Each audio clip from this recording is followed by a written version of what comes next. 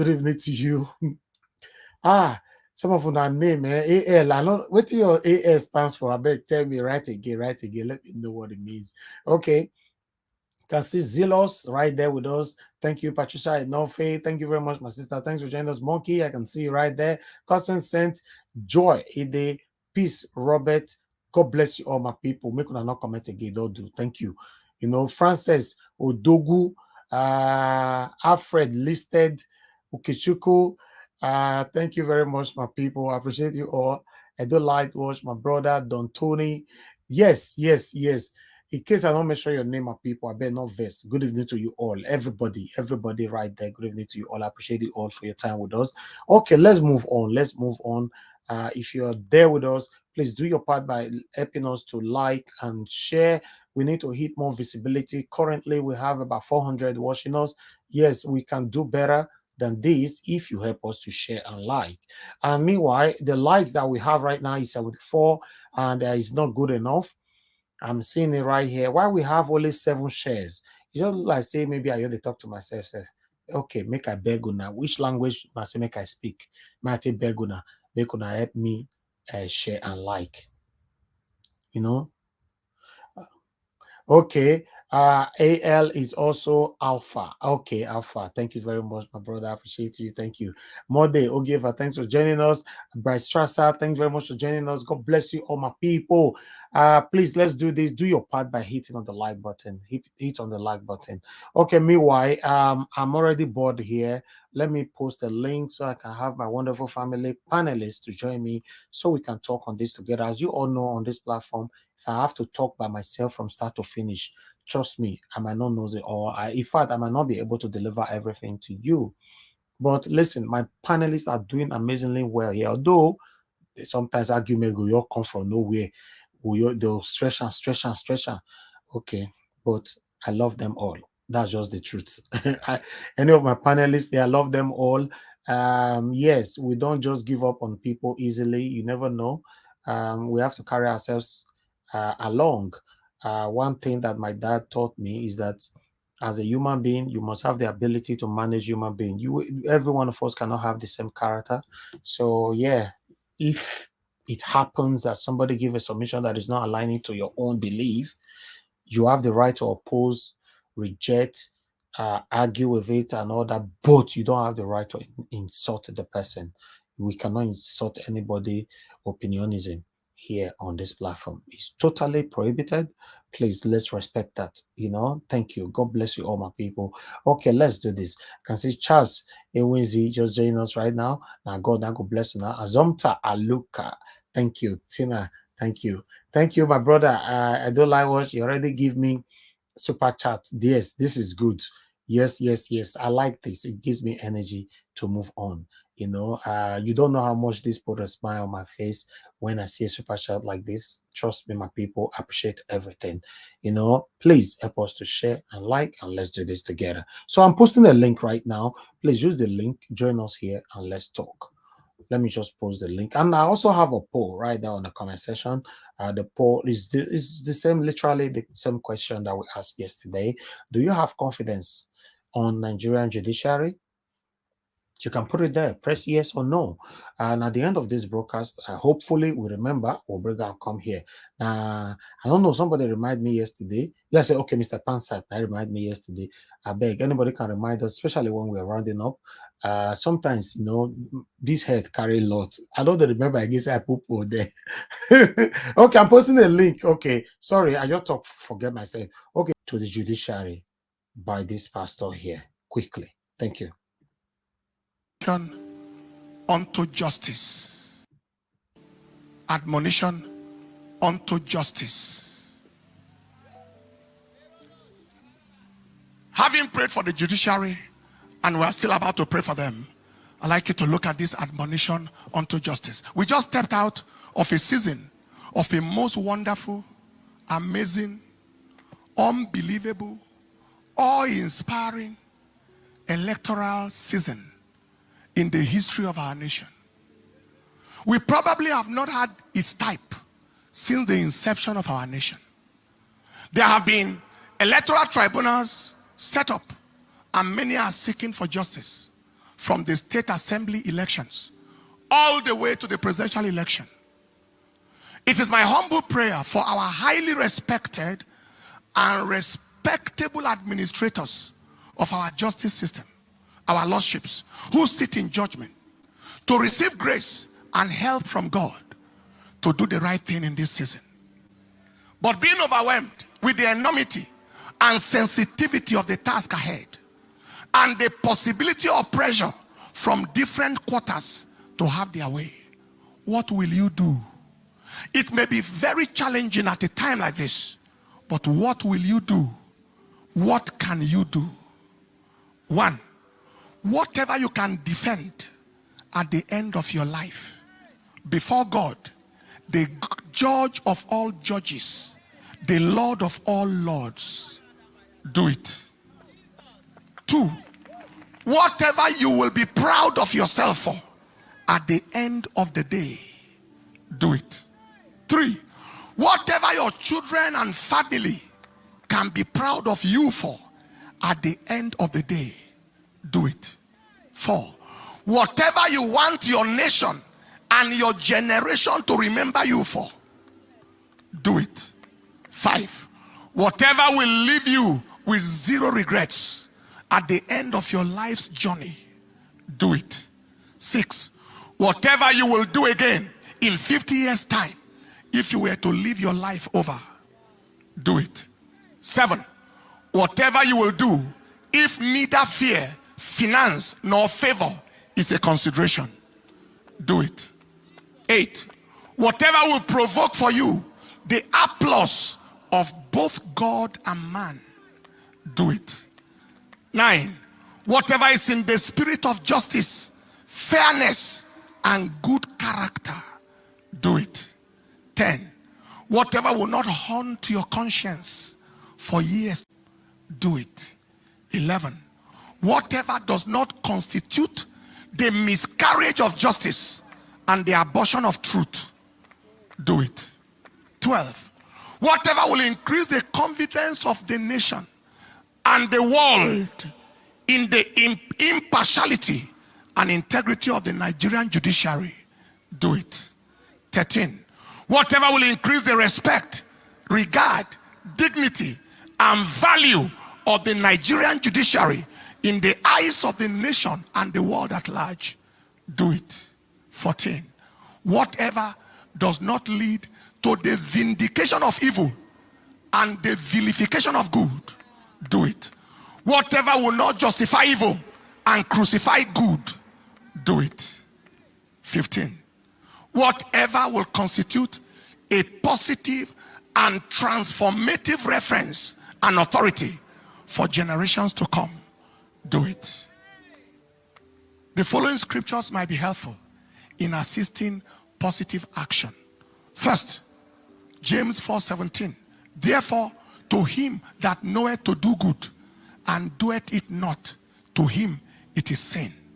Knowing the right thing to do and not doing it is sin. Second, Exodus 23:2, God's word translation says, never follow a crowd in doing wrong. When you testify in court, don't side with the majority to pervert justice. The Bible in basic English says, don't be moved to do wrong by the general opinions or give the support of your words to a wrong decision. The meaning is, allow nothing to move you to pervert justice. Third scripture, Isaiah 5:20. Woe unto them that call evil good and good evil, that put darkness for light and light for darkness, that put bitter for sweet and sweet for bitter. Meaning, it is simply a curse to call white black and black white, to infer directly or indirectly that wrong is right and right is wrong. We are called not to do anything extraordinary. We are called just to do the right thing. Just the right thing. The Lord help us all. Amen. Stand up on your feet. All right. If these people are our justice, our judges, if they have hearts, these are very powerful message to them. Just do the right thing, especially when you know that we have only one life to live. Do the right thing. You know, I don't know why you want to think of your selfish interest to go against the people. Do the right thing. That's all. That's all we're asking for. Meanwhile, I'm still struggling here in the backstage. Um, I think I might remove both of you soon if you don't turn on your mic, like I said before. Meanwhile, I'll still leave you there. If I see the traffic is much, I might remove you for someone else to come in. I would like us to move on here. Let's listen, to what. Show highlights and watch. Thank you very much, my people. This is the life that we are fighting for. For us, all of us, to have this kind of life back home. But some of you fight us back by telling us we don't know what we are saying. We don't have rights to question these satanic politicians in Nigeria. There's nothing wrong if you and I, as Nigerians, living this kind of life in our country, Nigeria. There's nothing wrong. But the way we are living in Nigeria, my people, we are just like a president. You can't say anything. Nepotism have eaten every one of us to the highest level. You must be able, your name must be meaningful. You must come from a well solid background for you to speak and you'll be listened to. If you are a nobody, you talk for Nigeria, you are finished. It's the truth. I understand some of you will oppose it, but it's the truth. The oppression, we can't continue like this. This is Israel. The protests have been going on now for the past couple of days. Nobody have died. In fact, the same government they are protesting against is also protecting them. This one a country where if I were not better finish. Nigeria will never reach anywhere. Now we they raise our body pass. Now we they form pass. Now, in fact, everything is wrong in our country. We should say it how it is. Everything is wrong. Trust me, guys. You can never, I promise you, you can never have a better Nigeria under APC and PDP. You can never, read my lips, write today's date down. You can never, and I will remind you again, if you succeed in having this satanic APC and PDP in power, I will remind you a couple of years from now that I said so. You can never have a better Nigeria under these satanic parties. I know some of you might be wondering, why do I have to add PDP all the time? Is APC that is ruling? Listen, my brothers and sisters, these people are the same people. They are only deceiving themselves. They recycle themselves. In fact, they are recycling themselves, jumping from one party to another. They are the same people. For example, if we have to reference, let's reference back to someone like FFK, Fani Kayode, who have been both parties lying here and there. And let's reference to many of them. What about Dele Momodu? Listen, I will continue to do my part. I don't know about you. Yes, all I want is a better Nigeria. I'm not against anybody. I know that the people that we have right now as leaders, they can never do anything that will please or make you and I happy. Never. Never. Never. Look at Buhari now. He's going out in the next couple of weeks. Or have you forgot so soon that the same Buhari ruled us before many years ago? And he came back. Many of us were hopeful that this time Nigeria will be better, right? What did you get? Disappointments. I'm telling you, you will regret it. God forbid these people end up to rule again for the next 4 or 8 years, or probably 16 years, or forever. You will regret it. You will. I don't have anything against you supporting them, but I know 100% that you will regret it. That's 100%. You must, you shall regret it. It's a fact. Because if you can see what I'm saying, you should be able to know that there is no way you can find anything good with APC and PDP. Never. Never. Never. Thank you very much, my people. I think it's time. Let's talk. Let me hear from others. Please. The likes, we currently have 1,400 people watching us, and the like is 388. I don't know why. Can you press on the like button, my people? Our voices needs to go far now. You should understand. It needs to go far. Please press the like button. Take the like higher. We should be having like 800 likes by now. We are still on 3 something. I don't know if it's a difficult thing to do, even though many of you are watching from your TV this evening. You can still go on Nigeria Watch with your phone and press the like. You know, it means that our voices, the people on the comment section that is commenting right there, their opinions can go far. Our panelists, their voices, their contribution, their submissions can go far. That's what it means, likes. YouTube will do it for us free when we have enough likes. It will recommend the video for others. In fact, YouTube will also recommend the video to these satanic people that we are talking about. Press the like, my people. Thank you. God bless you all. I'd like to hear from the first person with us today. Is give us a mandate. Thank you very much, my brother, for joining us once again. Please talk to us. Let's do 10 minutes on this. Thank you. Good morning again, good afternoon, good evening, everyone, depending on your location. Mr. Elvis, hope you're doing okay. Yeah, I'm good. Thank you. Thank you for all that you do. Mr. Hike, wonderful to see your voice here, to see your face again, and then we're going to hear your voice very soon. Welcome back. On the very first video, I think it was Pastor Paul Enenche. I mean, he's been so vocal and making his own voice heard. I think if more people can come out like him, it will help to signal more things out there for the judiciary. So I mean, nice video nice talk from him, and the reason why they have to do what they have to do, because the nation itself is bleeding. Nigeria needs to be rescued. So we need men more like him to come out and speak to the heart of these people. Then David Oden's video, I think it just butchers the fact that Tinubu had this case long time ago, which Festus Otopokoyamo knows about, because he was one of those that actually was querying Tinubu about that then in Lagos. But we don't know what has changed. Maybe he got some Ghana must go backs, and then now he's on the other side of the camp and he's doing his own.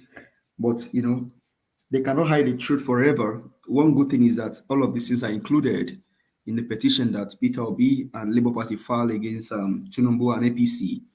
So we'll see how all of those things plays out in court. But I think it's also important that we bring those things alive again, so that people can understand what the nation is fighting for.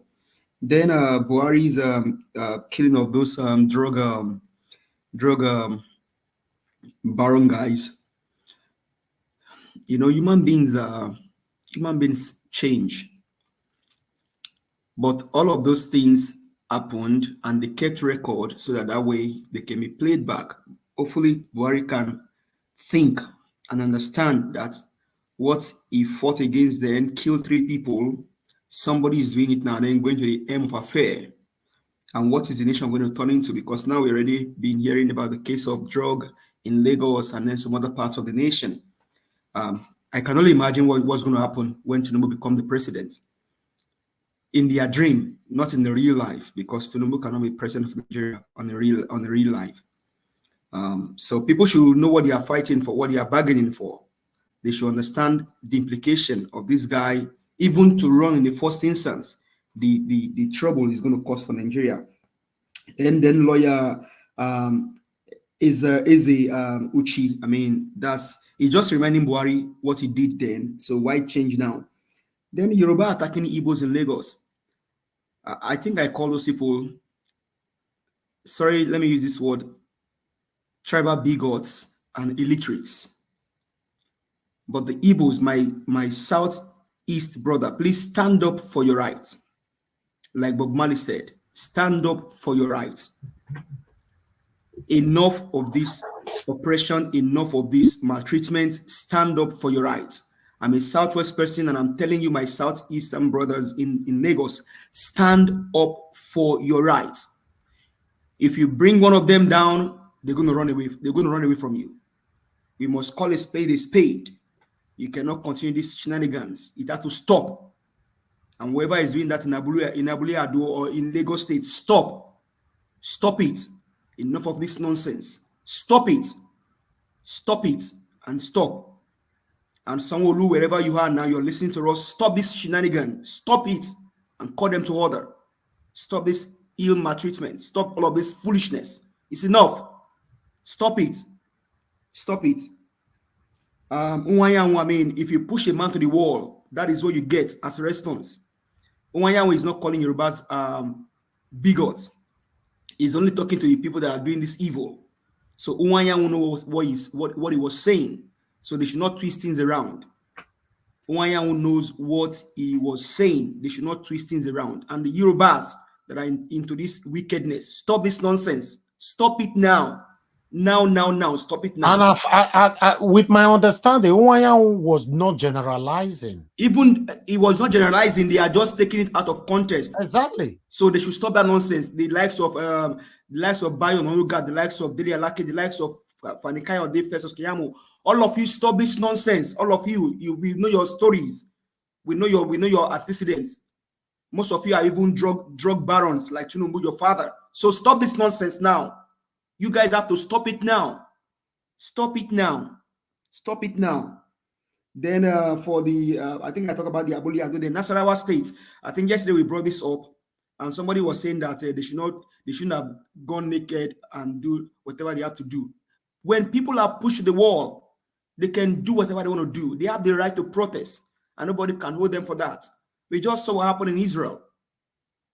We saw that.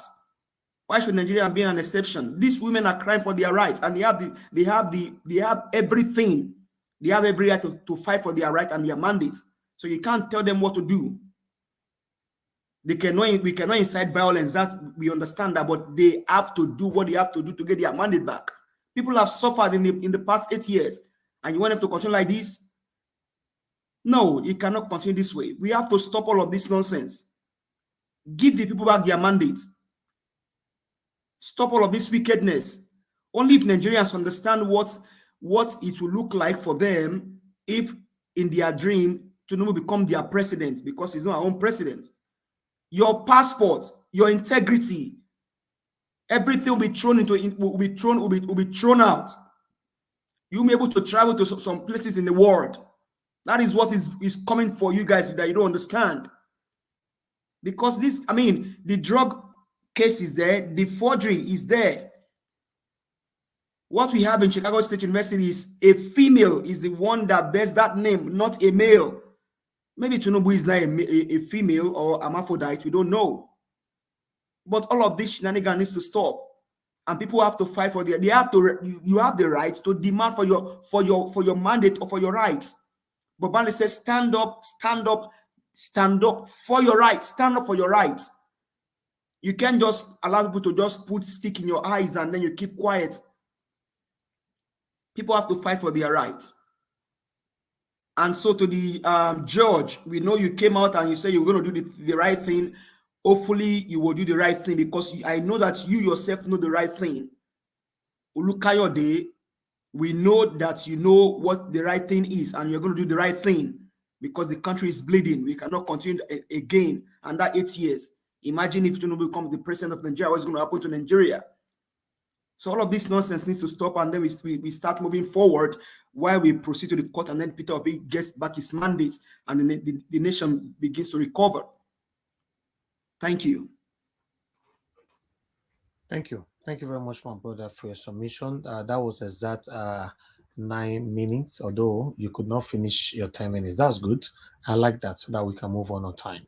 Thanks for your submission. I would have liked, in fact, I want you to use your last 1 minute my brother, let me come back to you again. Use your last 1 minute to speak to our Yoruba people, you know, in Yoruba dialect, please.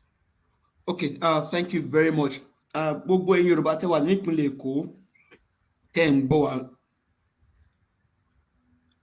Ọmọlọ́mọ ló ṣe ránṣẹ́ torútorú.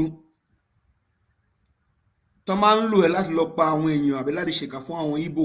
Ronú ara ẹ̀, ronú ayé ẹ̀. Torí nǹkan tó ń ṣe ń sìn kò lè gbà ẹ́. Tó bá yá ń sìn epo á di 750 naira. Ìwà ajẹ́ńbẹ̀, àwọn òbí ajẹ́ńbẹ̀, àwọn ọmọ ajẹ́ńbẹ̀, kò sí yàtọ̀.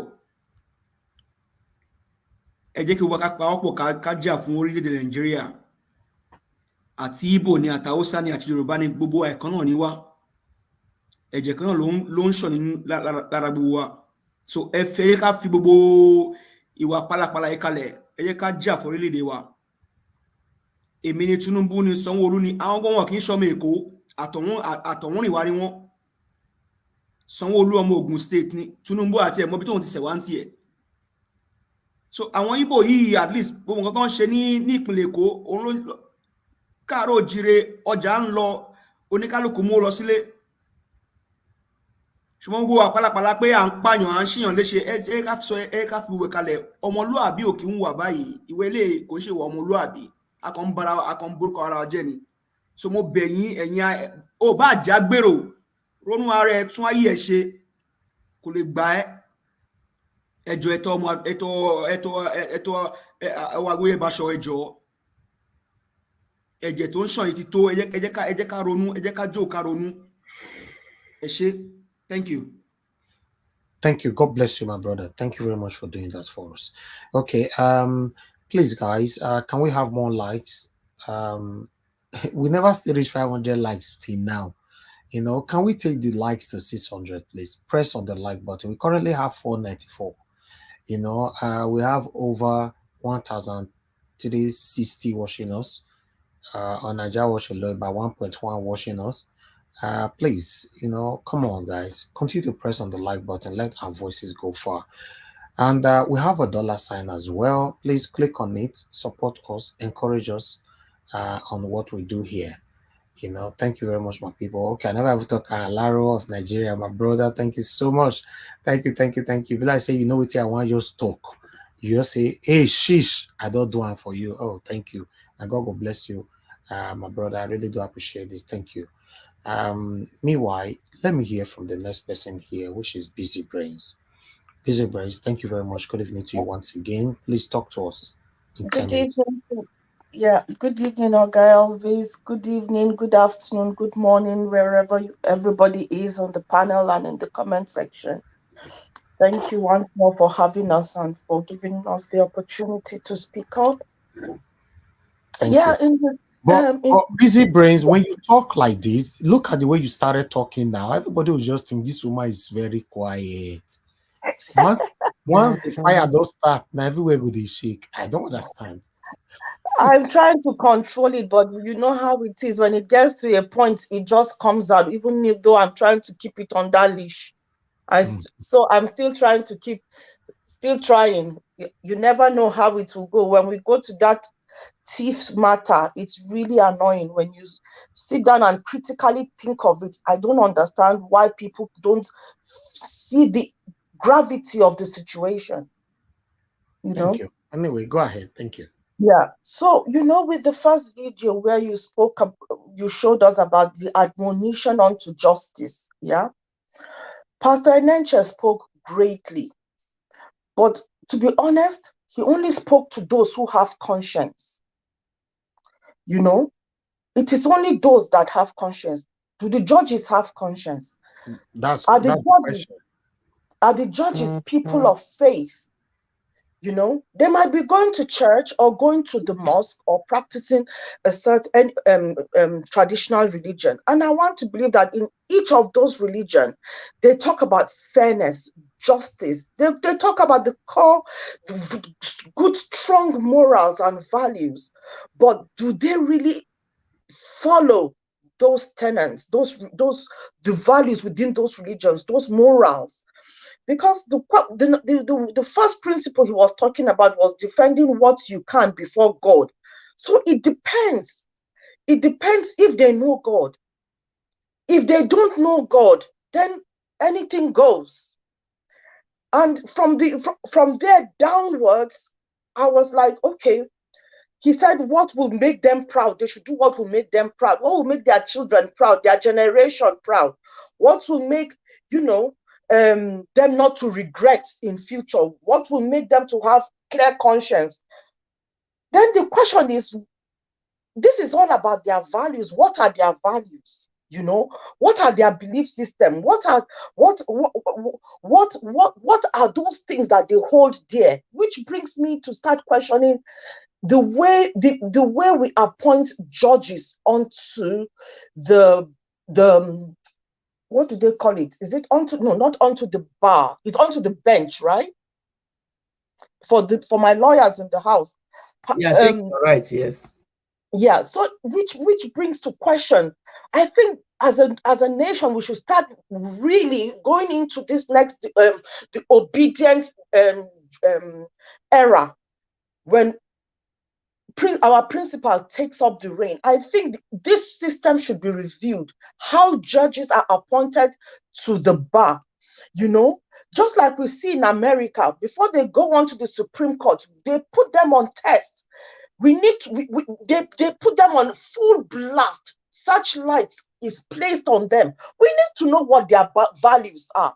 We need to know what their belief systems are. We need to know who they are, because we don't really know who these people are.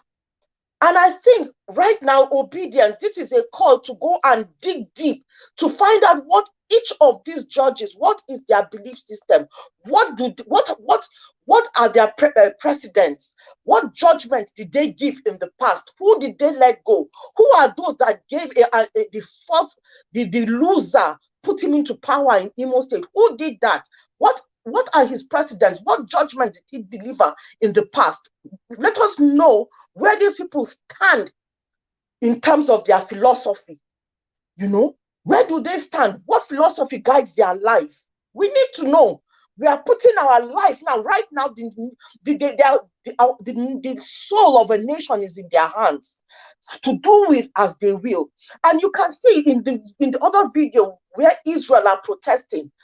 They are protesting to retain the independence of their own judiciary. But our own judiciary, we cannot claim that they have that independence because somebody appointed them there. The second video is David Hundain,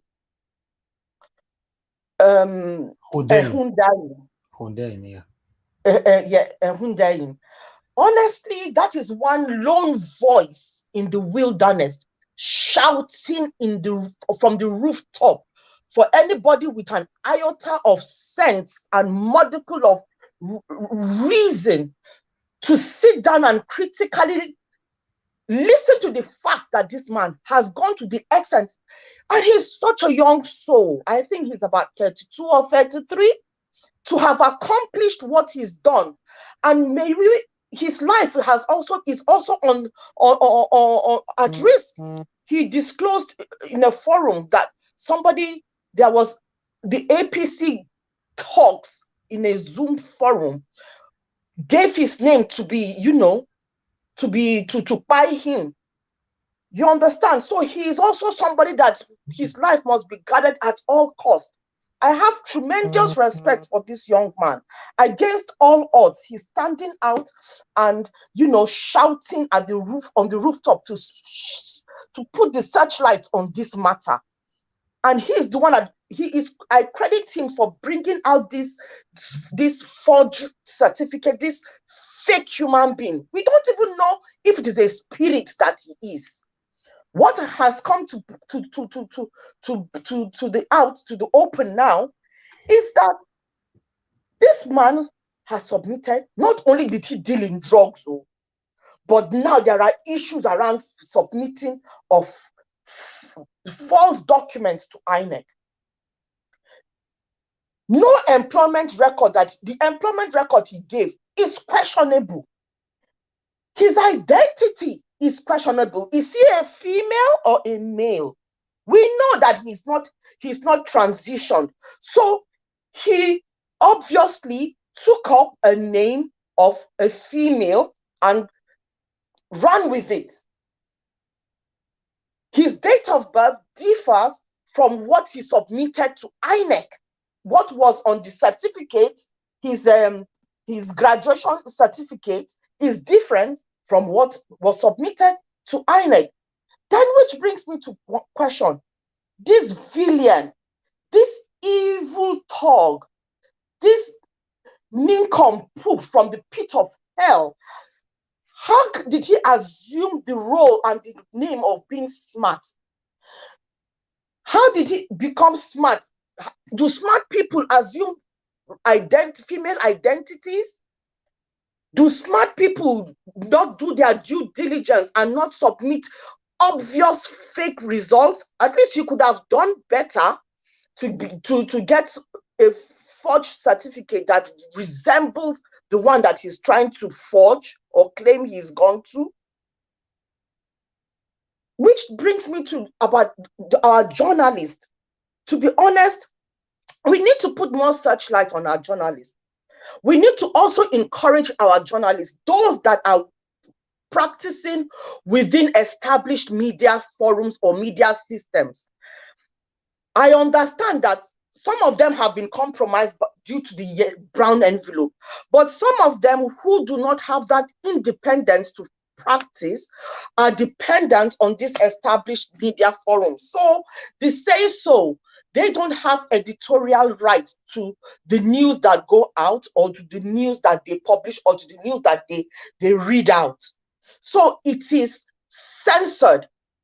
There is no freedom, even with the Arise or with what do you call this other one?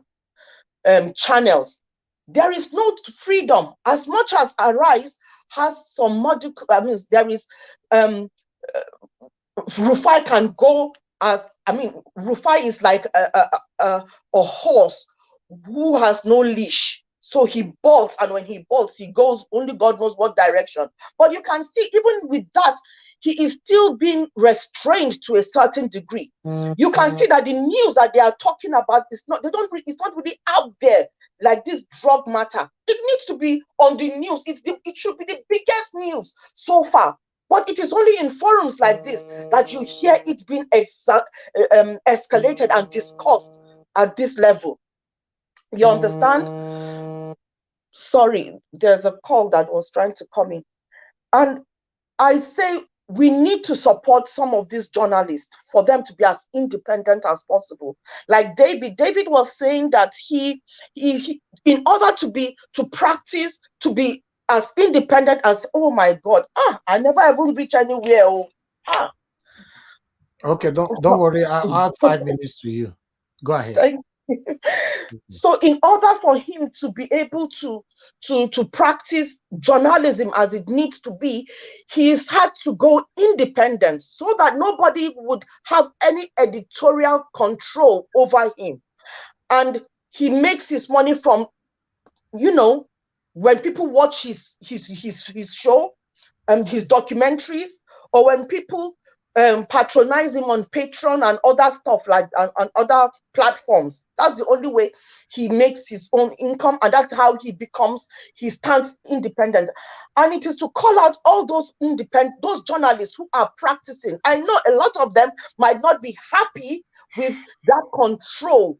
Maybe it's to call them out to say, look, have your own platforms. Let us know where you are.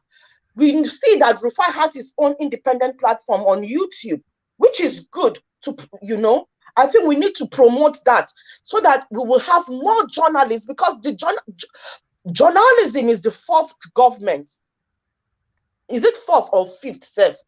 Without this, that is the reason why the system has become so deplorable in every sense of the word, because there is no agency that is checkmating them, because the people are supposed to checkmate these politicians in power, to hold them accountable. But because the system that is supposed to checkmate them is the media,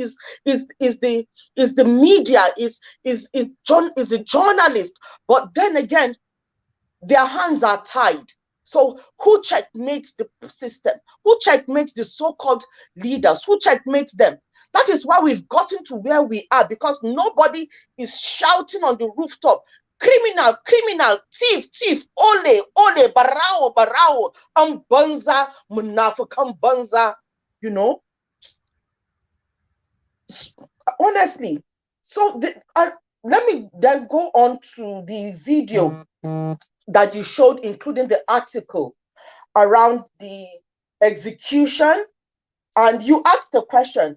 It was, what do we call him? It was Buhari that executed those three. And from that article, it says to deter people.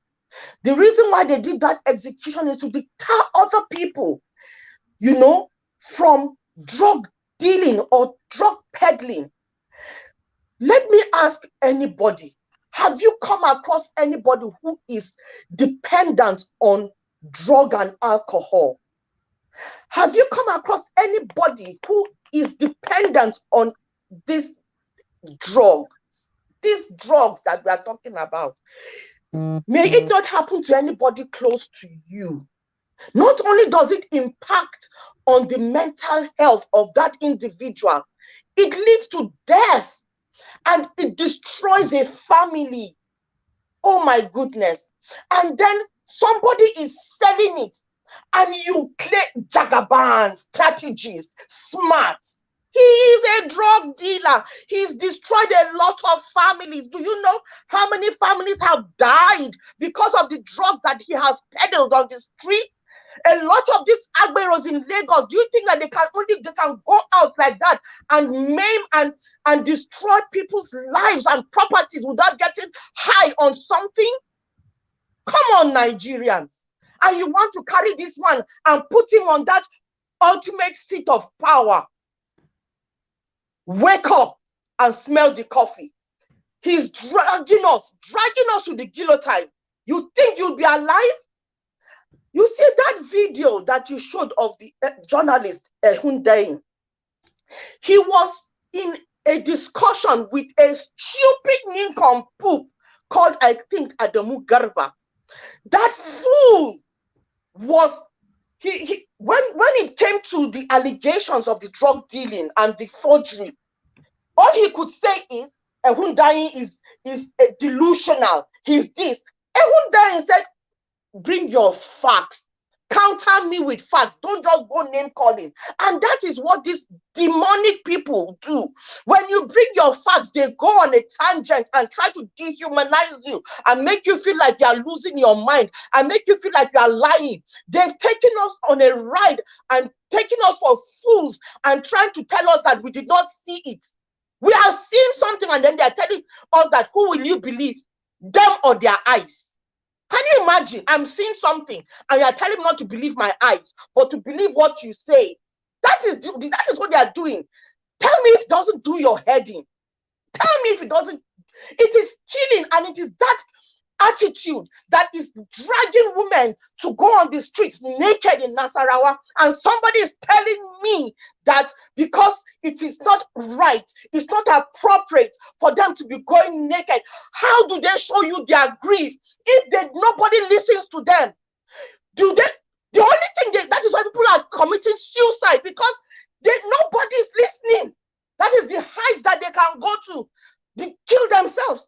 But these women are showing you grief. They are trying to retain some modicum.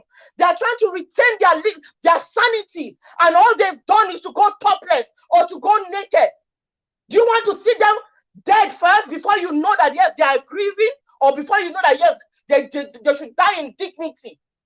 What dignity have we got? There is no dignity. No dignity whatsoever.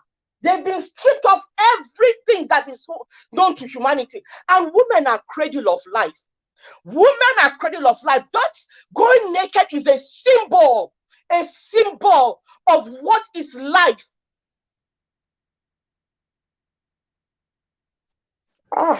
Thank you. Thank you. Thank you I very much. rest my case. Thank you, Mr. I rest my case. Thank you. Thank you. I'll come back to you. I understand how you feel. Yes, if I have to add to that, we've tried to talk to these people in a polite manner. They don't listen to you. If you, no matter how you try to comport and compose yourself, they don't listen to you. If we go to the street, they kill us. Okay, look at our mothers. They believed, okay, the only way we can get the attention of this satanic government and satanic leaders, is to go naked. For our mothers to do that, you know what that means? Still, they didn't listen to them. What did they get? Is to ban them completely from protesting. What a country. What a country. And this is the same people some of you are saying that you want. This is the same people some of you are congratulating. It's sad. I'm telling you, it's very sad. You see, Busy Brace that was talking just now, and many of other people on this panel that I'm going to be giving the opportunity to talk, they don't live in Nigeria. They can make a decision not to ever talk on anything to do with Nigeria. They can as well make a decision not to ever visit Nigeria again. The same way I can do the same. But it's my country. I love my country. That's why I'm playing my part to have a better leader, a leader that will listen to our plight, a leader that we can talk to. Then he will respond to us. Not these satanic people, when you are talking, they pretend like they don't know if you are existing. And you want them back. That is the most painful part of it. You want them back. It's okay. Let me hear from the next person here. Victoria Ade. Thanks for to you once again. Please talk to us in 10 minutes. Hello, everybody. How are you? Thank you. So I saw all the videos that you have really played. It's so sad what is going on in this. Turn down your system, madam. Yeah, I did. It's so sad what is going on in the society in Nigeria right now, and it's very, very unfortunate. I just pray this whole ordeal can be over, because I saw somewhere where they're saying INEC need about 3 million or 3 something billion to contest the election or to go to court or something like that. I think I saw that one. I wish they can just do the needful and just return the mandates and stuff like that, so we can all have peace of mind and rest and start to reunite, because this election things has really torn the whole country apart, and it will continue to tear us apart, unfortunately, until the mandate is given. And unfortunately, some people still believe that no mandate is stolen. I think there were a group of people today that actually also protested in Abuja, saying no mandates were stolen or is stolen. People from the Tifnumbu caucus. And it's so confusing. Everybody is just so confused. It's so sad. It's really sad, But having said that, personally, and it's my opinion, and I could stand alone. I'm not asking anybody to stand with me. Now they have banned the protest in Nasarawa. Is that the result they want? If we want results, we must strategize in a way where we can get our end result. Now that they have been banned, I don't think the mission was accomplished, even though they went topless.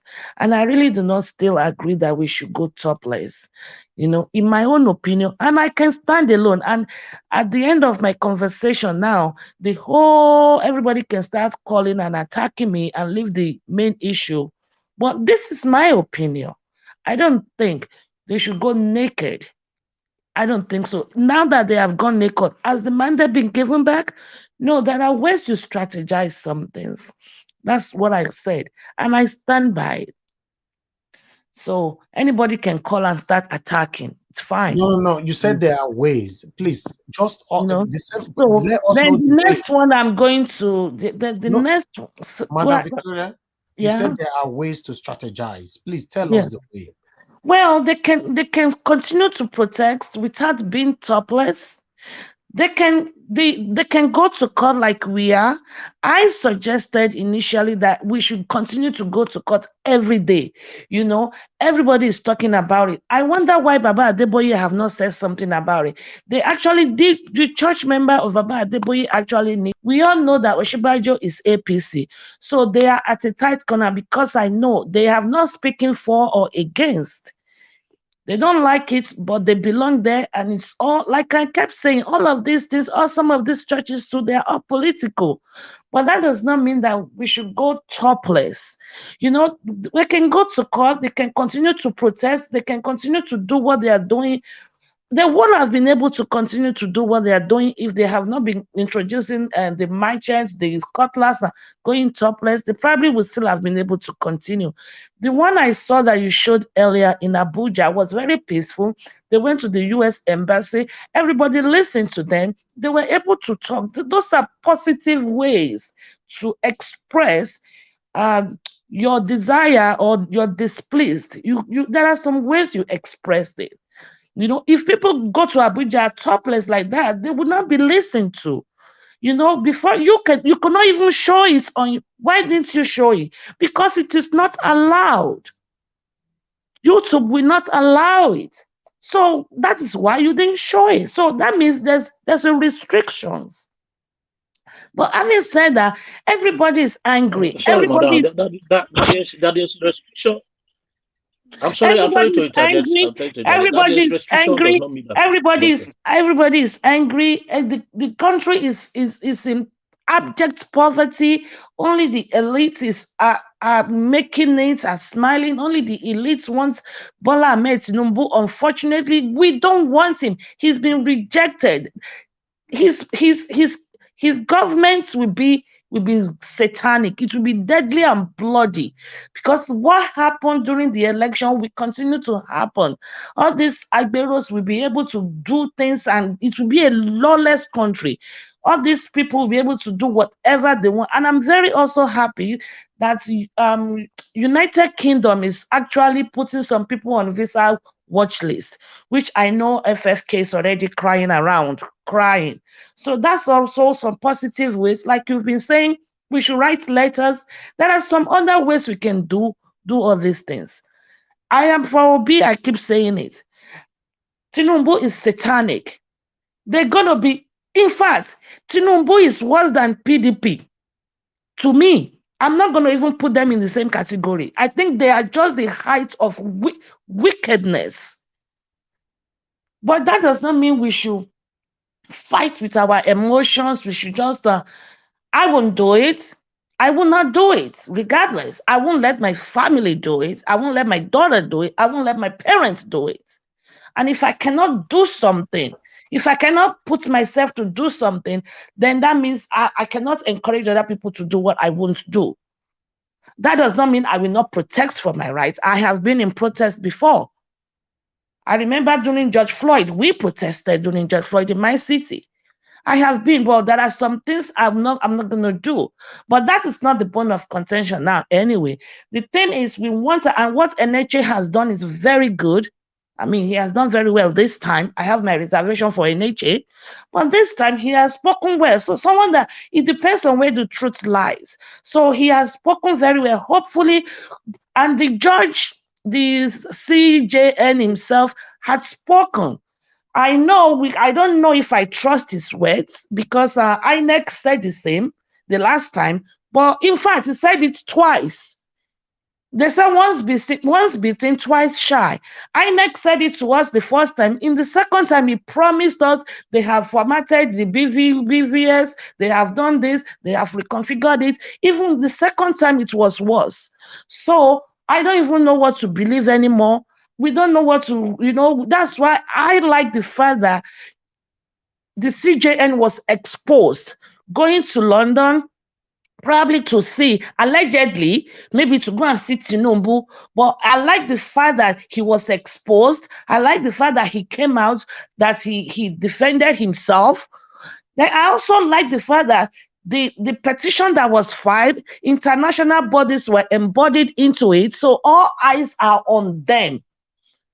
So hopefully, prayerfully. And also, I think the head of the NBA has demanded, I don't know if it's going to be granted, that the whole court proceedings, everything should be televised for the whole world to see. So it's not going to be secret. Around 4 a.m., somebody is going to declare case closed or case won or something like that. The whole world is going to see it.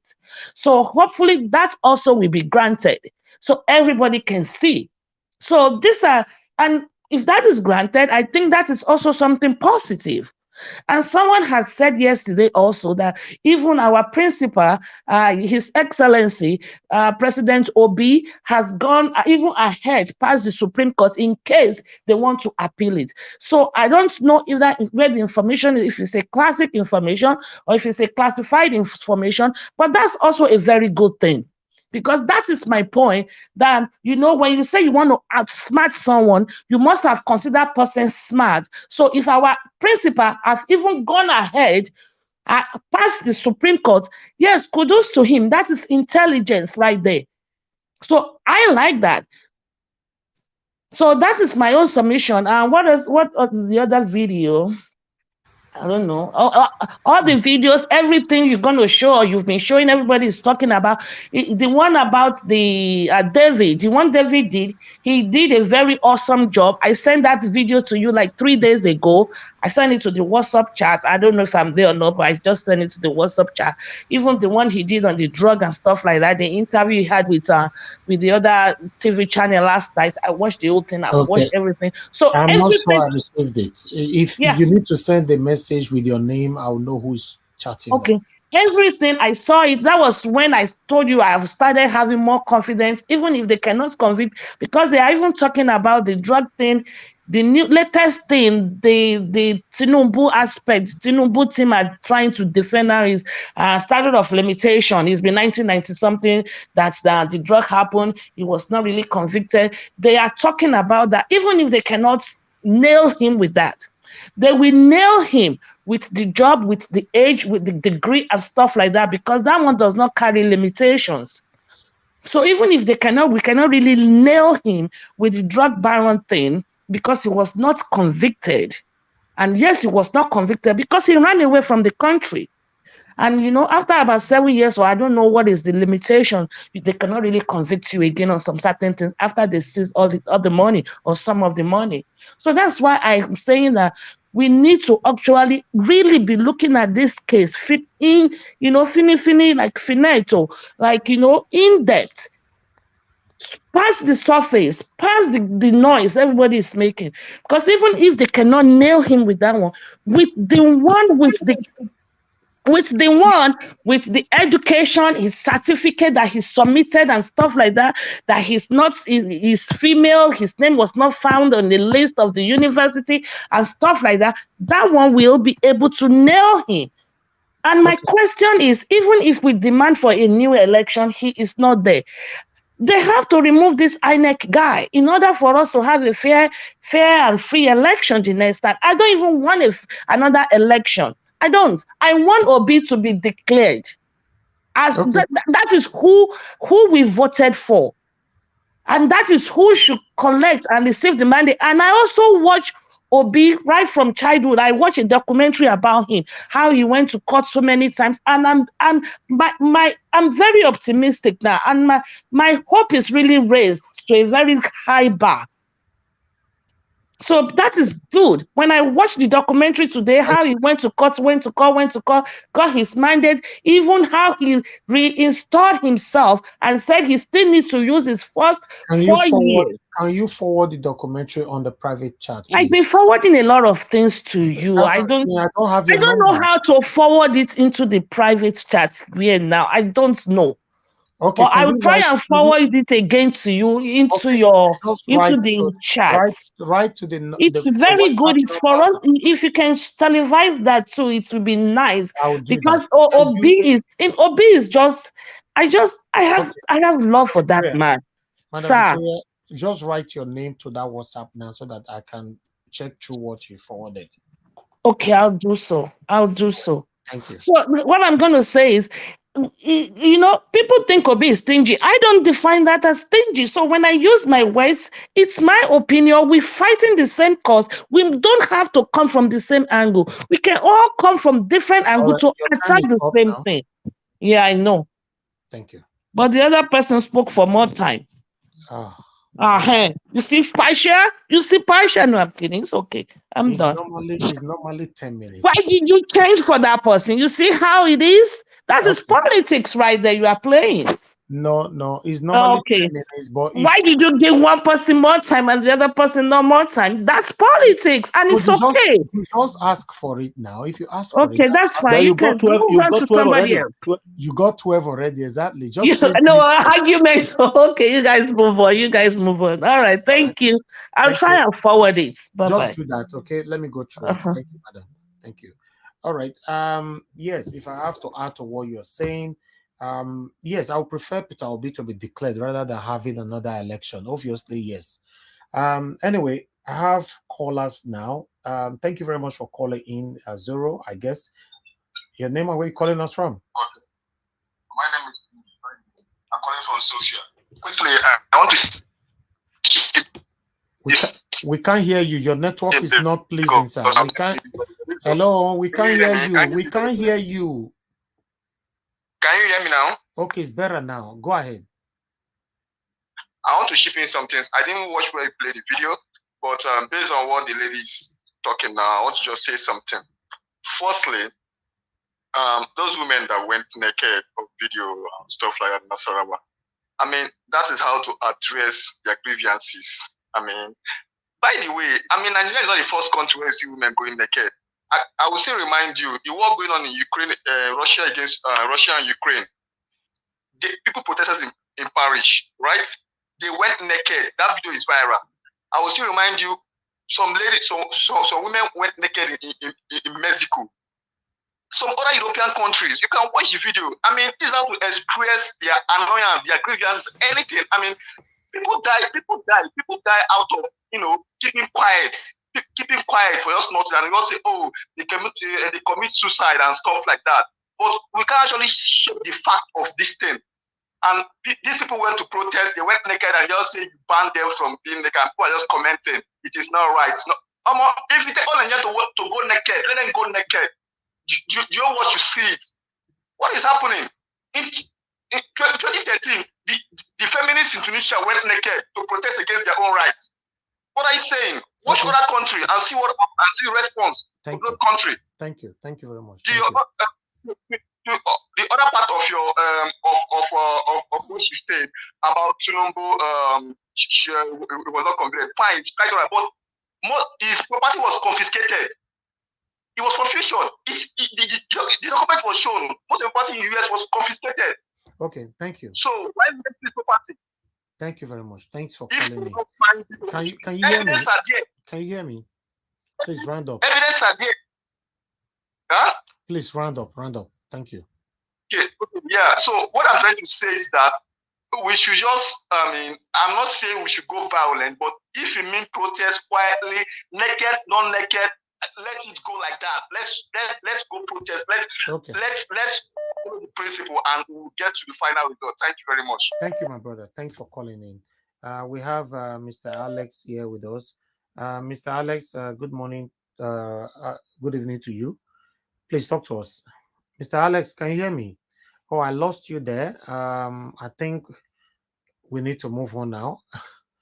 Okay, let me see if I can quickly call you back then.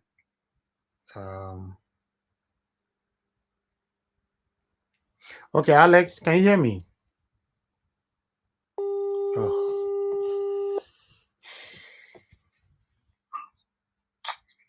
Yes, Mr. Nayawash. Hello, yes. Yes, can you hear me? Yes, I can. Can you hear me? Yes, thank you very much. Good evening to you. Talk to us quickly. Yes, good evening. Let me just quickly start with people being naked, and listen to me. When snakes are after you, you don't care how you kill the snake. So long you are not beaten. So long you have a way of killing the snake. These are murders. These are people who lost children during the Hensas. These are people who lost family members during the Abuja Kaduna train saga. People whose children were at home for 8 months of ASU strike. People who can no longer afford a bag of rice that used to be 12,000 naira in 2015. Now it's now almost 60,000 naira. People who cannot afford 3 square meals a day, and you are telling them how to protest? Kabuto reject our mental. Let nobody tell them how to protest. If it takes the whole country to protest, to bring down Bola Tinubu and his inordinate ambition to lord himself over 200 million Nigerians, let us all go naked, including the men. Because we have reached a time in Nigeria where we throw caution to the wind in expressing our views. So long we are not infringing on people's human rights. You can't tell me how I'm going to live my life or how I'm going to dress. It's my body, for God's sake. When the leaders are busy looting this money, why don't you caution them and tell them how to loot? When they were killing Deborah in Sokoto, a young girl who was killed, and the family up to today are still grieving. Why did you tell them not to kill that young girl? And you are telling the family not to protest naked? Is Nigeria not already naked? The country is naked economically, it's naked politically, it's naked financially, it's naked in terms of job. The whole country is naked security-wise. Academically, it's naked. There's nothing. We don't have defense academy. It's not functioning. Our borders are naked. Our people in diaspora are naked to devilish, working conditions. What are you talking about? Is it because you sit down in your comfort zone in Canada or in America, you think life is like that? Please, let nobody tell Nigerians how to protest. And also, I want to talk about the Chief Justices of Nigeria. I used to know that lawyers changed the course of history. Abraham Lincoln, who were the first presidents to make black slaves in America to be citizens. He started that journey. He was a lawyer. He changed the course of the American history that everybody is enjoying today. Nelson Mandela, who twisted the whole story of the South Africans, blacks. He was a lawyer too. We have lawyers who affected humanity because of law. Of course, we have bad ones too. I want to talk to our judicial system, the chief justices. The hope of 200 million Nigerians rests on your shoulders now. I want to join my voice with that of Pastor Eneche. I'm not a fan of pastors, but I don't have a problem with them. Please, to be or not to be, it depends on the judiciary now. Do not become Judas Iscariot. Reject all those gold and silver being given to you by this government of the Lagos politics, Mr. Bola Tinubu. Say Kabuto matter to them, because we cannot afford another 4 to 8 years of killings of nationwide, Boko Haram and banditry. Our women can no longer go to farms. People are lamenting, people are languishing in poverty and squalor on a daily basis. Massive inflation. You don't understand what is going on here.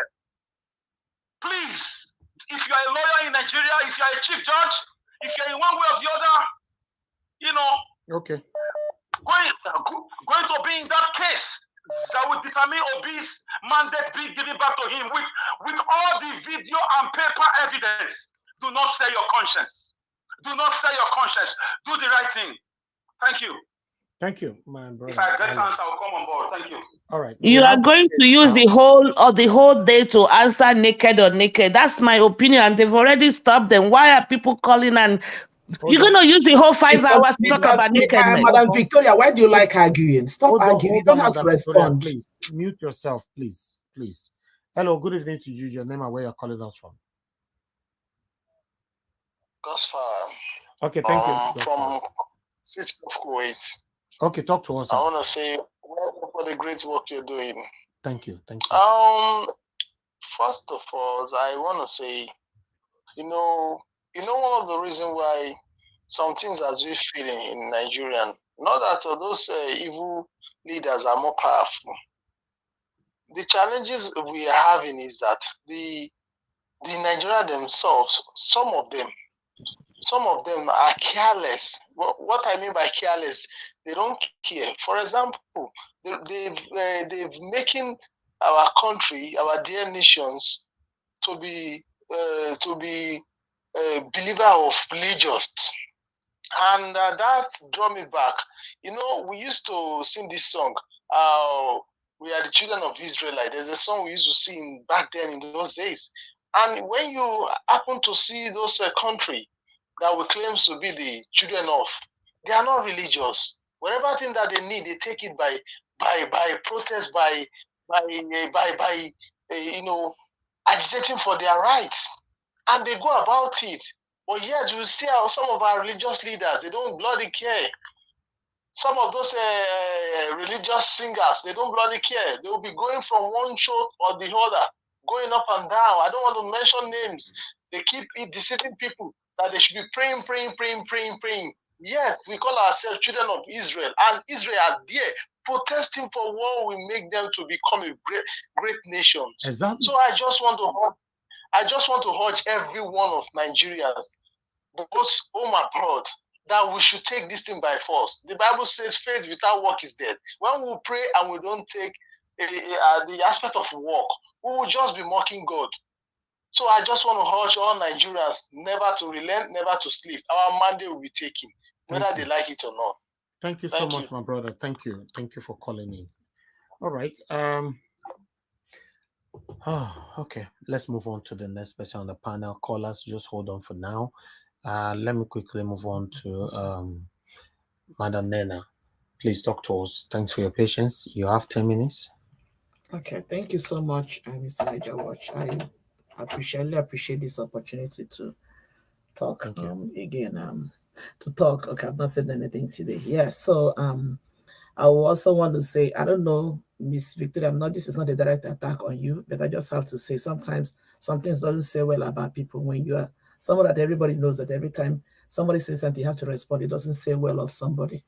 One has to grow to the point where you have to neglect some things, because I'm still going to make mention about the issue of the women who are protesting. First of all, I want to say that those women that protested, even though they said that the police banned protests, but they still came out today. They still protest. The protest was still going on.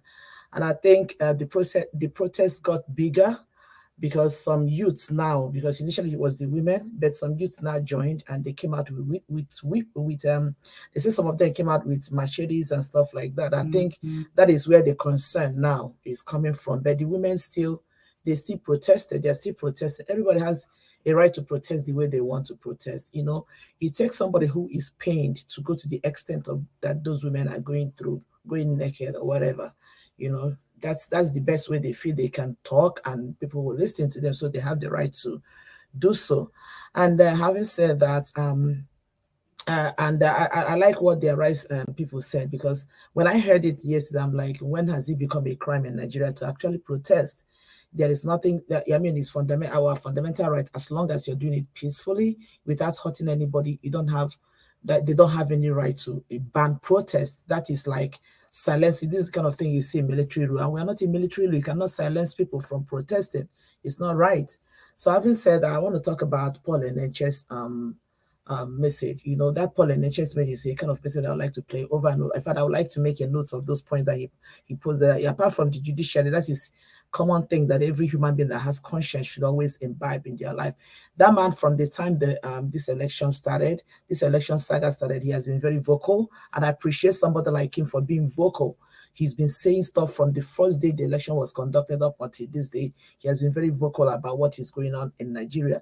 And like somebody said, I think it's Busy Brains that said it, what he said is beautiful, but it takes people that have conscience to actually listen. You will be surprised that somebody will still look at nature and say, I beg, this man, gosh, shut up your mouth. And, you know, it's still possible that somebody can still respond in that way, because some people's conscience has been smeared that they don't feel nothing. But it's unfortunate, because one of the things he said there is that do that thing, you know, that when you look back, or maybe years to come, you can look back and say, sometimes they ask people, if you are to advise your 5-year-old self or your 10-year-old self, what would you have done? It's like invariably saying, what is the mistake in your past that you regret?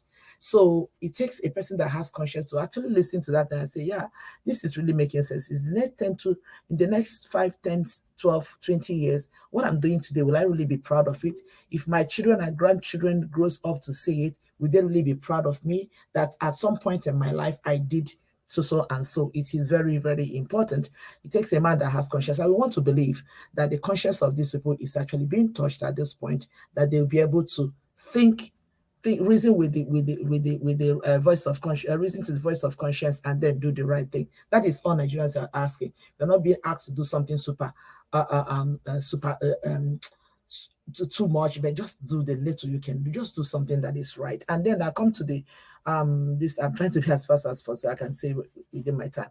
Emmanuel Iwanya, I want to believe, when irrespective of the fact that when Emmanuel Iwanya made his comment, he said Yorubas, but I believe deep down within me that man is not generalizing the whole of Yoruba land. And every person that has conscience, that comes also to conscience and good reasoning, will know that man is not referring to all the Yorubas, because Emmanuel Iwanya would be in the kind of person he is. He has investments in Lagos. I want to believe he has a lot of Lagos people. I mean,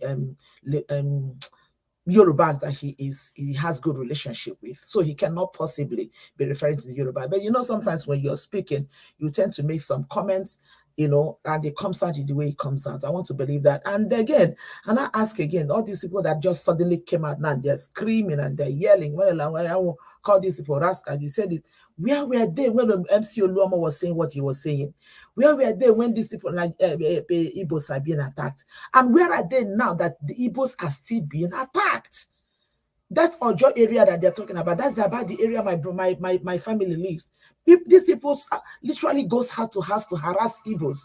It is still happening till today. Nobody's saying anything about it. It is so wrong. It is so wrong. I don't know when this, and I believe that's an unfortunate thing, because now the people that are doing this thing, they are not doing it again to make somebody to, these are now thieves. They are now hiding under the, Lagos is no man land nonsense. So now they've done themselves, this was now thieves. How can you explain the fact that people are walking on the streets, you're stopping them, collecting their valuables? This is stealing, and they're doing it in the name of attacking the Igbos. This is not, it has nothing to do with election anymore. It is people who have literally converted themselves as thieves, and then they hide under these guys. It's so unfortunate. I wish that people who are calling for peace and reconciliation and whatever really, obviously this doesn't have anything to do with the election anymore. This is satanic. That's what I'm saying. This is stealing. It has nothing to do with that anymore, because elections are over. What are they fighting? Yes, they are going. That it's so sad. It's so sad to pure see that hatred. Pure hatred. That is the thing. It's so sad, and that's I'm still saying the people are busy talking about what Emmanuel Iwanya. Then let the people come out now in mass and speak against this one that is happening now. It is sad. It's not right. And again, I talked about the Nasarawa women, and then this David Hyundai. He's one person I love to listen to his. I love to read his tweets. These are people that have the reasoning that Nigeria needs, and they bring out all this. Let me tell you, I want to say something here.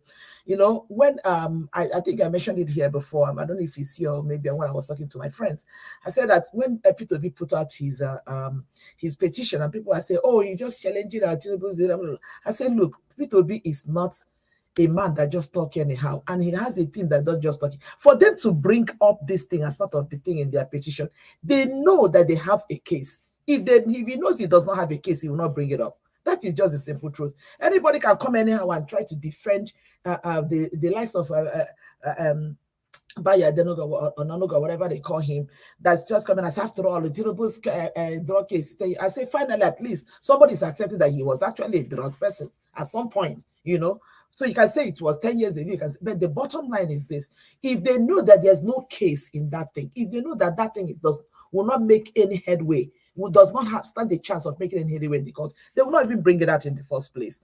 And now with everything that this David guy is saying, you see that the whole thing is still pointing towards the whole thing. The truth about it is that I don't blame people that bringing up the issue of Buhari executing drug peddlers in the past, and now the same you will with your two eyes wide open hand over government, hand over the entire nation to somebody who has a history of drug peddling. I mean, this is double standard. It does not make any sense. Every human being, child, any person that have a little bit of an understanding will know that this does not make any sense. It does not make any sense, you know. And again, I just want to ask, I don't know how many minutes, but I'm not speaking too long. I just want to say something again. The last person that spoke about the fact that, you know, when about the fact, I think so at some point, I feel like religion is one of the problems that we have in Nigeria. Oh God, my time is up. It's one of the problems that we have in Nigeria. You know, this idea of pray. I'm a Christian. But I tell people, I say, look, it's not everything we have to pray about. Even the Bible they will read. Do you know the Israelites? I mean, I'm talking about the Israelites of old that we know that had David, that had all the success he had during his time. Do you know how many wars that man have to fight? It's not every time that you have to sit and start begging God. Say, God, help us, let our enemies not attack us. No. At different times, God asks them to go to war. I'm not saying that Nigerians, nobody should take my word out of. I'm not saying Nigerians should go to war right now. But the point is this. You know, it's not every time that you have to sit down and say, people to start praying. In fact, I was telling them in church, I say, look, everybody is keeping quiet now. Everybody is keeping quiet now. I don't want, in the next 2-3 months, somebody say, let's declare 21 days fasting for Nigeria. Nobody should call me for it, because now we need to do so. We've been praying for this while what has come out of it. God is there watching us. It's not that God has given us everything that we need, even to go about and do what we need to do. There is nothing wrong in going out to protest. We cited the example of Israel. This is the same place we say, oh, we are the Israelites of the day. We are the Jews of the day. Look at them on the street. Just simple this. And look at them. They came out in their numbers. They came out in their numbers.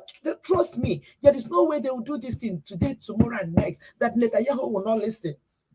Everybody, every nation that knows what's the power of protest, they always use it. And I will always say peaceful protest, but we need to come out in our numbers. I was telling one of my siblings in Nigeria today, I said, look, I feel so bad that up until today, it's only Abuja that is protesting. What is happening to other states in Nigeria? What is going on? Why can't every other person, everybody is afraid? Let's not, it's like we have accepted the status quo. Then tomorrow, let nobody complain about what is going on. It is so sad. I don't know why we are so complacent in doing all these things. Anyway, my time is up. Let me just stop here. Thank you. Thank you. Thank you very much, Nana. I appreciate you, madam. Thank you. Yes, for me, it's not about the election or whatever. This is gradually turning to hatred. It is wrong. If we have to go, I don't really want to talk much about this because it have everything to do with ethnicity, tribalism, you know, hatred as well, you know, because it's involving two major ethnic group. I don't really want to talk on it, but if we have to talk about it, you know, Lagos, Igbo people have invested so much in Lagos. Infrastructure investment, a lot. You're asking them to leave. I believe. Let me leave the matter for you people to talk on it. Sorry, please. Let me just quickly. I'm sorry. I'm not taking out time. I just want. I was telling somebody.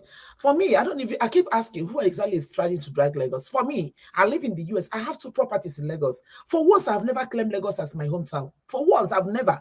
I have 2 properties there. I've never claimed Lagos as my town. So how can somebody wake up tomorrow and tell me you came to take over? The land I bought it. I paid everything. I did your money. I did everything they said we should do. Even we pay more.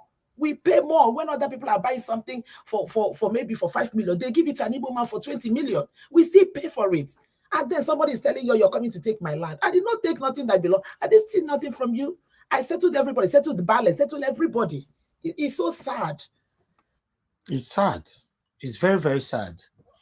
Almost every one of us have investment in Lagos. So at the end of the day, this is not nice. If we want a better country, we want to be happy together. Statements like this, I'm not a supporter of it at all. Before I come back to Mr. Ike, let me pick this call. Hello, good evening to you. Your name and where you're calling us from. Turn down your system. What's your name? Where you calling from? Hello, good evening. My name is Faith, please. I'm calling from UK. Thank you, Madam Faith. Please talk to us. All right, thank you. Yeah, I just want to remind us of the other day, which you tried to raise a fund for Mr. I've forgotten his name. Yeah. Who was that? The other man, I forgot his name. Uraka. Uraka. Okay. Raka, yes, thank you very much. Yeah, I contributed and I sent a message just to verify if you receive an alert from Faith, please. I didn't hear anything about that. Oh, how much was it? How much did you contribute? I think it was 17,000. I think I announced it that day. 17,000 naira. Yeah, I think I announced it. Maybe I didn't get your message, so we apologize for that. Oh, on time, maybe. Yeah. Maybe it could be. Thank you so much. God bless you, madam. Thank you. Oh, don't worry about that. You send it that very day, right? You send it that very day. Okay, yes. I announced it that day. Yeah. Thank you. Okay. Oh, bless God. Okay, I just want to make a little input about what is happening actually in Lagos. I mean, I'm from Cross River anyway.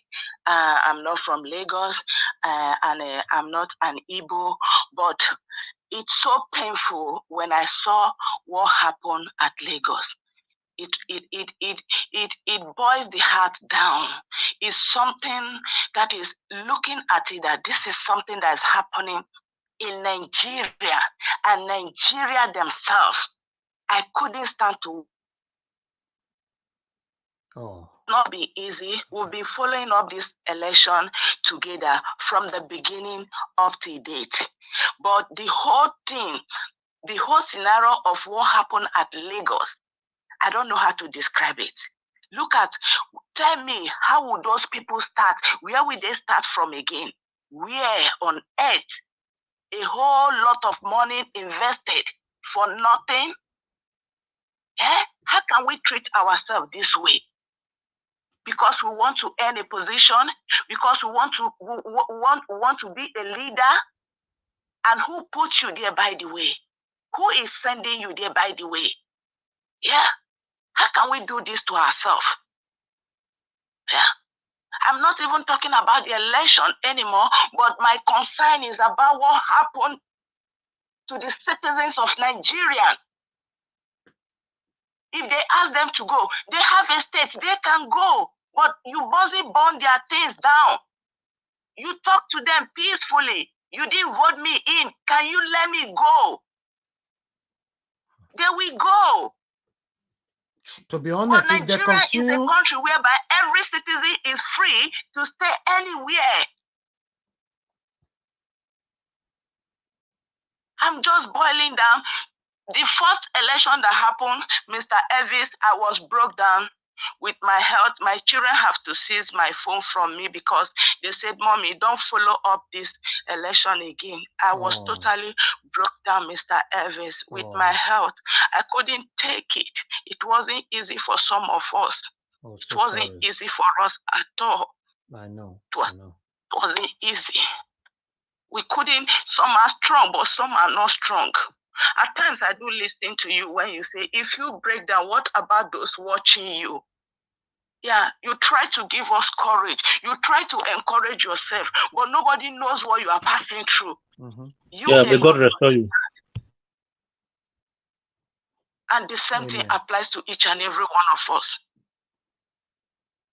I don't want to say anything much. I just broke down about what I saw. It's okay. It's okay. Thank you, Madam Faith. Thank you very much. I wish you a quick recovery, a speedy recovery. You know, thank you very much. May God bless you. Thank you. Good. Thank you. Mr. Elvis. Mr. Elvis. Yeah. It's busy brains. Please, can I just interject briefly, just at the back of this woman? Okay. You see, that woman is talking for a lot of people. She sounds so broken. That is somebody who is broken, who is mourning. A lot of us grieved and are still grieving. I still reiterate, I know it's an opinion that some people hold, but please don't tell people how to grieve. Some people are fragile. Some people ended it all. If I will get my release, I come here to get my release. That is how I get my release, by speaking up. Some people do not know how to get their release. They end it all. These women, that is their own way of ending their release.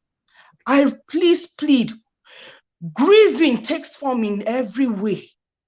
And nobody should tell people how to grieve. We should respect it and acknowledge, because this is painful. The people in Lagos that were, the Igbos and those that were houses were burnt and everything, they have every right, because they are keeping it together. Some of them are dying because they've not come out to show you how they are grieving.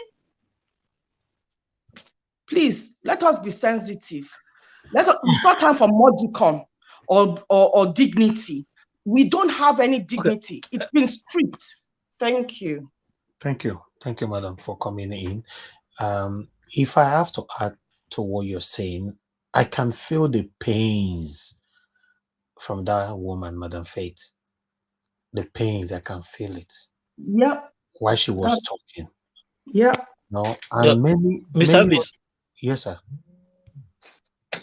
Sorry to interject you. You know, this kind of thing is not what we need to discuss, because if you look at the mental health of people right now, if you can take the statistics of the mental health of people, I can't imagine somebody from Europe, you know, speaking this way, because when you are in this developed world, you know what affects people's mental health. If we go into mental health in Nigeria now, you'll be surprised that half of Nigerians are broken right now, totally down, just like every other person right here. Thank you. I will speak when it gets to my time. It is well.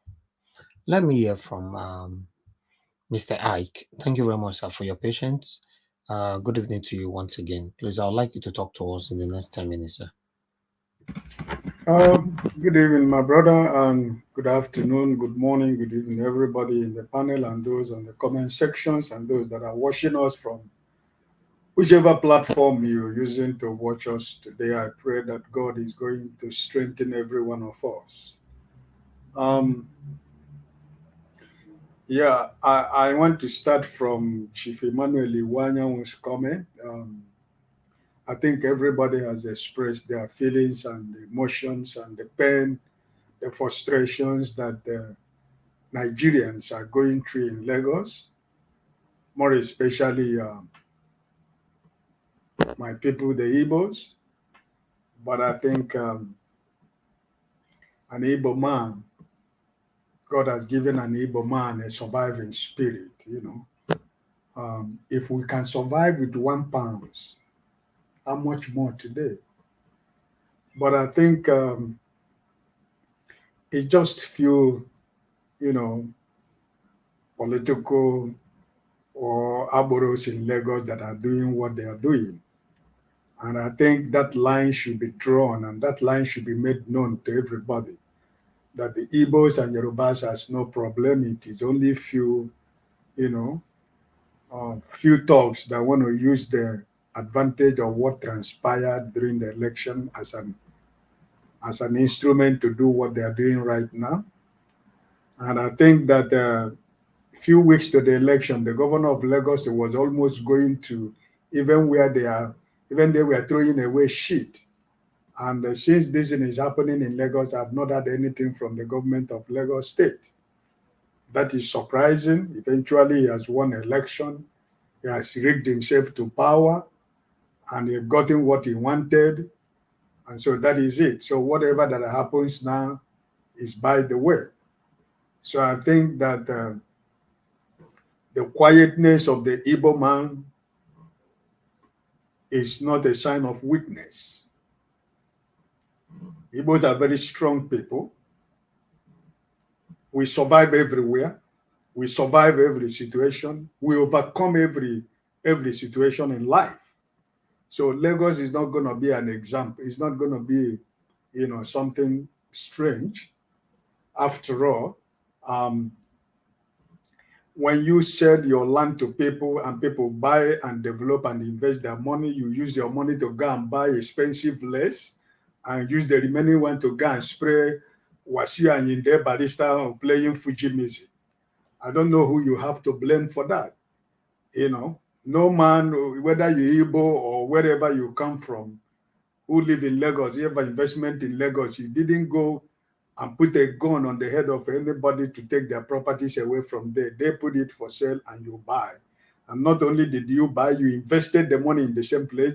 you develop the place, you're paying tax, you're contributing to the economy of Lagos State, you're contributing to the well-being of the whole citizens of Lagos. They are not contributing just for the Igbos, but everybody that lives in Lagos. So, they can do what they want to do, but I know that at the end of the day, truth will always prevail over falsehood, But the only thing that I know is that the people that are perpetuating all these things will never go unpunished. Ononuga and Fani Kayode and his co-people, they should be enjoying themselves in their sitting room because the tribal card they played is working, but it is for a while. It's not going to be for a long time. It's going to be for a while. But the day shall come for a day of reckoning for every one of us. So I think Emmanuel Iwanyan wasn't calling Yorubas rascal. Everybody understood that. Everybody know that. Was only speaking to the few, elements that caused the problem in Lagos State. So, and I think Afenifere asked for clarification, and the Secretary General or the Publicity Secretary of Ohaneze has clarified what Emmanuel Iwanyan meant, which is true. That is what he meant. So I think we have to move on, but let those people who are doing that don't take the Igbo silence or quietness or trying to be obedient to the law as weakness. An Igbo man is never a weak, is never a weakling. We survive every situation and we can survive this. And that is on that part. On the case of David, Ehun Daniel, whatever, I think, I wouldn't have much to say about that because I know that our principal is in court and everything is welcome in the court. And I think the evidences are there. And I think he tried to, bring everything into play into the petition filing. So I think we should only keep our hands crossed and watch what is going to happen because we are not lawyers. We are not trying to interpret what we don't know. We don't know how it's going to pan out. We don't know what is going to come into play, but all we know is that we are confident of what the people that are working for our principal, the lawyers and forensic experts, and those that are involved in all the struggle for a better Nigeria. I think we should all continue to pray for them and continue to build our confidence and our faith that they are on the right track and they know what they are doing. So our duty is to continue to encourage them through, trying to encourage the work they are doing and, be supportive in any way that we can, to continue the movement. So I think on that day on the court, we shall see which one is true and we shall see where we go from there. In the case of the people in Nasarawa, I'm happy that it's happening so that people wouldn't say it is only in the South that there is demonstration. It happened in Kano, in Adamawa, in Nasarawa. So I think we should be able to allow the people to grieve, like the last speaker said. There are so many ways people express their frustrations. And, removing clothes has not been in the traditions of our people. It is a cause for you, for women to go to that level for you. I mean, that means that the curse they laid upon you is from generation to generation. So we might just see it as that they remove clothes. It has a lot of spiritual implications for people. When women decide to come together to remove their clothes for a certain people or for a town or for a sheep or a traditional ruler or for anybody. So anybody who is a traditional person who understands cultures of their people should be able to understand the implication of what the women did. So it's not that it has nothing to do with morality. It's a sign of frustration. Like somebody who called in to say, we all live in developed world in Europe. There are a lot of them, they go naked for what is going on around their countries, So it shouldn't be something that we should say, like the woman said, we should not tell people how to grieve. That is the way it is. And for police to ban demonstration in Nasarawa State. This is what it is. Dictatorship, you know, after rigging yourself back to power, and people cannot be able to express their feelings toward the election. They tell you go to court, and we are in court, but still they don't want to give us the opportunity to express ourselves. They want to cause a problem before even the court starts. So we should be careful not to fall into the trap of APC and their cohorts in Nigeria, so that we don't make mistake at the end of it all. The peaceful demonstration that is going on in Abuja is good. I think they will continue to pile up pressure. If you think the pressures are not working, it's working. And I think it is good for democracy. And I think the world is watching and the world is listening. So we're on the right course. It's painful, it's hard, it's difficult. Sometimes it's frustrating, sometimes it's painful. Sometimes you want to lose hope, but let's keep the hope going. We're on the right track. Nothing is going to happen. At the end of the day, we shall see and hear the truth. And I think that the judges, lawyers in Nigeria, I think they have been put on alert. The torchlight of Nigerians is on everybody that is a judge, everybody that is a lawyer, everybody that has anything to do with the justice of Nigeria. The torchlight of Nigeria and the world is on everybody. So anybody who think that they can do what they did, what they have been doing before, this is a different ball game. You know, this is a very big catfish. You know, so that you have to be very careful on how you deal with the catfish. So I think that things will reveal itself at the appropriate time. You know, so this is what I think. I think that the judges, whether a chief justice of the federation or the 5 people or the people at the appeal court or the people at the tribunal, the world is watching. Nigerians are watching. They know, you know, they know whether you have conscience or you don't have conscience. Nigerians today are wiser than before. And we are ready and our eyes are open and we are watching every step, every move you make, we know. This time around, there is no hiding place for anybody in Nigeria. Any politician in Nigeria, any position you are holding in Nigeria today, there is no more hiding place for you. So I am happy what is going on. It might not be enough, or it might not be enough as what we expect, but consider the situation in Nigeria.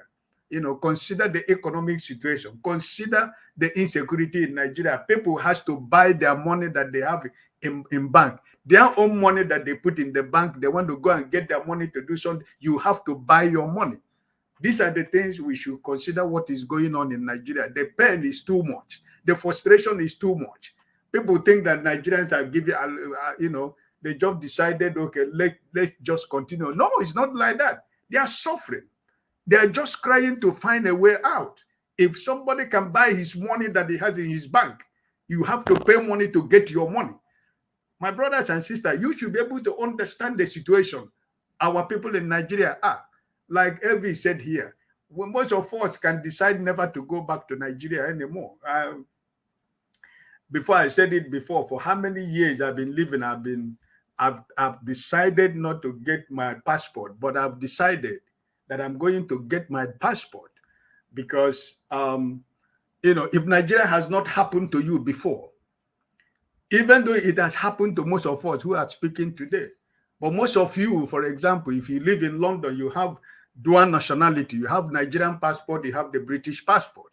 If you live in America, you have American passport, you have the Nigerian passport.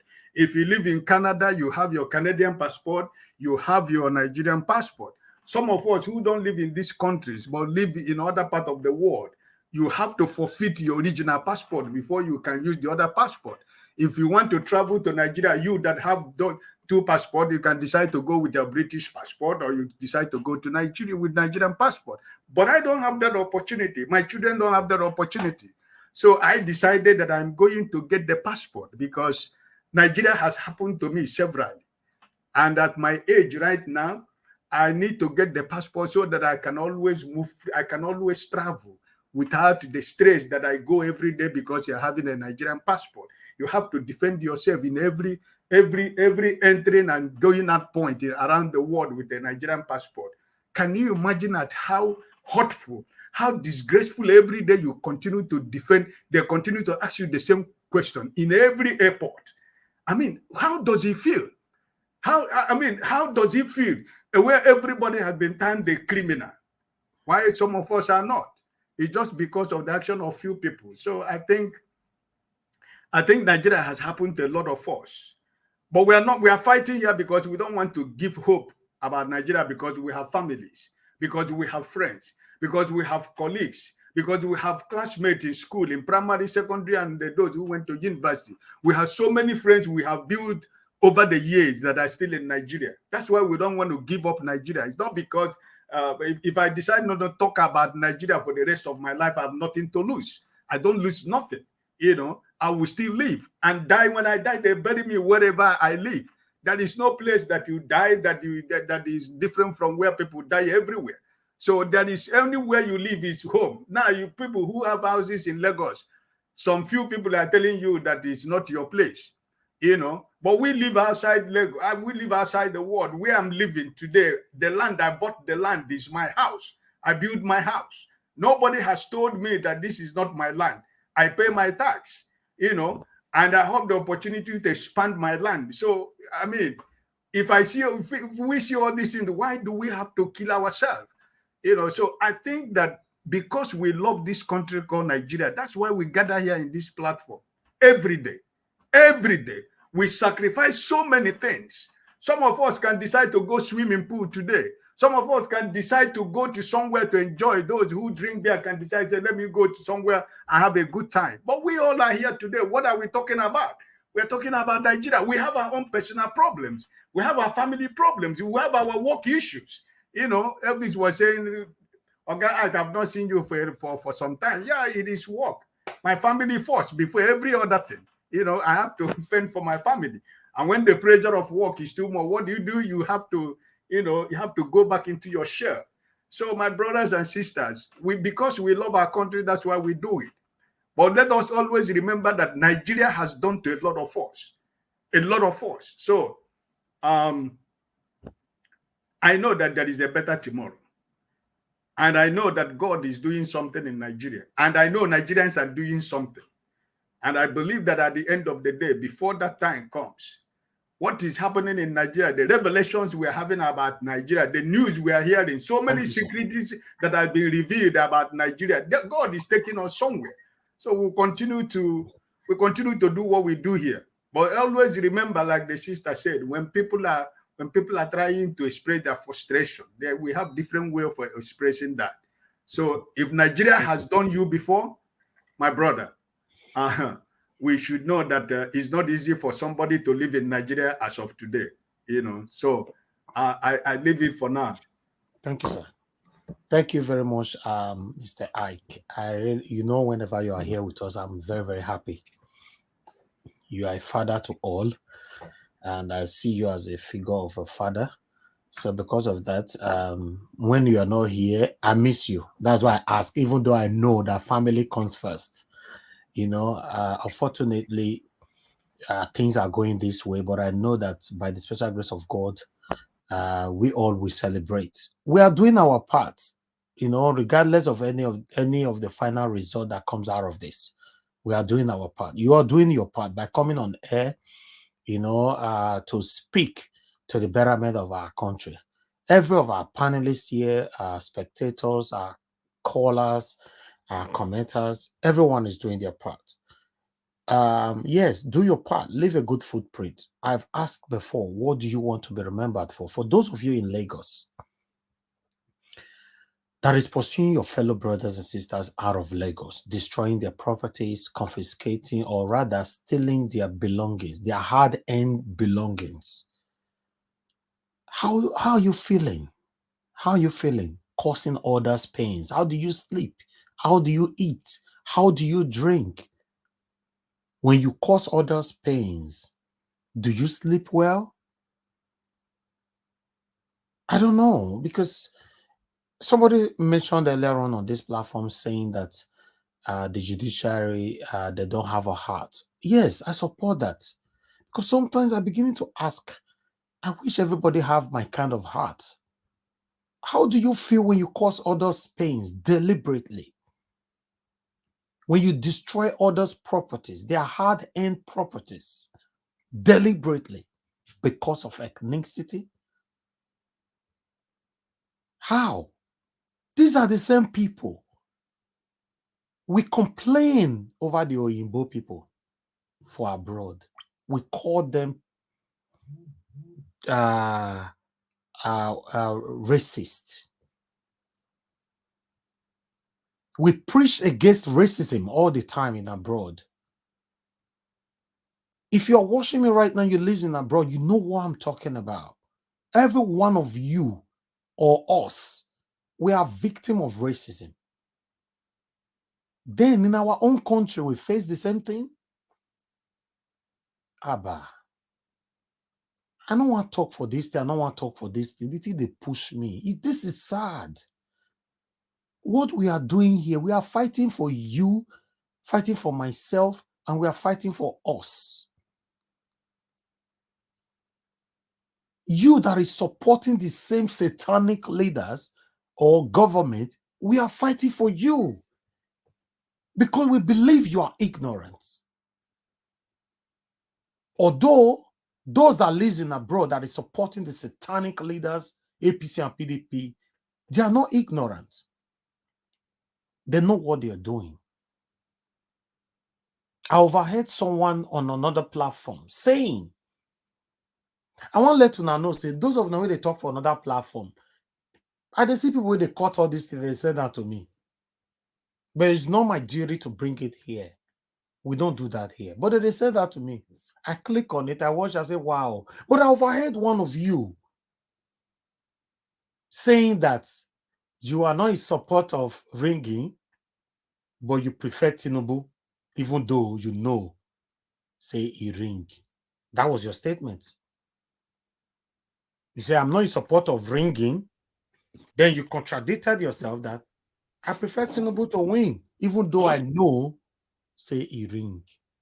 Ah, God. Yeah, on on one of the satanic platform. That's where he said it. One of the satanic platform that normally comes out whenever we are done. I don't want to mention any names. If you know any platform that goes on air when we are done, yeah, that's where the person mentioned. They send it to me. You know why I cannot bring those videos here? Because you are one of the people that have been one of us. I don't know. I don't bite. And I cannot, I'm not an ungrateful person. Although I'm sad with your stand. They are confused. It's not their fault. They are confused. You are It's not about confusion. It's not about confusion. It's wicked. This with is what has wickedness. It's happened. not confusion. It's glaring. It's glaring It's that people have been wickedness. cheated. Imagine coming somebody koro snatch something out of your hand and you're seeing, and then they are telling you, what will you do about it? It's sad. You can't say that you are against ringing, but you prefer Tinubu. You went as far as saying that how come Peter Obi did not complain about Lagos? You want Lagos, you want this, you want that, you are still complaining. That was your statement. I was like, wow. Listen, don't get me wrong. I'm not forcing you to support Peter Obi. Peter Obi not be my elder brother. I don't know him before. He's a leader that every Nigerians are supporting. Amongst all the leaders or leaders that Nigeria has produced, Peter Obi stood out. Yes, you can quote me anywhere. Come on air with me. I will allow you here. Tell me about your leader, and I will tell you about Peter Obi. Amongst all the leaders that Nigeria has produced, Peter Obi stood out. That's why I'm supporting him. And two, I've experienced a good life, and I'm still living a good life. I live in United Kingdom, one of the best countries in the world. You know what that means? I wanted us to emulate what we have gained from these good countries in our own country by choosing the rightful leader to lead us. That's what I'm doing. I'm not doing whatever I'm doing now for selfish reasons. I'm saying this again. I'm not doing this for selfish reasons. If I was doing it for selfish reasons, Tinubu dished out billions on media and they reached out to me. I would have collected money from them and be pretentiously deceiving you people like some people deceive you people on this platform or other platforms. I refused it because I want a better thing for my country. When I came out on April 2022, that Peter Obi is the way, every of my panelists here, including my brother, is right here with me now. He can testify, Prince Collins. He's been with me for years. Every of them were doubtful, saying that, oh, no, Niger was, no, now so what we deal with, now this we deal with. I managed not just to indoctrinate the people, to manage to change their mindset why they must be for Peter Obi. The reason why you see my brother Prince Collins is still with me till today, he believes so much in my ideology and is with me. He has been with me for years. Even me, I was for Wiki. Oh, okay. Yes, I didn't know you are even. I was for Wiki as well. Exactly. I was for Wiki.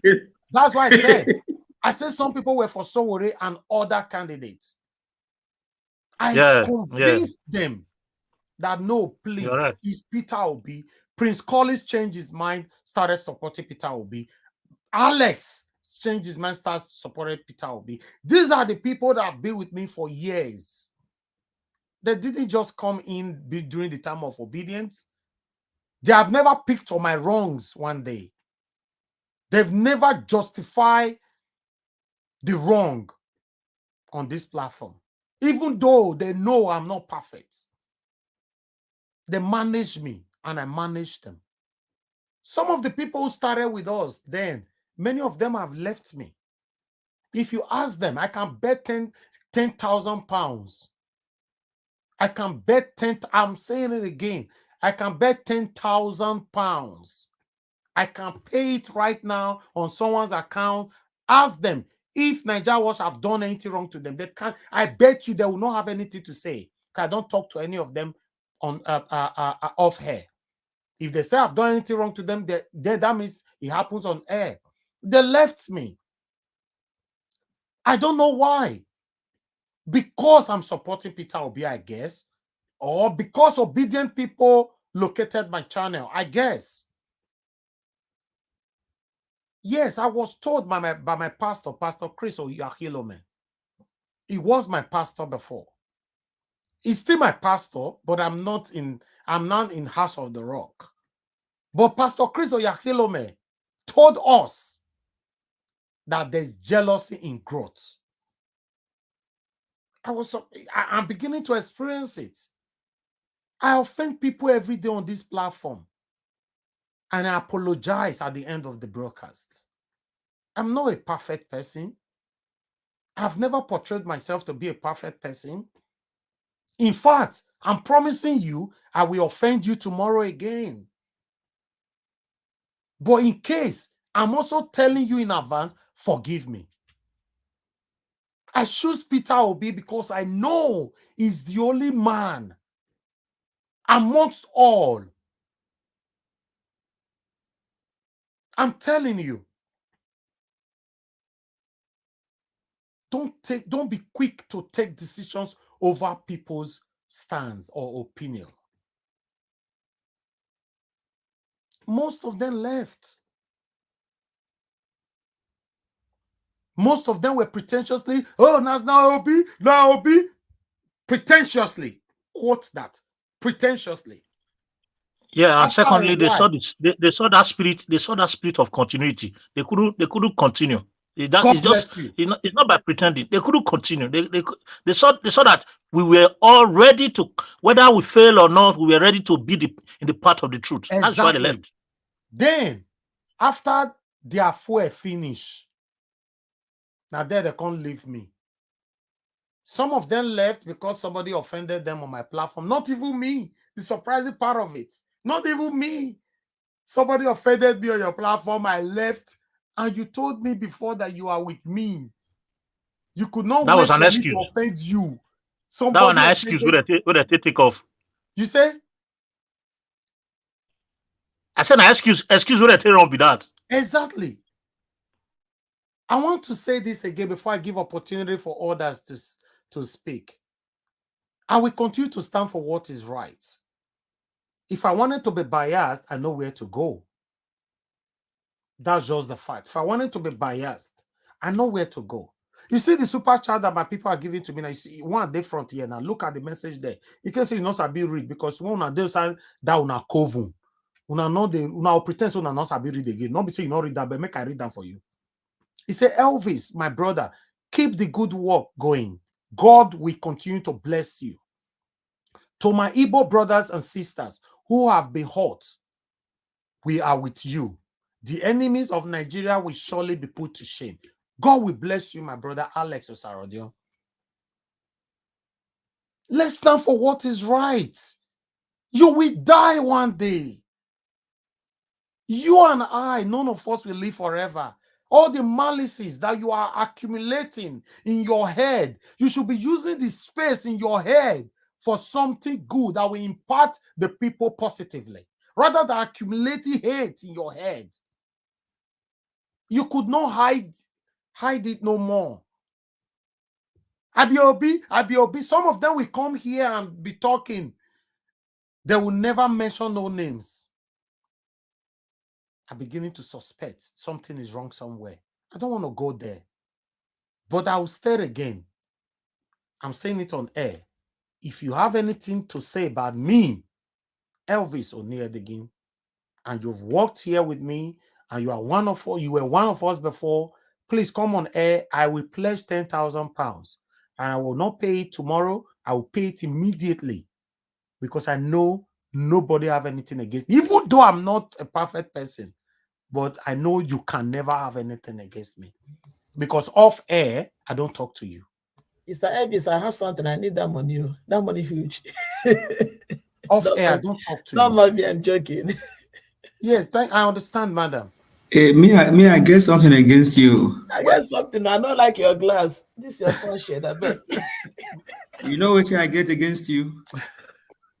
Okay, let's move on. You they go high, they go east touch. They call me, right? Yes. Can I come in now? Is it my turn, Mr. Kamakaze? Hold on, you Mr. that Alex. is just Hold coming. on, Mr. Alex. Oh, You that is just coming. You want to make Chris Collins eat you? Let me tell you what I get against him now. Oh, no. Not talk what you get against me. I beg. My face cap, Abi. They want to take your cap now. No, now the stash and black soup now. You know, thank you, my people. I appreciate you all. Let's stand for what is right. Listen, guys, some people, you know, they died today. Many died yesterday. Trust me, many will die tomorrow. Yes, it's the fact. I know it's painful and it doesn't sound well when we say things like this. But how do you want to be remembered? And what do you want people to remember you for? What is your footprint? Peter Obi have a footprint. That's what we are following today. In fact, that is what we reviewed and we supported him. We are still supporting him. You see what happened with Soludo's conference or whatever when he came in? You see what happened? It's a footprint. It's a town all different from Balablu. Exactly. Once you left the footprint will be speaking for you prospectively. Don't let one or two people in the coven change who you are. Don't let them. I want to use this opportunity to thank every one of you that have been with me for so long till today. I appreciate you all, but I'm not promising you that I will not offend you. I will offend you. In fact, I will shut you up on this platform if you are going out of lane. But at the end of the broadcast, we will settle. I will still beg for forgiveness. But tomorrow I'll offend you again on this broadcast. Look at Madam Victoria, for example. You know how many times people have lambasted on her? Even she's fighting back. She came back today to support me. She's here. Some of you don't verse. No, somebody offend me for your platform. You don't. No, if you leave, one thing I want you to know, if you leave, you will not create a vacuum.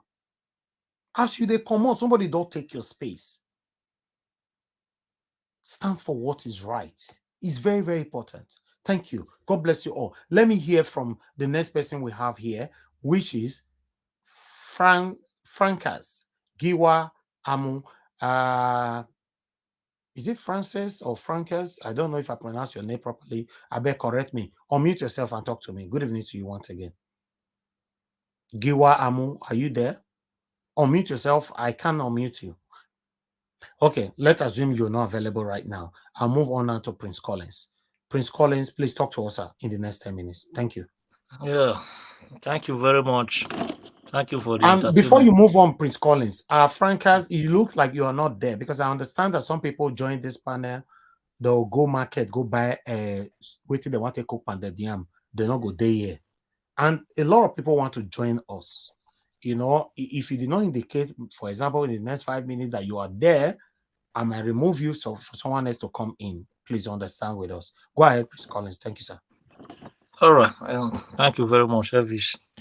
I want to really congratulate you for your continuity. You have really tried. Most times I try to call when I'm free, but so many times my wife just told me to relax a bit because this recent development in this 2023 election, especially the presidential election before the governorship election, has really weighed me down, you know, physically and spiritually. Just as I said initially, I think the only person that can, you know, be my witness now is Alex there. I've always been saying it that I don't trust this system. I was saying that the power of incumbency can never be overemphasized in Nigeria politics. I think a lot of us gave me confidence, especially like Lefty Ikioya and Nigeria Watch himself, even Alex. I want to appreciate all of you for confidence that you had in Nigeria. But I never trusted the system. You know, the only little thing that made me to have or create that trust or follow you up in the trust that you were developing is as a result of the fact that INEC brought out a new law, you know, and the amendment of INEC electoral law to use BIFA to transmit results right from the polling booth. You know, I saw that as a great development, and I think that was what actually motivated, you know, the youths and the viable Nigerians to come out in presidential election as never before. And the INEC chairman came out and thwarted the effort of common Nigerians. You know, he destroyed the incoming destiny of unborn Nigerians and told Nigerians that they must remain in abject poverty instead of moving forward, and Nigeria must go 10 steps backward. I think it's a pain. And the governorship election has concluded it all. But I didn't expect anything new in the governorship election because if the Apex chairman has collected his millions or trillions, what do you expect the state chairman or the electoral leaders at the state level? They must collect theirs. And that is the system which Nigeria is built on, that I'll be talking about. Nigeria philosophy, as somebody was asking, in terms of judiciary, Nigeria totally, its philosophy is built on corruption, nepotism, and favoritism.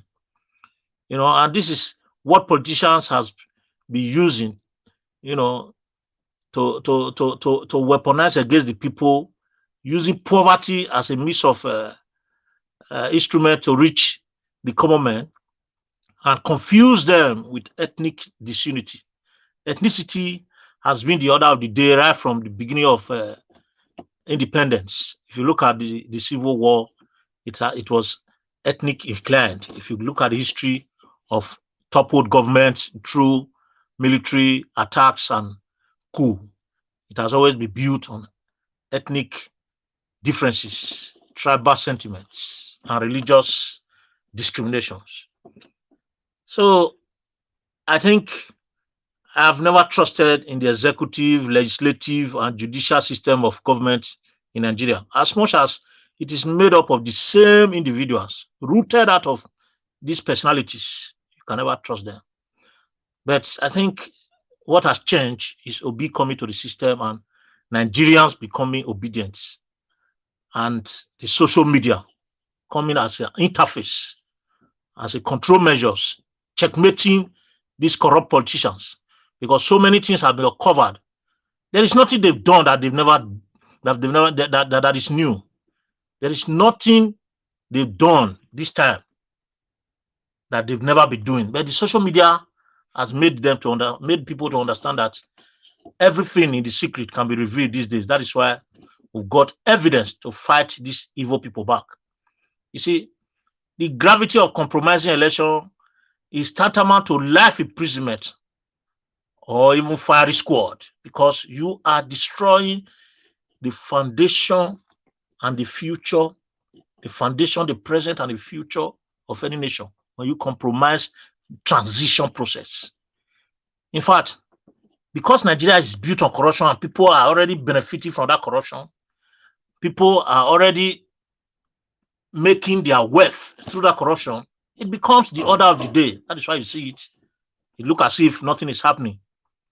Look at recently, France went into the street because the government of Macron, added just 2 years to pension age without consulting the people or carrying the people along. That was what led to setting the street ablaze, where the whole Paris was almost burning down.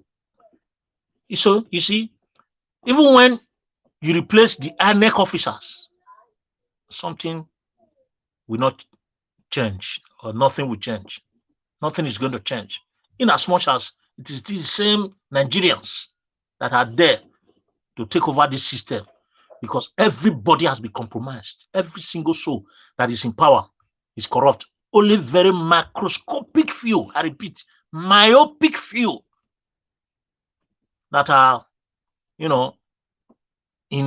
the true narrow way, and Nigerians are not allowing them to prosper. Just like our principal, what is happening to our principal now? It happened 30 years ago to Abiola. So if you look at what is happening, even when you replace whoever you want to replace, nothing is going to change except we get that first person right and correction begin to take place from the beginning. From the top.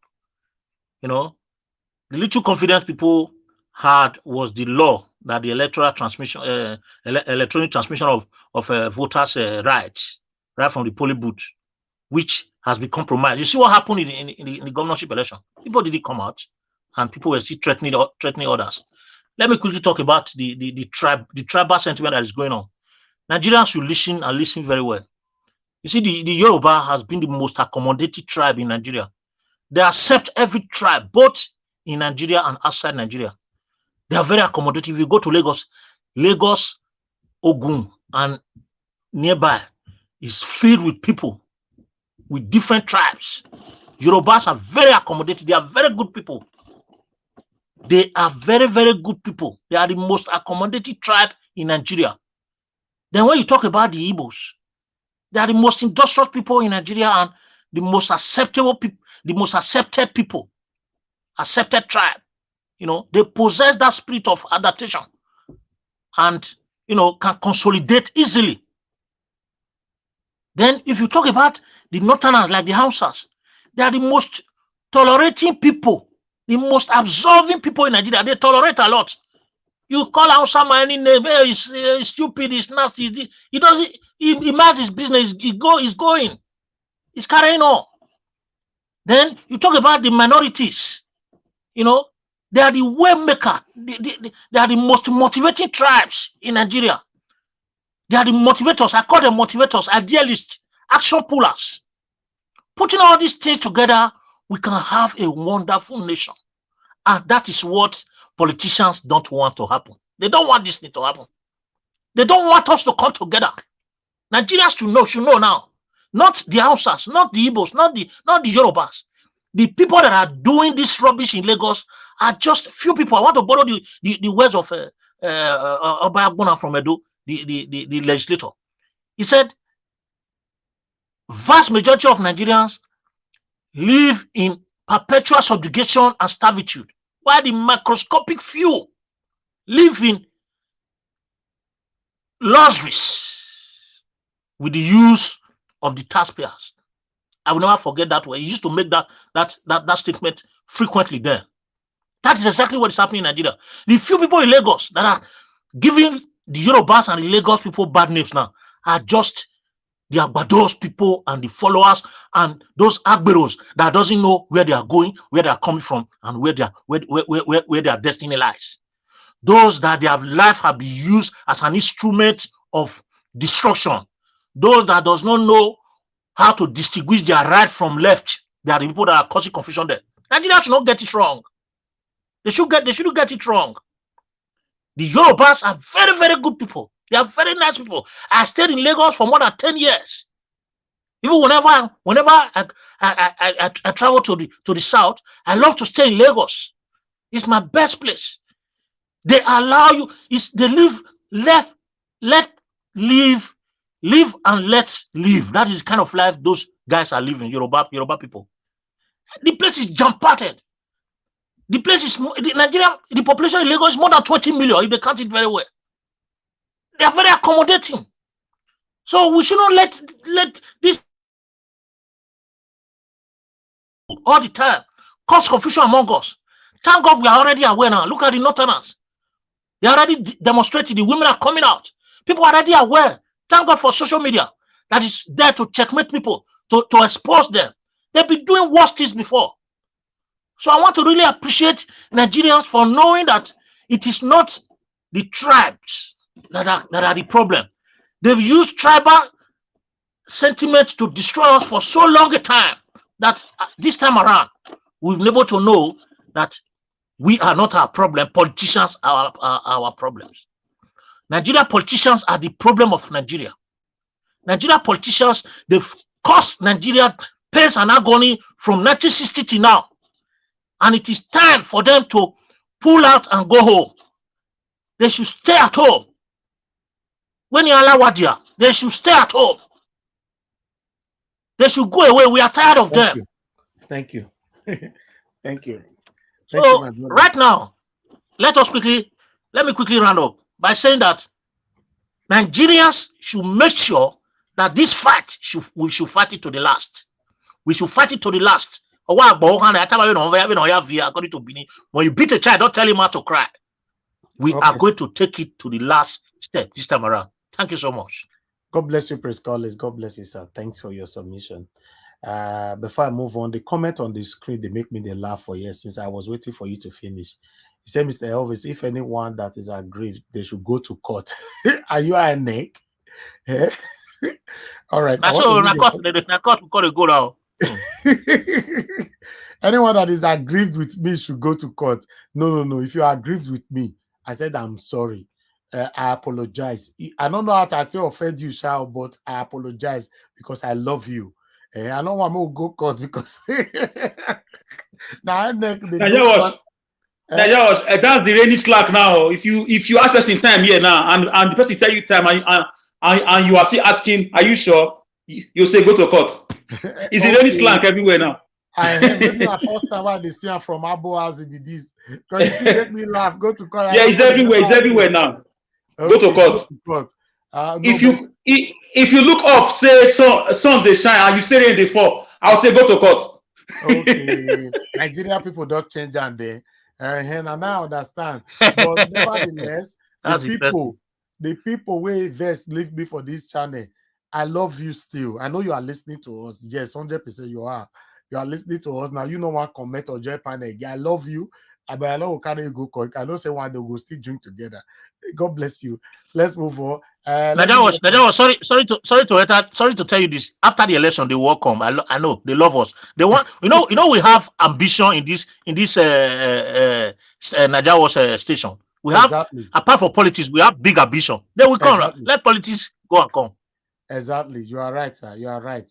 Of course, I love everybody. I just want everybody to accept me for who I am. I don't pretend. I don't have anything to hide, and I accept my blames. Just let me know my wrongs, and I will accept it. you know, that's life. Anyway, Frankas Giwa Amu, are you still there? Okay, we'll still leave you again for one more time. Maybe they cook soup, they cook a goosey soup and pounded yam. Now you never cook and finish. Most still leave you for a while. Because if I remove you now, if you blame me, but I want to make people say I exercise patience. Let's hear from Patricia. Patricia, thank you very much for your patience. Please talk to us in 10 minutes. Thank you. Oh, Patricia, don't tell me we cannot hear you today. Remember yesterday, we not hear you. As we they talk to you, you just unmute yourself, but we not hear anything. I don't know why. You called in yesterday to explain, but I don't know what's going on now. You are here. You unmuted yourself right now, but we can't hear you. Patricia, we can't hear you, madam. I think I need to move on to the next person. I don't know why and what is happening. Yes, I can see you, but we can't hear you. Why? Oh my God, I really wanted you to say something. But what's happening? Tell her maybe she has a mic icon under her computer. She can just click on that mic icon. She's unmuted. She's unmuted. Right now, she's just unmuted herself, but I can't hear her. Let her try to see if she can increase the volume of her set. I don't know. Let's try that. Are you using a headphone, anything headphone, or remove the headphone? If you are using anything headphone, remove them. If you can remove anything to do with headphone, any wire or anything. Well, okay. Call me. Okay, stay on camera like this. Call Naija Watch number from there. Call. Just call me now. Call me. It's so sad, but call me. I must hear from you. See, the enemy of APC, they don't reach here. They don't go attack the network or whatever of Mother Patricia. We must hear. Just call in. Let me pick your call, and you can be giving your submission. People will still be hearing you. You know, when enemy say we don't feed do them, make we put extra effort to let them so we feed do them. Okay, madam, we dey hear you now. Talk to us. Okay. Am I on the phone? No, but okay, off the other thing. Okay, mute yourself. Mute yourself. Mute yourself from that. Okay, let me mute you. Yes. I've muted. Okay. Oh my God. Okay, talk to us. Is that better now? It's better now. Go ahead. Okay. Talk to us. Good evening, everyone, and good morning, good evening, good afternoon from wherever you are watching us from. Thank you. Yes, I want to submit my contribution.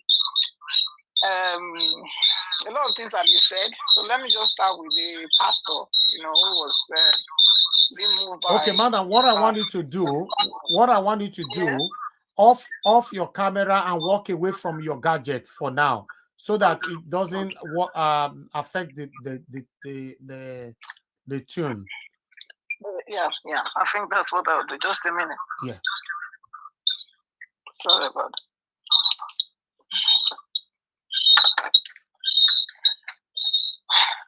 Okay. Is this better? Yes, better now. Talk to us. Thank you. You have 10 minutes. Okay. Thank you. Yeah, thank you. Yeah, like I was saying, the pastor who submitted, who gave some spiritual advice to the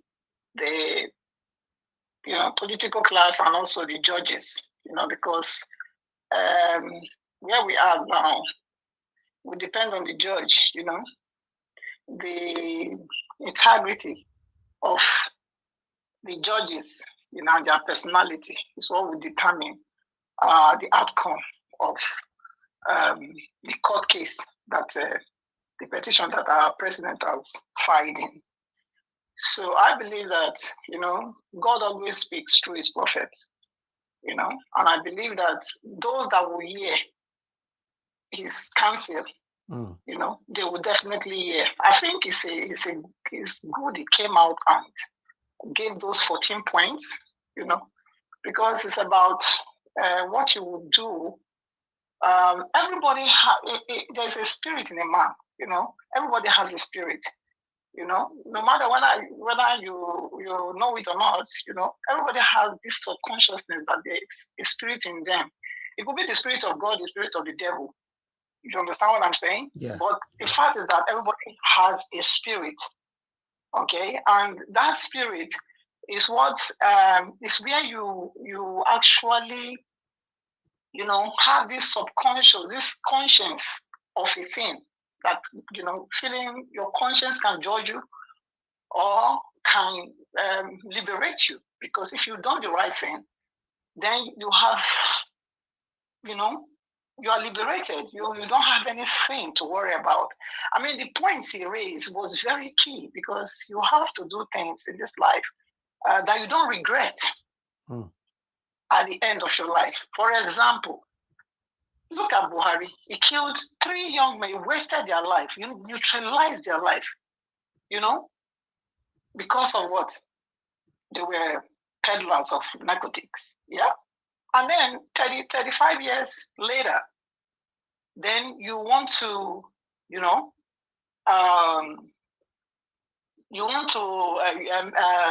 swear in a drug baron. How does that add up? How does it add up? So I know people change, but at the same time, is that truly, can we say Buhari has so changed that he has forgotten what he has done before? I mean, his integrity as a person, you know, because the reason for the firing squad was to deter people not to do such things, because many lives are also destroyed, you know, through drug abuse and through drug use, and these people make money from it. Of course, then we can't allow some certain group to be destroying other people, you know, through what they are giving them, and then they are making themselves rich through other people's misery and destruction, you know. So if he stood then to defend, you know, this type of impunity at that time, why now?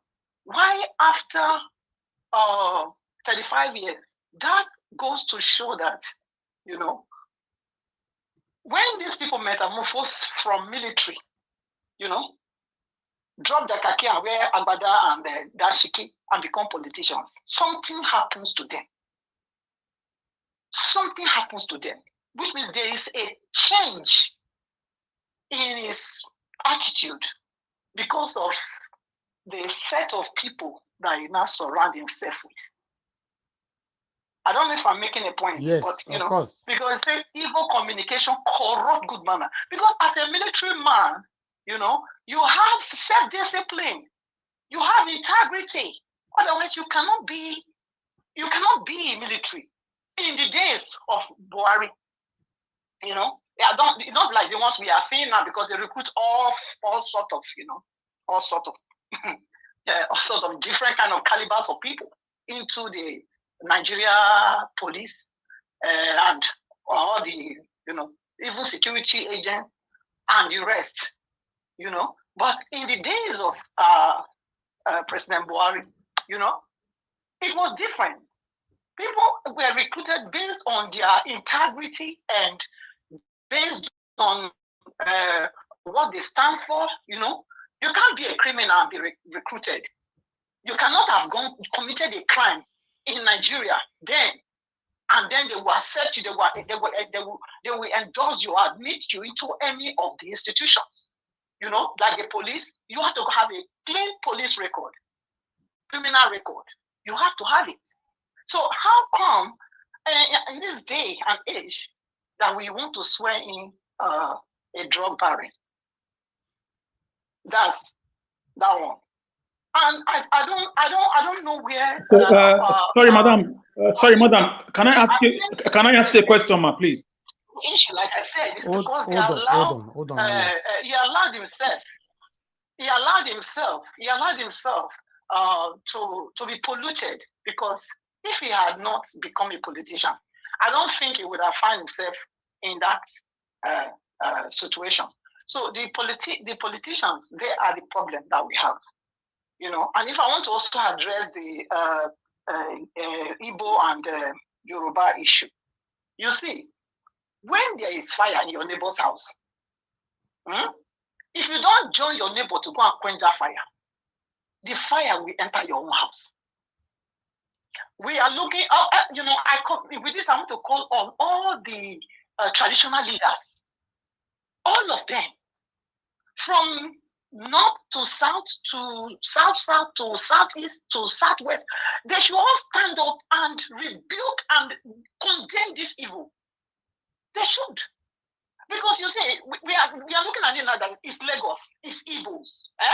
Very soon, they will add Bini, they will add Urobos, they will add Ijos, they will add Ishekiri. You understand me? That's how it starts. That's how it starts. Now it's Igbo. Okay? They say it's Igbo. So if people are not speaking out now, they have to speak out. More people have to speak out and condemn this evil. Because like the man, Mr. the Igbo headman, you know, was saying, Yorubas and Igbos, they don't have any problem. Okay? They don't have any problem. And I heard him very clear. He said some Yorubas. He didn't say Yoruba. He didn't say Yorubas are the Raska Yoruba. You know, he said some Raska Yorubas. You understand? That's the statement I heard him use. The terms I heard him use. That's what I heard as well. It's some. When you say some, it didn't generalize. Yes. So I don't know where the other guy is coming from, saying that he's trying to incite Yoruba against the Igbo, you know, saying that the Indian Igbo said this about Yoruba generally. But that's a blatant lie, because anybody that listens to what the man said, you know, will understand he was speaking to some Yorubas. He didn't say all Yorubas. You know. So, and I don't know where he was. I don't know where he was, where all these things have been going on, like MC or Shomolu or whatever was his name. You know, he went. MC Oluomo. Why did he come out then to tell and to stop him? And even now we're even talking about we're talking about the representative of the highly esteemed Igbo representative speaking at this Soludo's birthday party, you know, and this guy is now ranting about it. Okay, what about when these people went on here to say these things, inciting the people? What about when the Oros came out? All this where they came out on what's it called? The election day. Why did you speak out? Why did they say no? This type of thing is going to, you know, cause people disenfranchise Nigerians from not, you know, performing their civic right. Nobody said anything. Nobody said anything, even including the so-called Jagaban. You know, it didn't say anything. Okay, they already know that there was already dispute about the election. You know, that the presidential one was rigged. Okay, what about the gubernatorial one? You know, okay, when all these things were happening in Lagos, when this is boys, his thugs, we are now, you know, inciting people to go out and kill Igbos. Why did they not come out, you know, and speak against it? Nobody said anything. Nobody said anything. And, you know, and I don't even understand why. You know, they are still moving about as though nothing happened. I mean, what value does Nigeria as a country place on a soul? What value? What value? People died for Christ's sake. For Christ's sake, people died. People died. People lost their lives. You know, and also the other lady in Nasarawa State. You know, I also want to give my advice to people that are going on protest. When you go on protest, you know, be sensitive enough to be organized in such a way that you don't have sabotagers among you. Because I'm very sure that those people that carry those weapons, They are sent by the government, by the state, by the government, by the authority of that state, you know, so that they will have a reason to ban the protest. I'm very, very sure about that. Because those women, why would they carry cutlass? They're already dejected. They already feel that they don't have any hope. That's why they are there. If you want to kill us, kill us. Why would they carry cutlass? Would they fight? They are not there to fight. They are there to, you know, pour out themselves, their grievance. Okay, you know, your time is up. They've been oppressed. Thank you. Thank you. Okay, thank you. We've completed the 10 minutes. At least I'm so happy that we managed to hear from you. You know, but I think you should sort that out. I don't know why the last point. The last point. She's right. The last point. No, it's strange. Yeah. Because I'm using an iPad, so I don't know what is the iPad. Okay. Because you unmuted yourself. I'm not too sure why, but just see how you can sort it out. Okay. I'll try and log in with my computer, my laptop tomorrow. So I'll see what that might be better. Thank you, madam. Thank you very much. God bless you. Thank you. Yeah. All right, Mr. Prince, you were saying something that she's right on the last part, right? Yeah, I said I saw a big reason with the last thing she just said about those people that came out with cutlass. You know, they can bring those people out to just form another group to make it look as if it's going to escalate, so that they have reason to stop them. I can see reason with that. Okay, thank you. All right, thank you very much, my people. I appreciate you all. I can see the flashback. Thank you very much for the super chat. I don't like watch. Thanks for the super chat. Alexis Arodion, thank you for the super chat. Amazing Grace USA, thank you, Dr. Alexander Gomez. Busy Brains, thank you so much, my people. Coach, thanks for the super chat. Nikki, thank you very much. Thank you. Dalitin, thank you very much for the super chat. Alaro of Nigeria, appreciate you earlier on. Thank you so much. Roslyn Albana Rowense and Adola Watch once again. Thank you very much, my people. God bless you all. Please, before we move on to the next person, can we press on the like button? Let's take this likes to 800. We currently have 682. I'm watching right now. Can we take that further before we hear from the next person? Please press on the like button. If you have not shared, also help us to share, copy the link and share in another platform where you belong. We want our voices to go far. We talk here every day on this platform. These people are listening to us and they take most of the things that we're talking about to act. That's what we do here. So people say we talk and talk and talk on this platform. So if you say we talk, then what can you say about Arise and channels? Because remember, the most things that we talk about here is after 24 hours, Arise end up talking about it. You know, look at Soludo that Arise talked about today. We already talked about it yesterday or day before yesterday, right? So they only talk about it, analyze it the same way we do. In fact, we even analyze it better than them. You know, so yeah, you talking is very, very important.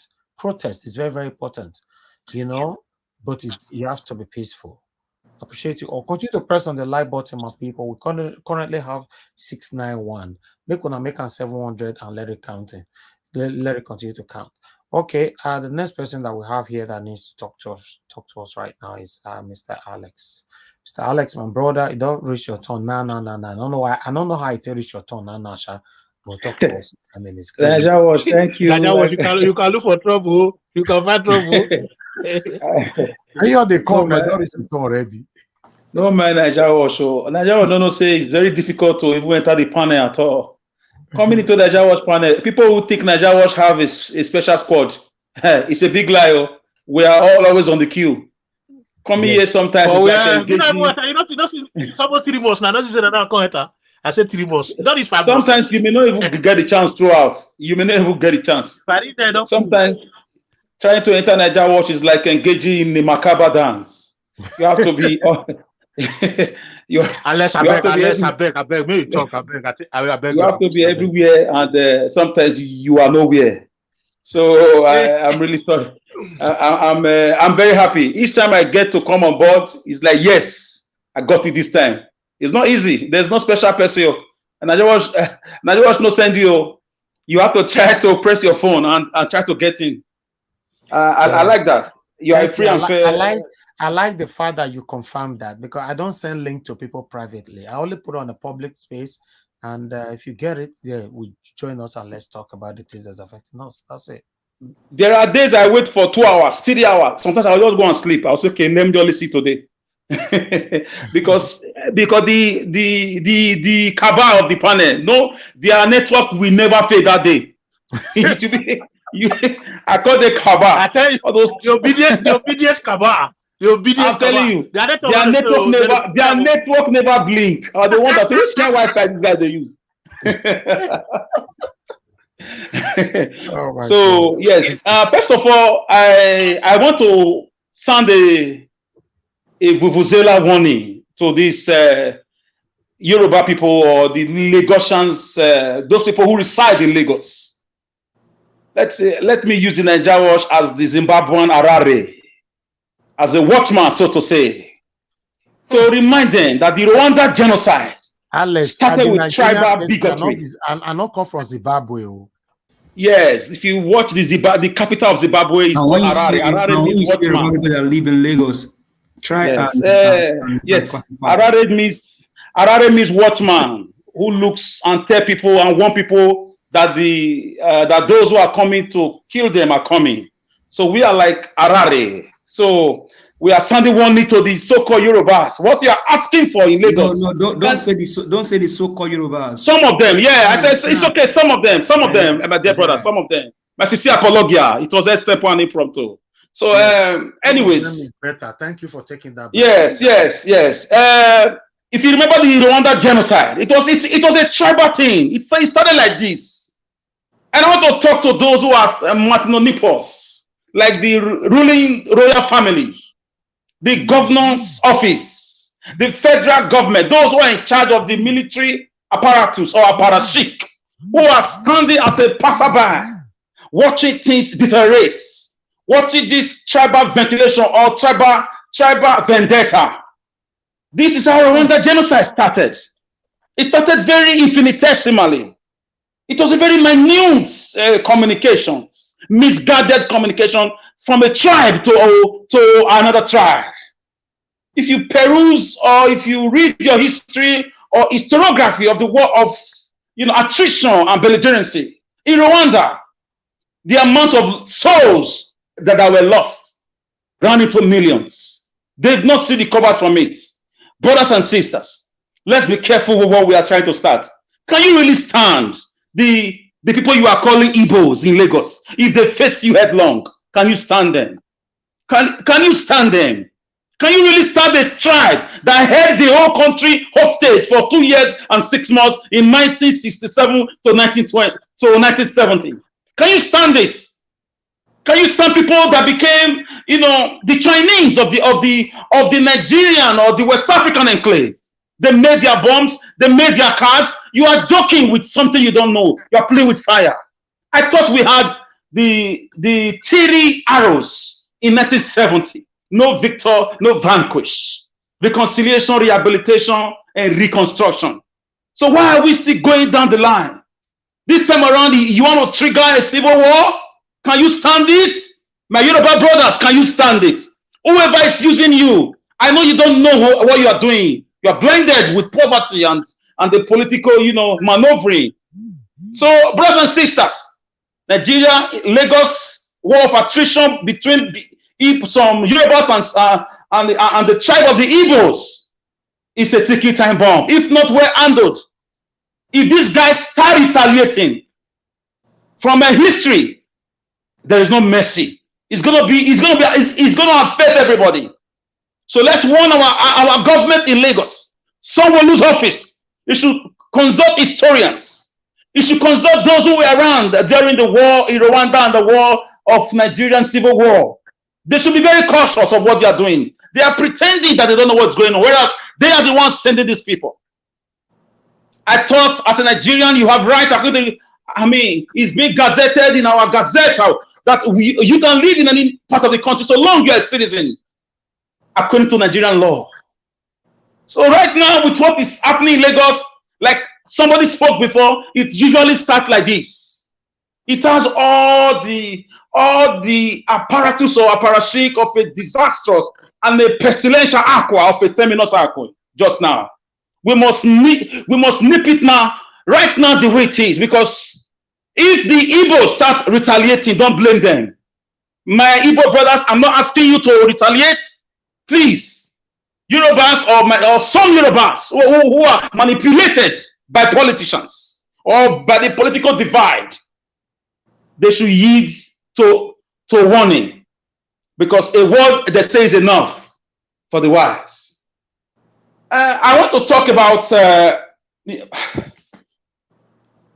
the Nigerian justice system. I don't know what is going on. I saw you bring out a video that Buhari. Yes, that lady. I was about to ask her something.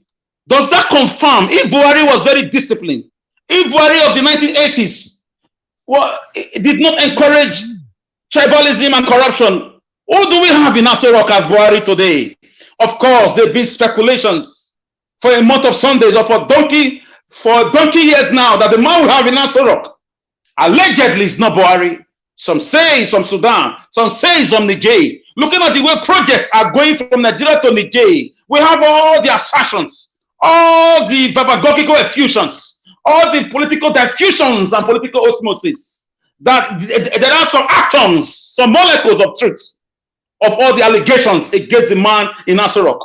If that woman that just spoke says she had the knowledge of the history and the historiography of Mr. President Buhari administration as a military general, who under his government 3 people were executed for drug offenses, and today he's trying to hand over. He was even congratulating.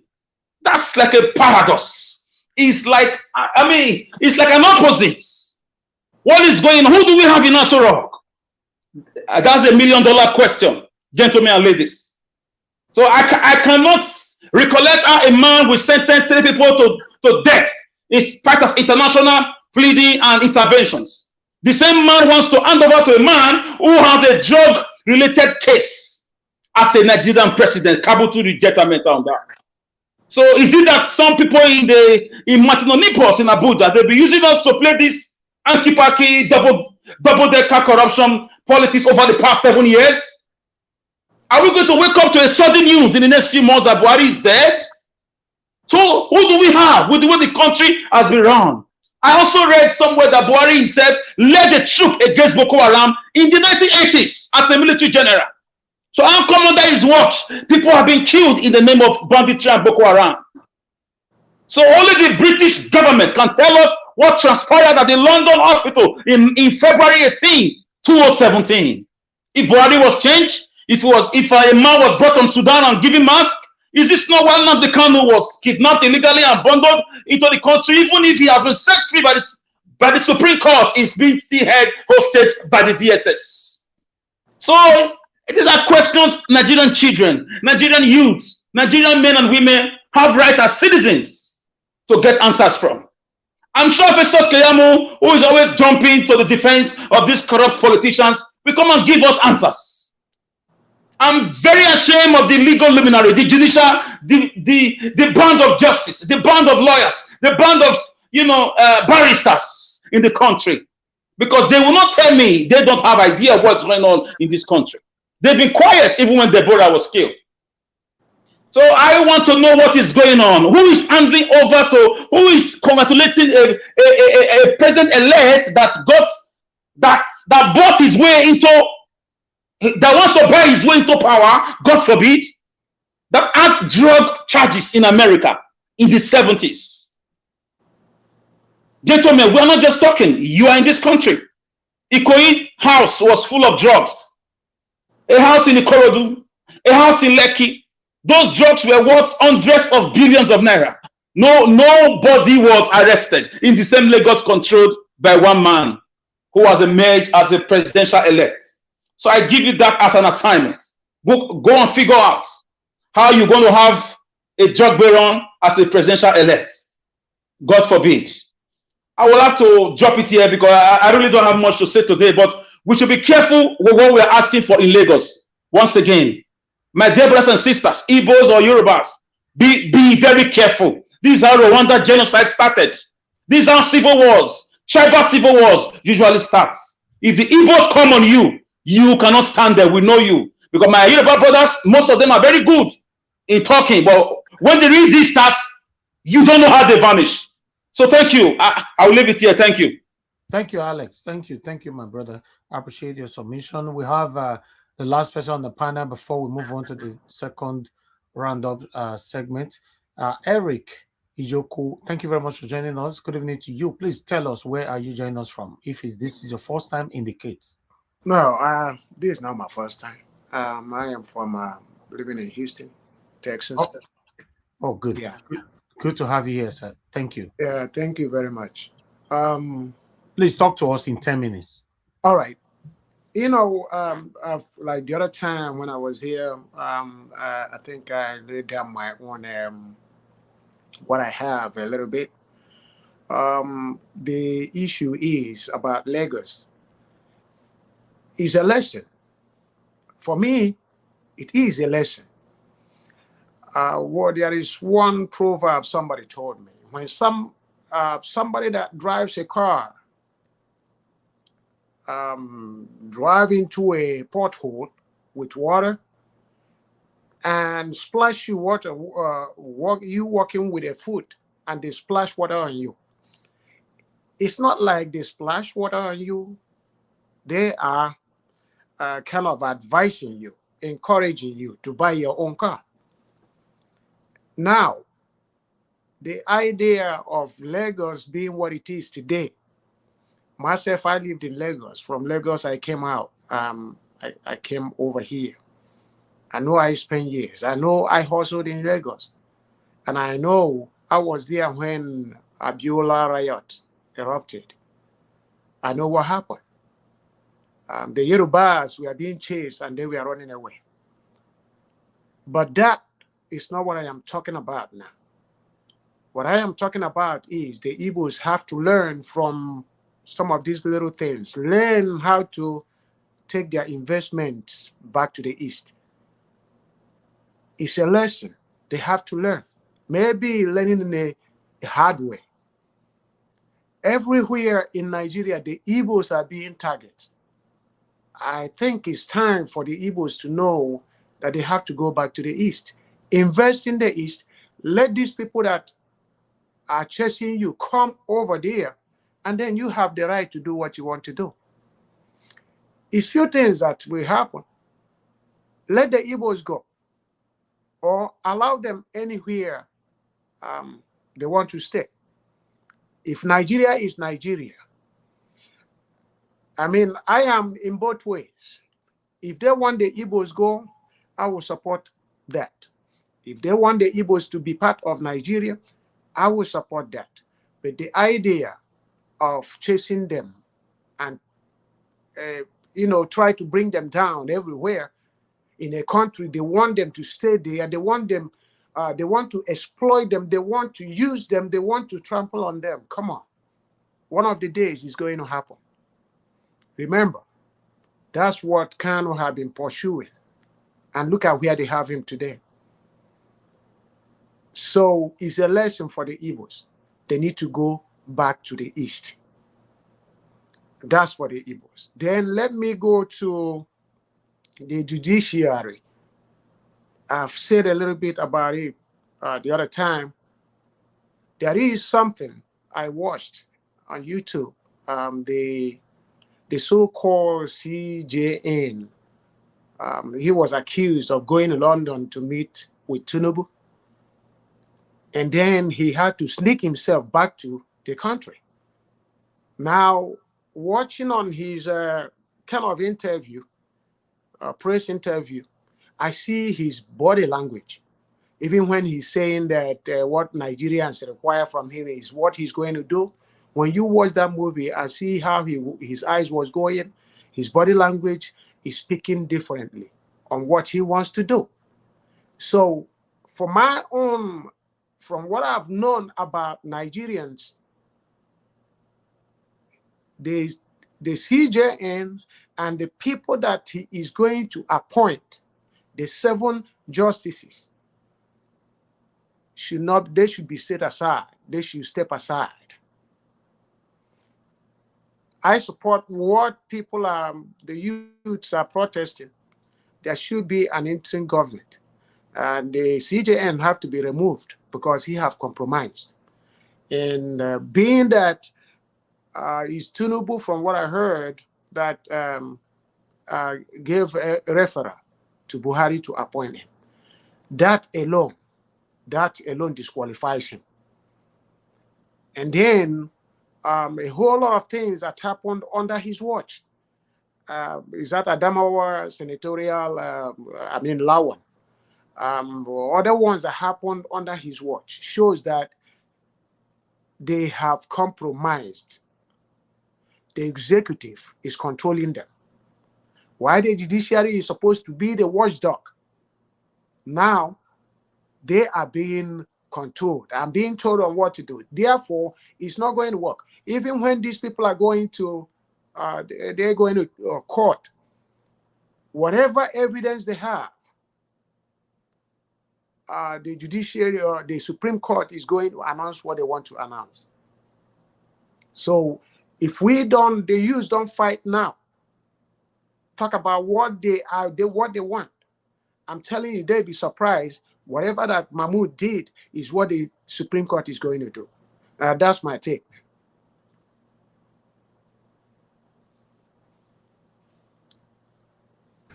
All right, thank you, sir. Thank you very much. If I have to support what you're saying, yes, can I quickly, just a few seconds, please? Can you? Okay, that's fine. Okay, I'm sorry to come in here, sir. With due respect, I want to quickly say something here.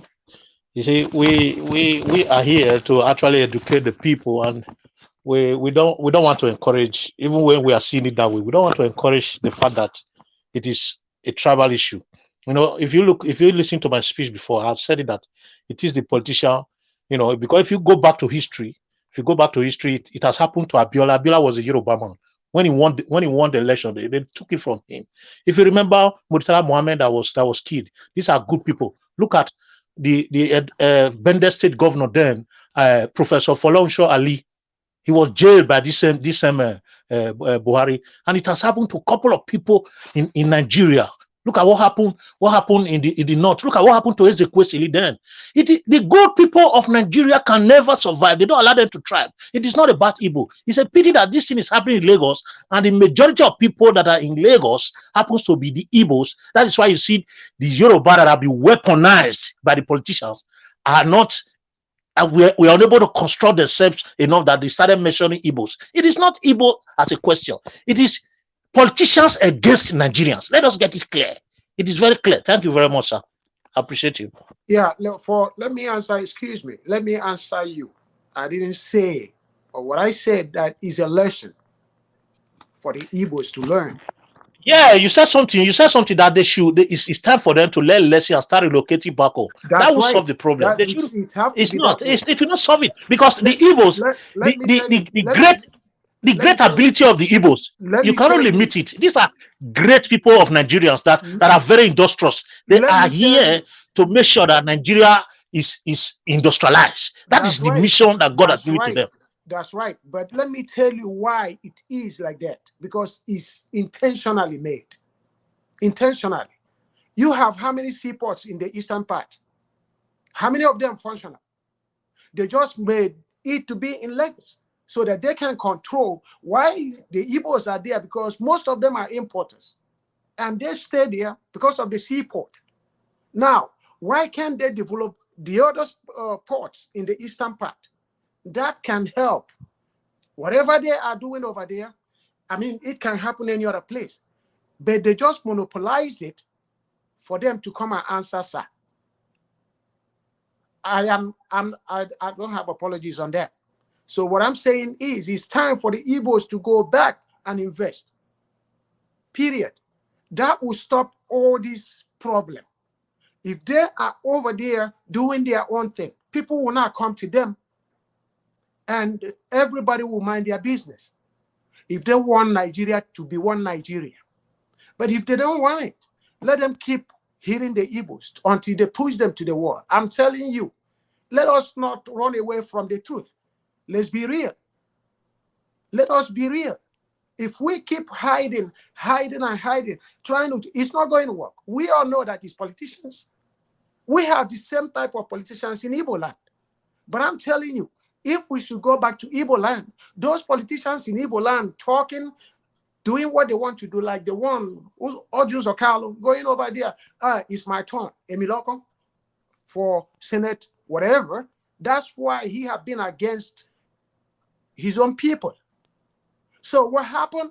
If it is something that we have to decentralize the economic hard top or whatever they will call it of Nigeria, let me tell you one thing. These people I understand. I quite nothing to understand say. you, sir. But you can look at, if you also look at the statement of people like Ato, the multi-billionaire Ato, and the present Anambra State governor, you will know that these people, they are the politicians that are weaponizing poverty against people, not the tribe. I understand your feelings. I totally agree with what you are saying, but it is not the solution, because the Igbo, they have a mission in Nigeria, and that mission cannot be jeopardized. The mission of the Igbos, just as I mentioned before, every tribe have reasons to exist in every nation, and the mission of the Igbos is to industrialize the nation. Let nobody not forget it. And there are prices to be paid for this kind of journey, and it's a mission that nobody can stop. I understand your feelings. All these things are going to take quite some time. It's going to be controlled, and we are going to,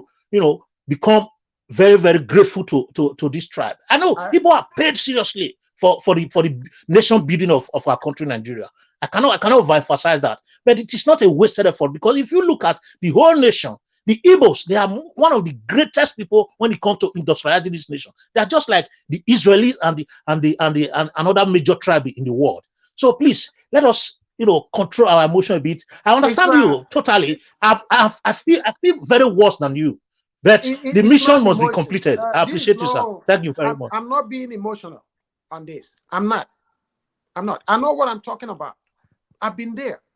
Why am I here today? Listen, why am I here today? Because there was no place for me in Nigeria. I had to find my way out. So this something is happening to some other youths. And then we are going to be talking about this all the time, when we're supposed to be real. Do what we have to do. Even those of us, we are all on the journey. Okay. We are all suffering it. Okay. All right. Let's move on. Thank you very much. I have somebody. Let me pick calls right now. I'm gonna quickly prioritize callers. Let me put the phone number right there on screen. You can call in now and give your submission between 1 or 2 minutes. At least if I can pick up to 10 calls, that would be nice. Okay, I have the first caller already here. Hello, good evening to you, sir. Where are you calling us from, and what's your name? My name is Joy. Thank you, Mr. Niger Watch. Thank you, madam. Thank you. I am one of those that I want to spend a lot of time, keep my line open, to make sure that this what we are doing here, it is great. I encourage everybody. I thank everybody that is, staying online, listening, contributing. Everything gears towards one thing: building the Nigeria we want. Thank you. And this is something I just want to, say it is very, very, passionate in my heart. I want us to know, please, that we have just two Nigeria. In a people that, two types of Nigeria, or two groups of Nigerian people.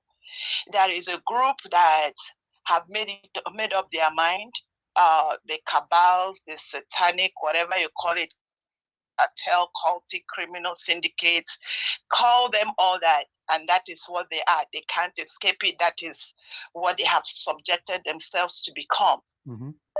But unfortunately, they are the ones that allow this, because they have the weaponry. They have what it takes to subdue the true Nigerians. I also feel that they have a group. They have those that act on instincts. They act on rewards. They act on, whatever they can gain out of that. And those people don't mind. They hail them, they support them. I have nothing against them. That is where they have subjected themselves to.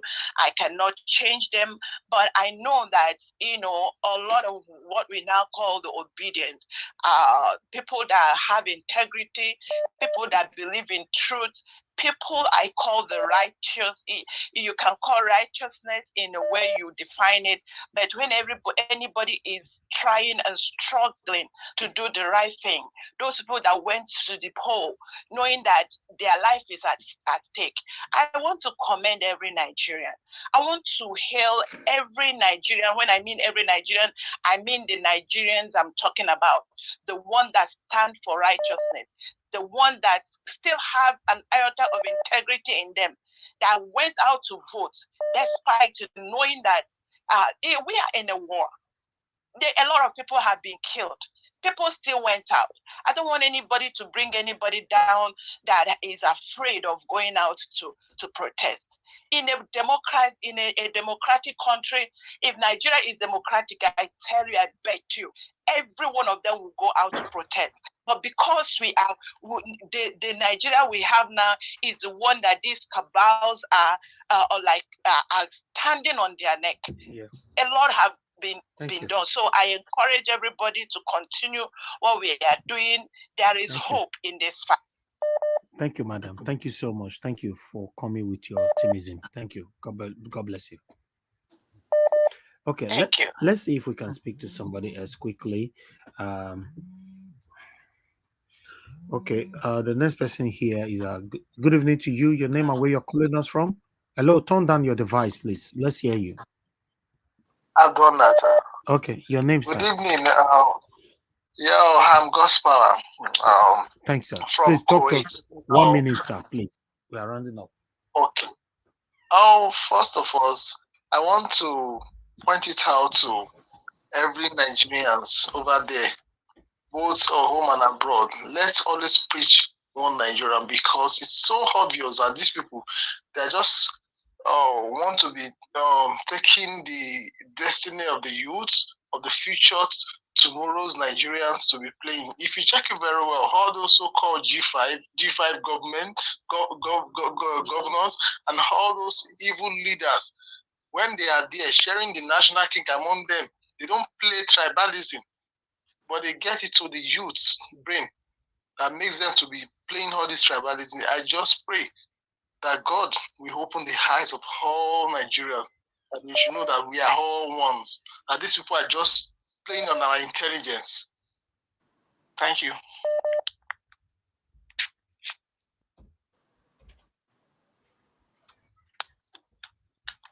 Thank you, sir. I think that's all. Thank you. God bless you, sir. Thank you. Hello. Yeah, good evening to you. Your name and where you're calling us from, please. 1 minute. I connected when the two gentlemen were discussing with regards to Igbo going back to their country, their homeland. To their homeland. Yes, okay. to develop the place. I listened to the two arguments, and somehow both of them have their points. But I so much agree with the one that was saying that it would help to decentralize the economy that has been more or less focused on one particular area of the country. I so much agree that the Igbo people, it is a high time that they actually look backward, as in going back to develop their place. Now, the Igbo, the guy that was saying that the Igbo people were made to industrialize Nigeria, yes, but at what cost and for how long? These people have suffered. I mean, even to the point where they burn their shops many times, not once. It is historical. And then they will start all over again from nothing, right from Biafra time. I mean, what stops the Port Harcourt having their own port, seaport, or Anambra state. Thank you, madam. Having one, that will help. Okay, thank you. Because they have suffered enough. Thank you. Thank you for your submission, madam. Thank you so much. Hello, yeah, good evening to you. Your name and where you're calling us from, please. Please remember you have only 1 minute. Talk to us. Good evening, Niger Watch. Yes, sir. My name is George Owigbe. I'm calling from Somerset in England. Thank you, sir. Go ahead, talk to us. Yeah, I will identify myself with Mr. Njoku because the position where we are now, I don't think Nigeria can move forward with this kind of situation we found ourselves. I've been watching Nigerian politics since in the 60s. You see, I think the rate at which we are going, we are heading for doom. Nigeria is going the way of Lebanon or the way of Turkey. I think that's the way they are taking us, and I don't think we can find a solution to this if we don't split that country. Where to start with, we may not have to split the country. Like Njoku said, let us go our separate ways. The constitution we are running is not going to help anybody, and there's no amount of amendment to do to that constitution that will save the day. Thank you. If we are you dismissing me? No, round up, sir. Yeah. So if we go as separate, we at least have our own separate regions. At least we have 6 zones at the moment. If we run those 6 zones and let us have our own separate semi-autonomous regions, then we'll be able to find our way and move forward. Thank you. So that's my point. Thank you very much. I think I identify myself with Mr. Eric Njoku. Thank you very much, sir. Thank you. God bless you. Thank you, sir. Thank you, Mr. Niger. All right. Good evening to you. Your name and where you're calling us from. Please talk to us. Good evening, sir. Yeah, good evening, sir. You have 1 minute. Please talk to us. Your name and where you're calling from. Yes, Maz. My name is Paul, calling from Gabon. Go ahead, sir, Mr. Paul. Yes, Maz. Yes, you are doing a very fantastic job to all Nigerians around the world. Thank you, sir. Yes, I'm hearing what our people are saying, because my brother, I'm telling you that God will bless you and your family for the job you are doing for Nigerians around the world. And I want to tell all Nigerians that the problem we have in Nigeria is Fulanis. If Hausa, Yoruba, and Igbo can rise up, the Fulanis are bringing problem all over West Africa coming down to Nigeria. That is the major problem we have. We don't have problem within ourselves. The problem we have is the Fulanis bringing problem. They want to take over Nigeria and they want to Islamize Nigeria. I'm calling the youth of Nigeria to stand up wherever you are around the world. We must defend that nation, Nigeria. Okay? We must defend that nation, Nigeria. The Fulanis want bringing problem to us. Thank you, sir. Thank you, my brother. Thank you. That's my this night. Thank you. Okay, the last caller, Alex, you're on the phone again. Okay, quickly talk to us, please. Yes, in 1 minute. Yes, my network logged me out. Okay, I would advise on this matter that is on ground. If you are an Igbo guy or an Igbo person, you are in Lagos, the way things are right now, if you have a way of relocating your business back home, do it. Do it. You have to be alive. So if they relocate their business, hold on, man, if they relocate their business back home, what happened to their properties in Lagos? That's what I'm saying now. If you have a way of if you want to relocate your investment, is what I try to say, not just Igbo. Because we don't know what That's is what I'm coming. saying. Many of them have properties in Lagos. How are they going to do that? They should leave that there, right? Those that can do it, that can find a way to sell or find a way to evacuate everything right now. I'm not saying they should move right away, but with the way when it wants to rain in Nigeria, the cloud will be dark. It's dark in Lagos now. And it's a warning to Alex, the no worry, you never Lagosians reach like that. Don't worry, it's not to that extent. Never reach like that. But for me, no, I can never. You can't beat a child and ask the child not to cry. I can never ask people whose shops are being burnt down, who are being killed, to stay with their killers.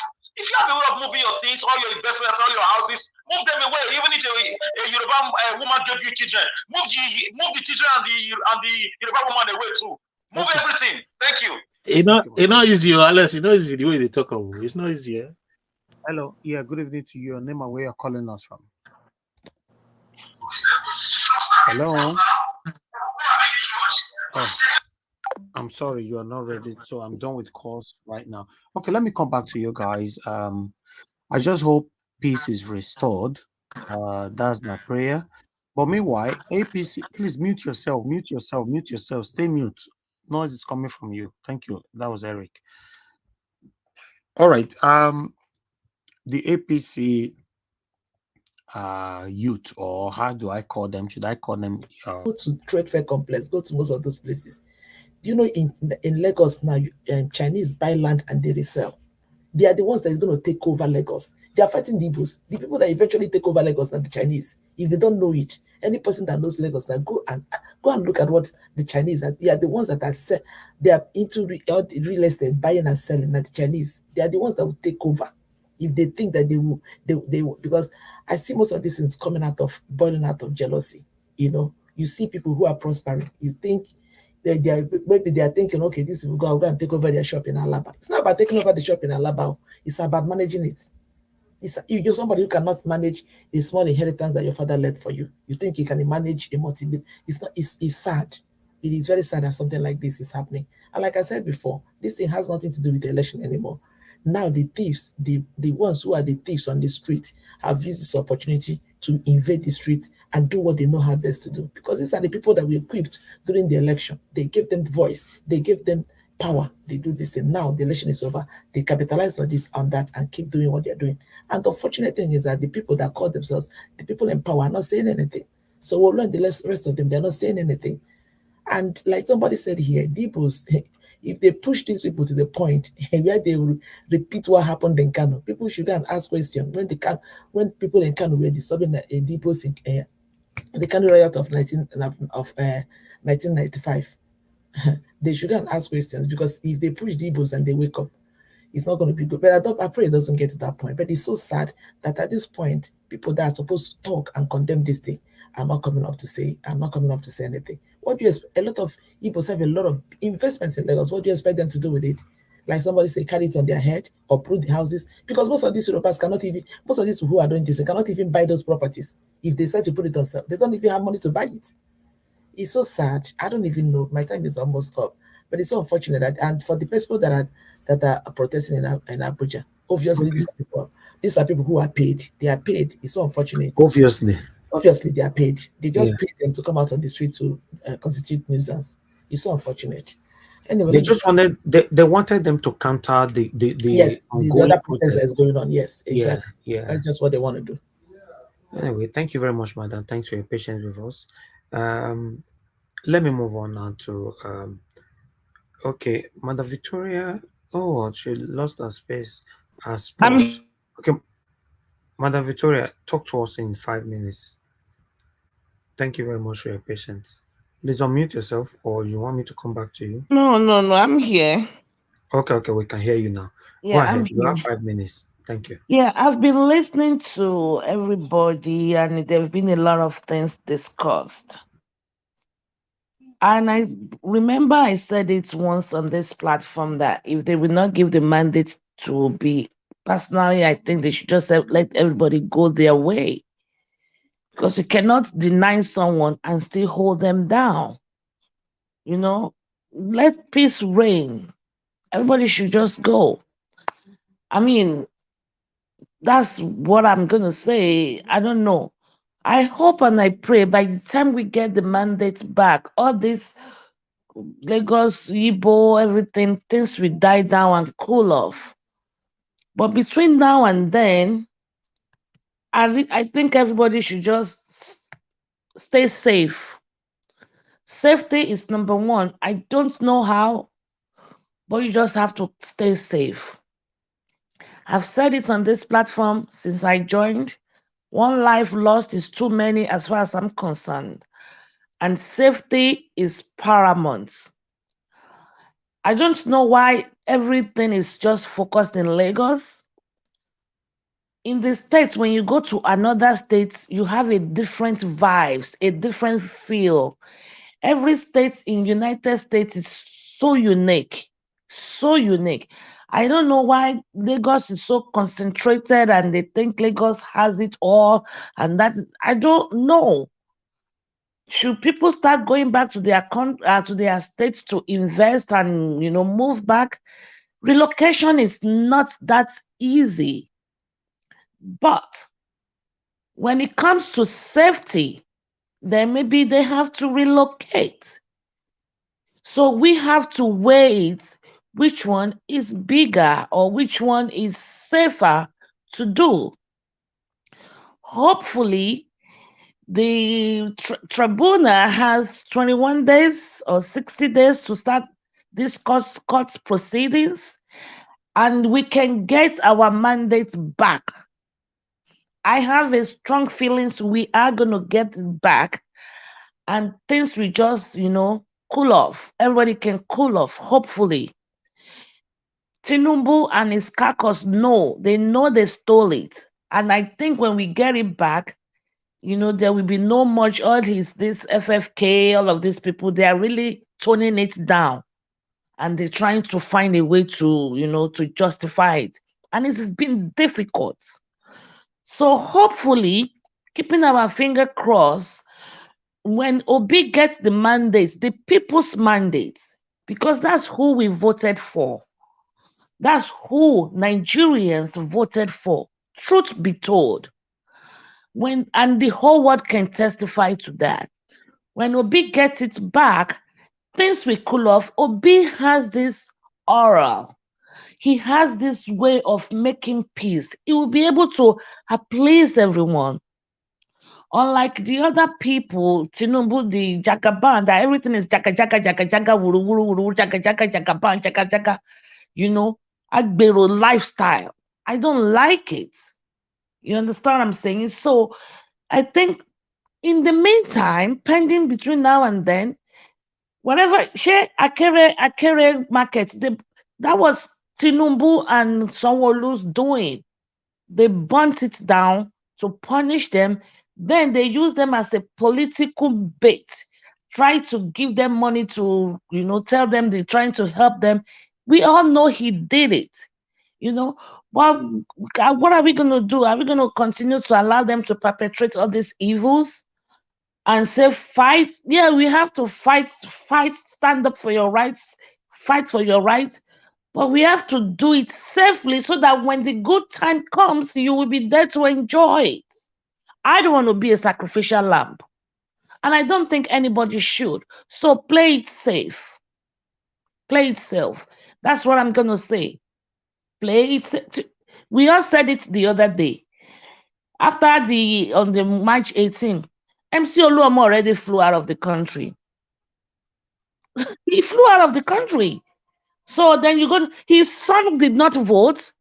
MC family did not vote. They didn't vote for Sanwo-Olu because they were not, his children didn't vote. They are of age to vote, but they did not because they are in the United States. Look at what happened. Okay. So we just need to, and for those, I don't know what to say, for those ones also contesting or protesting in Abuja, they've done that before. And then we continue to do that because, you see, It's politics. And like I said, opposition will also come. They pay them. What do you expect? All right. Thank you. People and the to just sit down. They will want to react and fight back somehow. But the will of God, the will of the people, Thank you, madam. Round up, please. Yeah, I'm done. All right. Thank you, Madam Victoria. Thanks for your final submission. Okay, let me quickly move on now to Mr. Ike. Thank you, sir. Please, can you give us your final submission, 5 minutes? Unmute yourself, sir. Thank you. Everyone is crying out for peace, yeah. No one is crying out for justice. I say everyone is crying out for peace, yeah. No one is crying out for justice. I don't need no peace. All I need is equal rights and justice. That's what I need, equal rights and justice. You know, my brother, everybody wants to go to heaven, but nobody wants to die. And I don't know how you get to heaven if you don't die. I don't know, my brother. God bless you. I don't know how it could take possible. You know, so Nigeria is going to be better. You know, these things will always come and go. But the fact remains that if we still believe in the Constitution of Nigeria, I don't know why people should say, oh, Benin people should go, Igbo people should go, Hausa people should go. I don't know where we say they should go. Constitution allow everybody to live everywhere you want as long as it's in Nigeria. So whatever that is happening in Lagos is not by accident. It has been happening for so many years. But an Igbo man is born to be an enterprising man. An Igbo man travels a lot, and we want to go to somewhere and make a living and call it a home. No Igbo man goes any place to make it, I want to come here to make money and go. No. At the earlier stage of this platform, if you remember, the whole of Mission Road, the whole electronic, the whole businesses you have in Benin, 95% are Igbos. You know, we're just everywhere. It's part of our life. We go anywhere we go, we establish, we build it, we make it a home for our for our people. You know, so it is with us. We cannot stop it now. It's not easy. It doesn't necessarily mean that Eastern Nigeria is not developed. The people that are holding the Eastern people are the few Eastern politicians. These people that are saying Emiloko, these are the people that is our problem. It's not the Igbos themselves. It's these people, these few political elite that the coming of Peter Obi have helped us to destroy their political structures. Because this is a new revolution. This revolution is not going to be easy. It's going to take a long time. But one assurance I want to let you know is that in the next 4 years in Nigeria, you will see the Eastern Nigeria being what it's supposed to be. Because we have separated ourselves from the hands of these satanic politicians that have held this part of Eastern Nigeria into hostage for all these years for their own selfish end.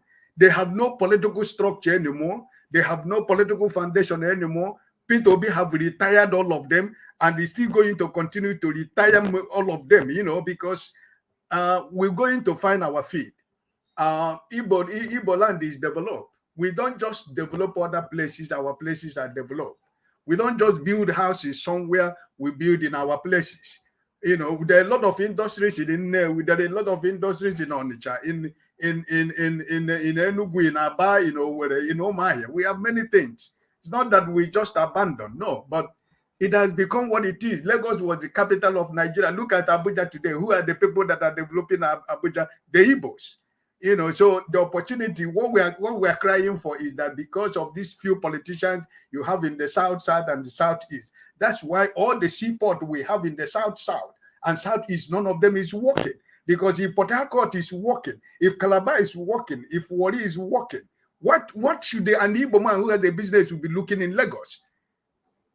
Because this is politically organized. Is a political crime. Is a political organized crime against the business of South and Southeast people.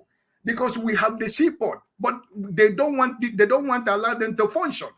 If the port in Warri is functioning, if the one in Calabar is functioning, Akwa Ibom in River State is functioning, why should everybody be importing container through Lagos? From Port Harcourt to Onitsha, how many hours is it? This is what P2B is trying to do. Remember when he started this campaign, it was one of the things they want to use against him, that he want to move Lagos port. This is one of the political campaign, if you remember, at the early stage of P2B's campaign, the FDC were using this, that he want to use this, he want to close Lagos port. No, we want to decentralize the port in Nigeria so that people can be free to export and import from wherever they want. Okay. Thank you, Mr. Ike. Thank you very much for your final submission. We appreciate you. Thank you. All right, let me hear from the next person that we have here, which is okay. Politicians are what? Mr. Prescott, you don't change your name to politicians are what again? They are the problem of Nigeria. Okay, all right. I beg, talk to us in 5 minutes. My brother, thank you. I appreciate everyone for courage and continuity, tenacity. I want to appreciate all of us. We are audacity towards the same direction. I'll quickly, briefly touch us. We have all tried. It's the same pains that we all have, So briefly, I think a certain solution might look very attractive, but it's never the solution. We need to look at the long-term solution, not the immediate alternative. The East. If you go to the East, I've traveled to the East. The East is highly industrialized. If you go to Onitsha, you look as if there's no market in that place. The first time I went to Onitsha, I think it was the late 80s or early 90s. I used my two hands to hold my head when I saw what Igbos are doing in the market, products. When I went to Oka, the things I saw there. So there are certain people that God will say, okay, go and do this kind of thing. Nobody can stop it. We might be agitated because of what is happening now. Look at the present day's Israel. Israel suffered in Egypt for 400 years. They wandered in the land of wilderness for another 400 years before they saw the promised land. They destroyed them back in the promised land, and Israel had a rebirth in the 40s lately, which we know. It's not easy. Look at what what do you call this man of Germany then?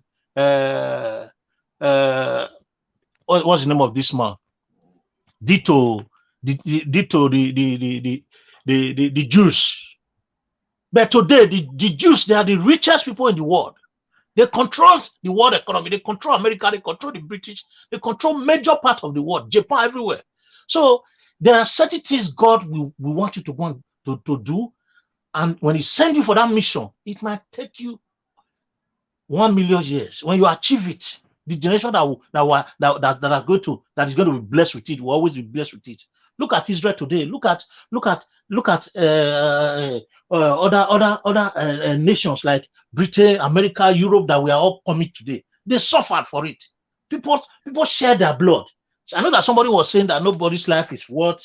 I mean, we don't want anybody to be a scapegoat or whatever. I'm sorry to say, somebody must be. People have to take these things, take this bull by the horns, for these things to change. Nigeria, you cannot.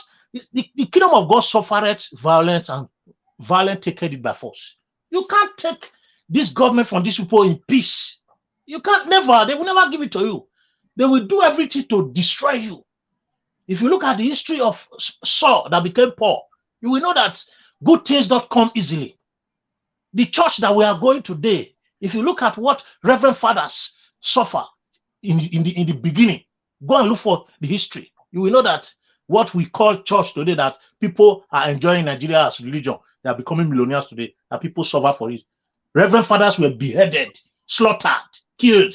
What happened to John the Baptist? So let us not think about that. Let us think about the future. God have a mission for every tribe in Nigeria, and the mission must be accomplished. And if we want a true Nigeria, we should not think of we, this present generation, enjoying it. If we want to enjoy it, we will never get it. The enjoyment might become third, fourth generation, and that's what we are fighting for. And anybody that does not have that kind of, school of thought, that does not belong to that kind of school of thought, that does not have that kind of imagination, shall never achieve victory. Because victory is not immediately. Victory, and good victory, takes a long time to achieve, and you can never benefit from such victory. So that's what I want to say. We should keep that oneness. God has reason for every tribe in Nigeria, as he says. And the reason God has made the Igbos, nobody can change it. No one. The Igbos, they are everywhere. Go to anywhere, they are everywhere in Nigeria. It's just the Yorubas, I said, they are very accommodating, but they don't go out. They don't travel to anywhere. You can't find Yoruba, erecting buildings everywhere. Go to my place, go to Edo, go to anywhere. The Igbos, they erect building with confidence, and they take over the community. That is what God has sent them. And that's exactly what China's are doing. China's, they are taking over everywhere because they go home, bring their resources, and invest in where you are, and take over. Okay. That is the way it is. So let us relax and still continue to have that oneness. We must enjoy. Victory will come by the day if tears is shared by night. Thank you very much. I appreciate you, Naija Watch. I really appreciate you for what you are doing. I want to appreciate everybody that is coming in. I'm happy most time when I cannot come in, I see people coming in for continuity. People try to come in even before I come in. The platform is full. I am so joyous in my heart. I want us to continue doing this fight. We'll be victorious in no distance time. God bless you. Yes, so yes. Thank you very much, Prince Collins. I appreciate you, sir. Yes, obviously we'll be victorious. We stand for what is right, and that is what we're demonstrating right now. Thank you very much. All right. Yes, it's Patricia again, but I don't know if we can hear her this time. Patricia, can you hear me? Okay. We can't hear Patricia, except you want to call in, or we just skipped you. We still can't hear you. Okay, call in then. Yeah. It's so sad. Okay, I can see you're calling in now. All right. Thank you very much, madam. Talk to us. Use your final submission. Okay. Thank you for the opportunity. You need to walk away from your I need to walk away. Yeah. Oh, sorry about that. Yeah. I just have one or two submission. Regarding the lady that said that she doesn't want to be a sacrificial lamb, a leader doesn't talk like that. That's my point. You see, we are not here for joking, We have to have the mindset of a warrior. Because you see, power, these people, they have tasted the power. They would not want to release it easily. Do you understand? Which means some will have to be that sacrificial lamb. And if it's me, so be it. Do you understand? But I will not determine from the beginning that I don't want to be a sacrificial. Then why are you here? We don't need such people. We need people that are resolved, resolute, that this is where I want to go.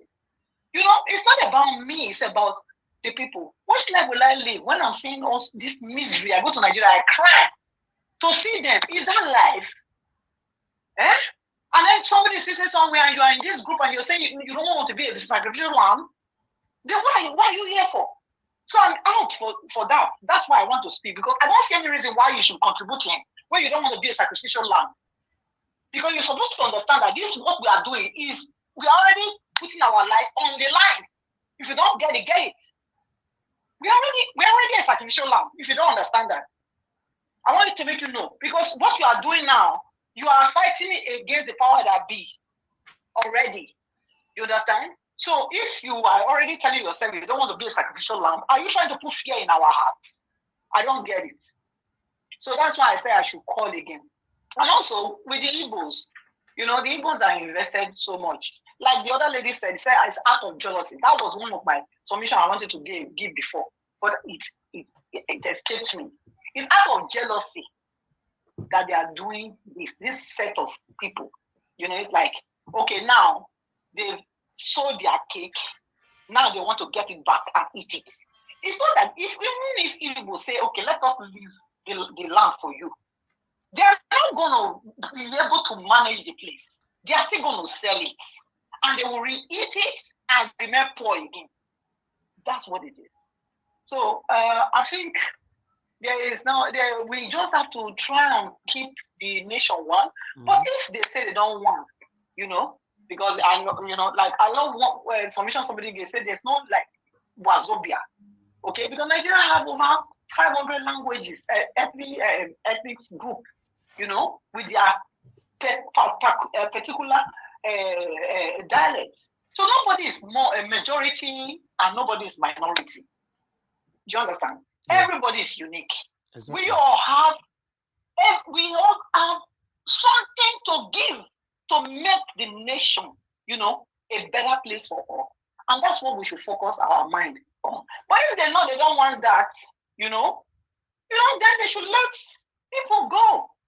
They should let the nation, they should let everybody go their way. You understand? Because, I mean, there's no point when some people are, you know, oppressing the others, and we are saying we are one Nigeria, you know. So it doesn't make any sense. We don't feel that one Nigeria, because when you say one Nigeria, you can't just say it by mouth. It has to be by action as well, you know, and by what we see, you know, happening. So, but that's not what we are saying. And this election now, even give us more assurance that these people, they are not ready to change. So what's the point of we continuing? For me, if they can, you know, if they want, let us start. Because since this thing has been going on, you know, we have not seen any developments, you know, in Nigeria. You go, there is no light, there is no water, there is no road. So what's that? How can a nation develop without this? Without these three, you know, it's a necessity. It's not a luxury to have water. It's not luxury to have light.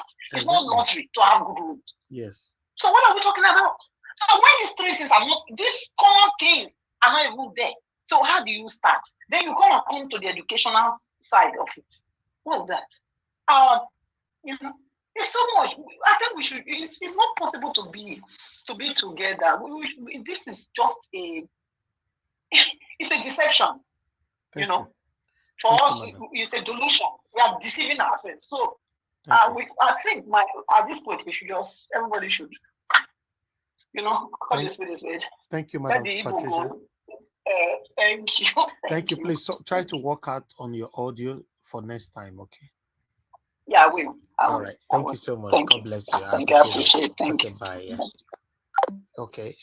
Yes. I appreciate you all, my people. Please continue to press on the like button. We are coming to the end of this broadcast now. But let us quickly move on to the next person right here, which is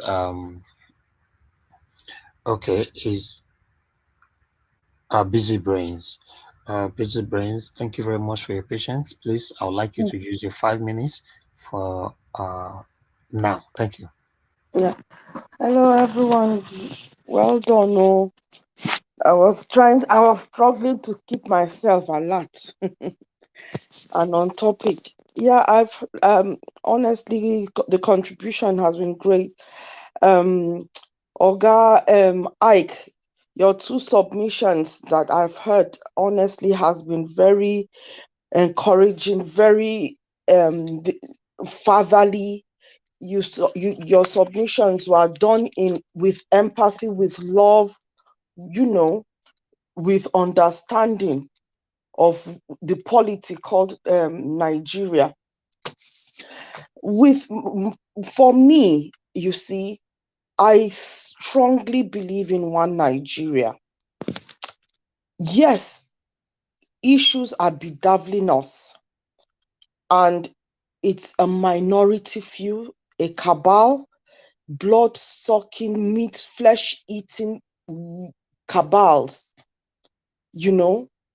And I feel victimizing one tribe, the Igbos, is more, they are using the Igbos as collateral damage in their wicked ambition to claim power. So anything they would do, they would throw it at the Igbo race so that they can pollute the polity, confuse the populace, and try to achieve their aim. You see, people who are confident in their victory will not go to the length that they are going in, that they are going to the extent of buying crowd. They've bought a crowd, they've rented a crowd to go and hype them up.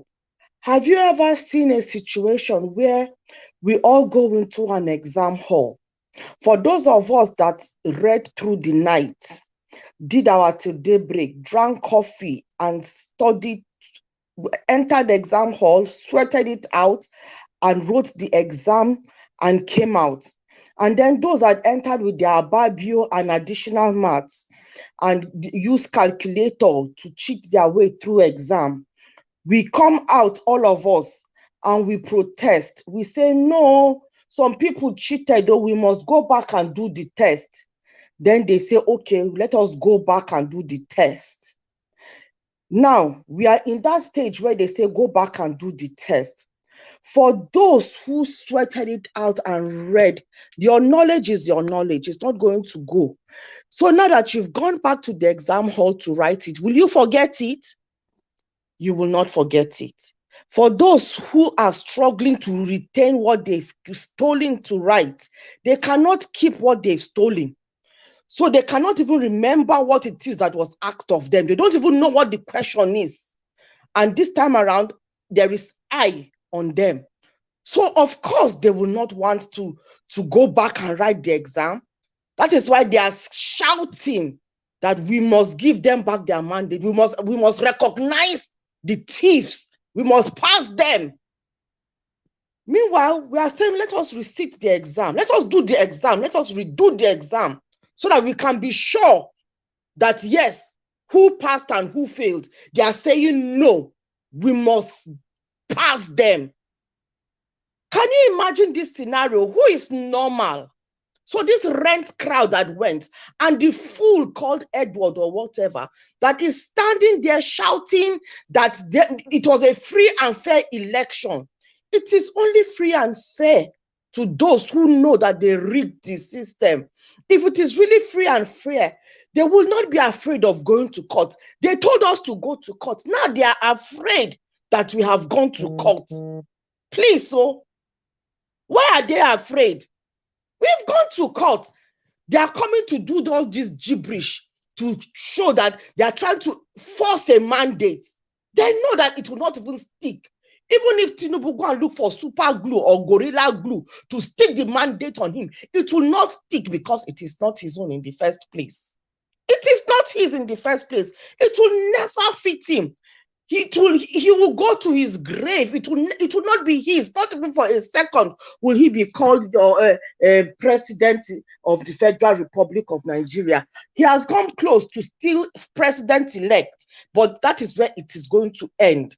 It will not go any further than that in Jesus' name. All those people that are standing and following that lie, they will fall. The floor will open for them. They will fall into that pit before the 29th of May. All of them.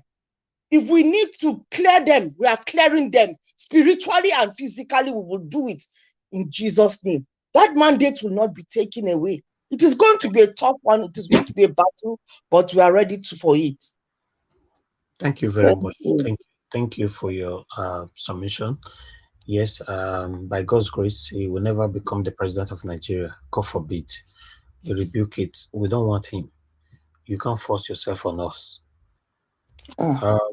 Let me hear from Ame Moses. Thanks for joining us this evening.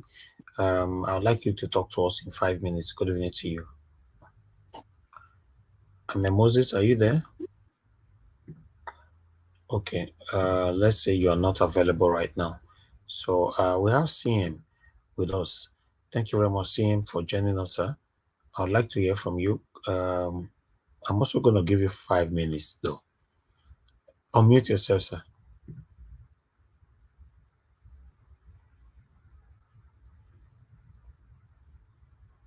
We can't hear you. Your audio again. Okay. We can't hear you at all. I think your connection is not right. You need to sort it out and come back again. Yesterday, you could not join. Today, audio. We can't hear you. All right. CM, I think it's better you just go and come back quickly. Meanwhile, everybody have contributed. I appreciate everybody. It's only CM that we are waiting for now. If not, I'm supposed to be rounding up right now. But let's see if CM can sort this out in the next 3 minutes while I present the poll.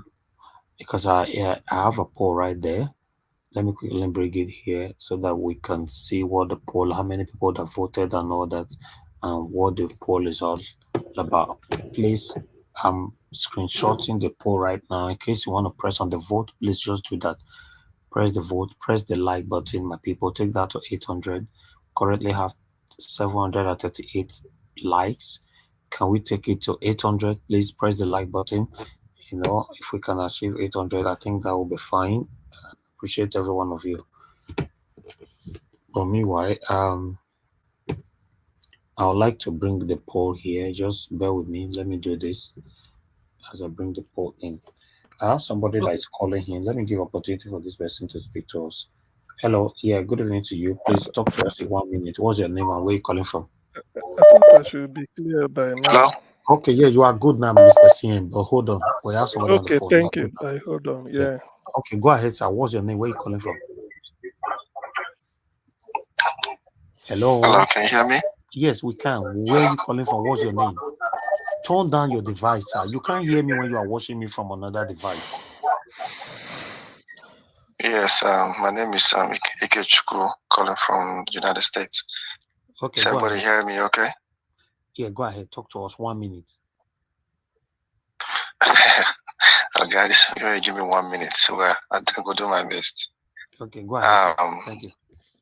I want to thank everybody, more especially, you know, the dedication and the commitment that you have, you know, to set up this platform and allow people like us, you know, to come and share our views.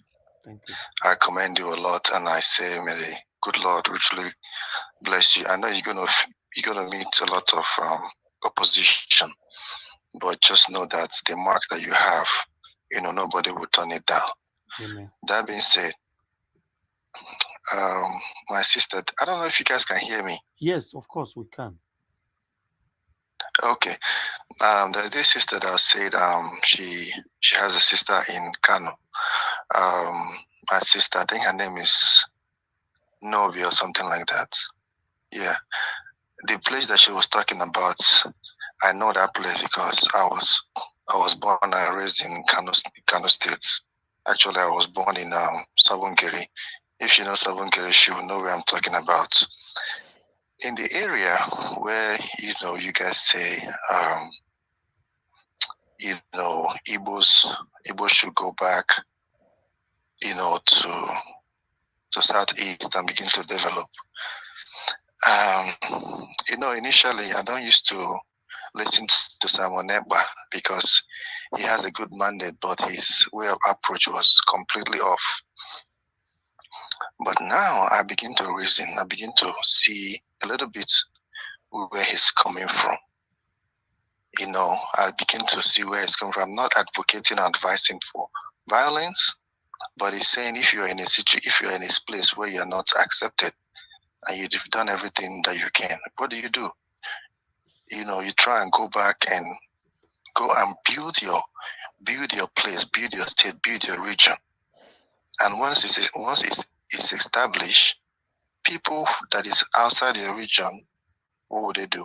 They will be attracted to what you have going on because it's about demand and supply. If you have what they want, no matter where they are, they will come look for you. But it is not something that will happen overnight. For me, if you ask me, I would prefer a Nigerian that will work for everybody. The Constitution rightfully say that once you're a Nigerian, it doesn't matter your ethnicity, your tribe, or your religion, you can live anywhere. That is what I want us to root for. And if it's possible, let us push this mandate that we need. A citizen, anywhere you are, is your land. And that is why you are entitled to buy land wherever you find yourself in this nation. Because there are many people that have invested in their business in that very Lagos. You don't tell me that they can carry their house like the way they carry bag and travel with it. So all those people that are agitating and saying all sorts of rubbish, I heard that king say something very well. He didn't call all the Yoruba people. He says some, because I saw Chief Olusegun Obasanjo there as well. So for those that are trying to incite violence, I think I'm talking to them right now. They should maintain their lane wherever they are. Let them go and be serving their paymaster by washing the toilet of their paymaster than to come and create problem for us. We are Nigerians and we love to be one Nigerian. We don't want to be divided.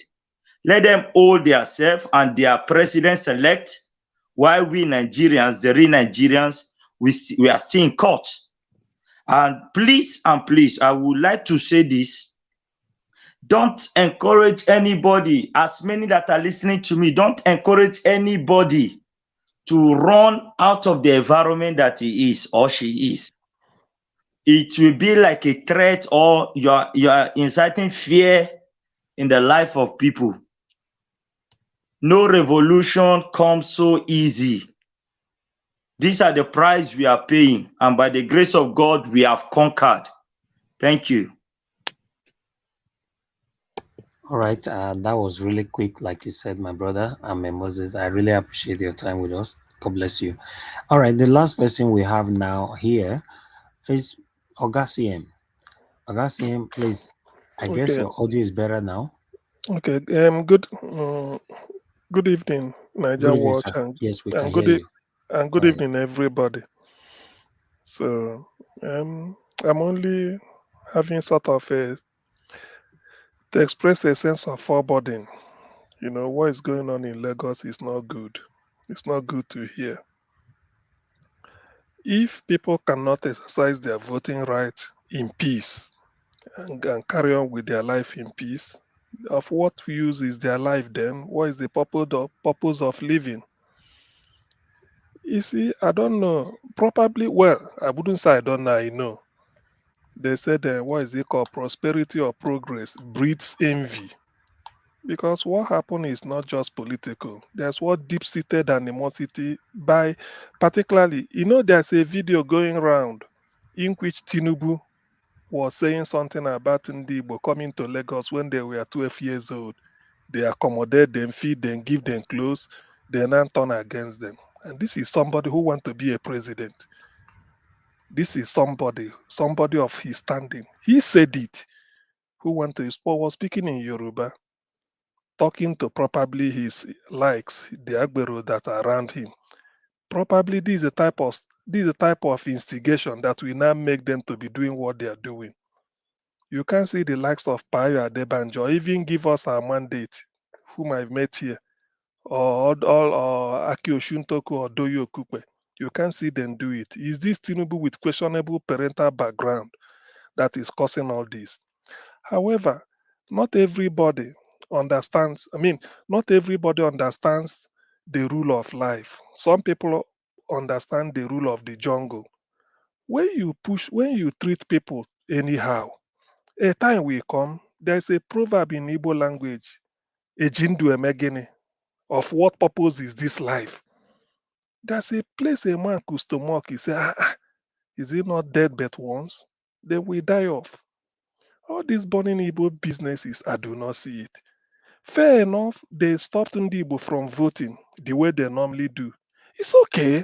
If I know people that said When we came, there were polling unit, they didn't allow us, and then we stayed away. I mean, that's okay. At least you have your life. Tomorrow you vote again, or let them vote who they like. But when you now decide that you don't want to, okay, since they stopped you from voting, you go home to rest in peace, only for you to wake up and go to your normal business, and it's burned down.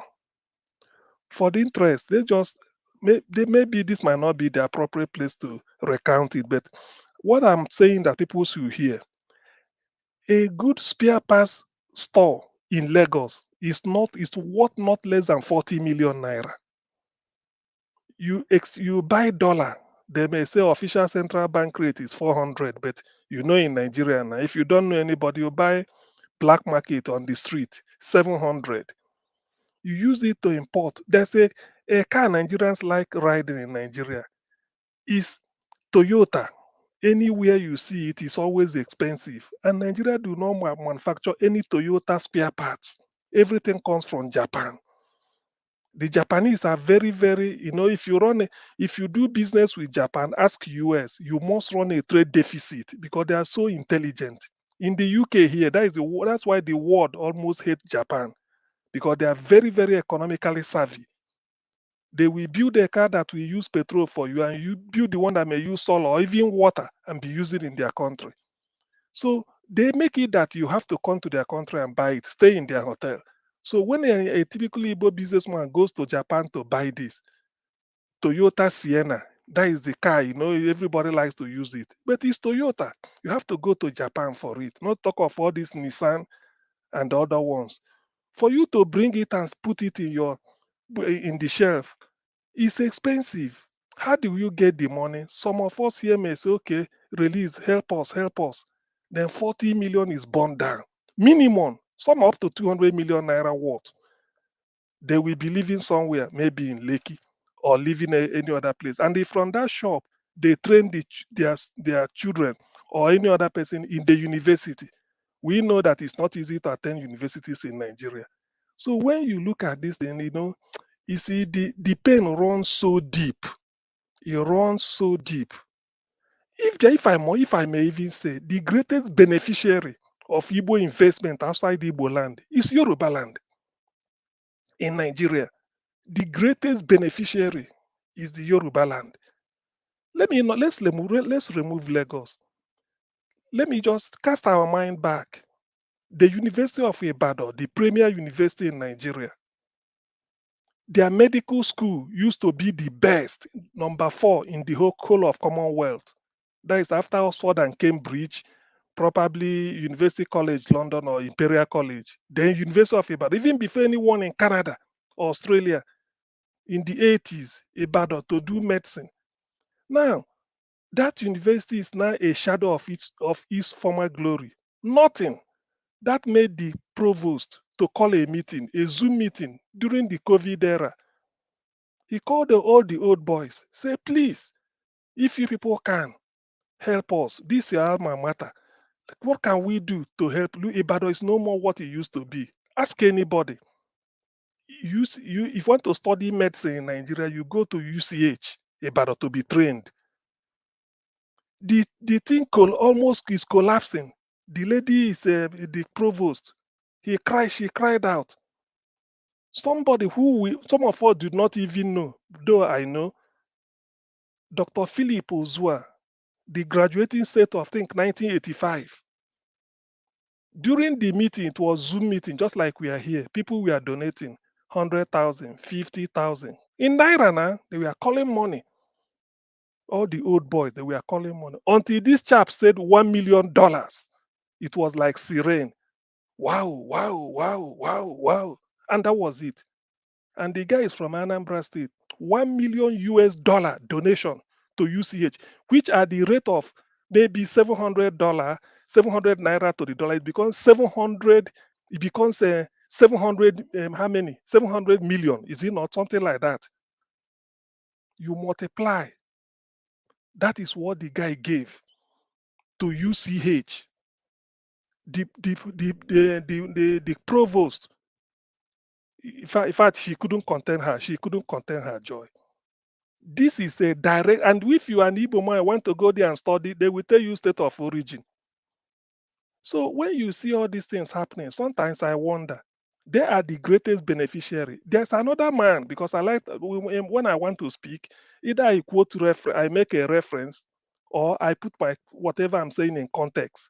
There's another man, he's late now, Robert Adeyinka Adebayo. He was the person that took over from Colonel Francis Adekunle Fajui after the 1966 coup. I mean, July 29, 1966, when they killed Ironsi, killed him together with Ironsi because he was protecting Ironsi. Who took over from him was Adeyinka Adebayo. Then he was the governor of Western Region when Gowon, under Gowon. The man died, I mean, sometime maybe 3 or 4 years ago. He wrote a very lengthy open letter to Tinubu. He told him that all these things people are doing in Lagos, today, Lagos can decide to generate about 100 billion naira every month, internally generated revenue. Apart from every other thing, he said, if these 70% are coming from taxes you collect from Ndibo, doing businesses in Lagos and the properties they own, if these people should become annoyed and go home, Lagos will be like Osun State. When I have the letter, I will send it to you, Nigeria, so that you read it here. You know, when all these things are happening, I now start to wonder, you are the people, the greatest beneficiary of Igbo industry in Nigeria, outside the Igbo land. What we have, the Igbos have in the north, they don't have, what they have in the west, particularly that Lagos, they don't have. And this is why Lagos is talking of IGR. Yet, this is the way they are being treated. You go and set a business on fire, and then that is the thing. 40, 50, 80 million goes like that. The person will start crying. Who do we know abroad? Or you start going through the desert. This is unbecoming. But then now, Igbos have a saying that if you are rejected, you don't reject yourself. The West are rejecting us. We will go home. The Chinese are taking over. Nobody is telling the Chinese at Lekki Free Zone to go back to their. Nobody is telling even the Lebanese that Tinubu is selling it.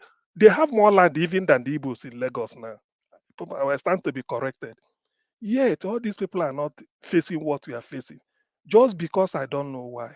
So it is with a very deep pain when we speak, but then we must continue to carry our placards in our heart.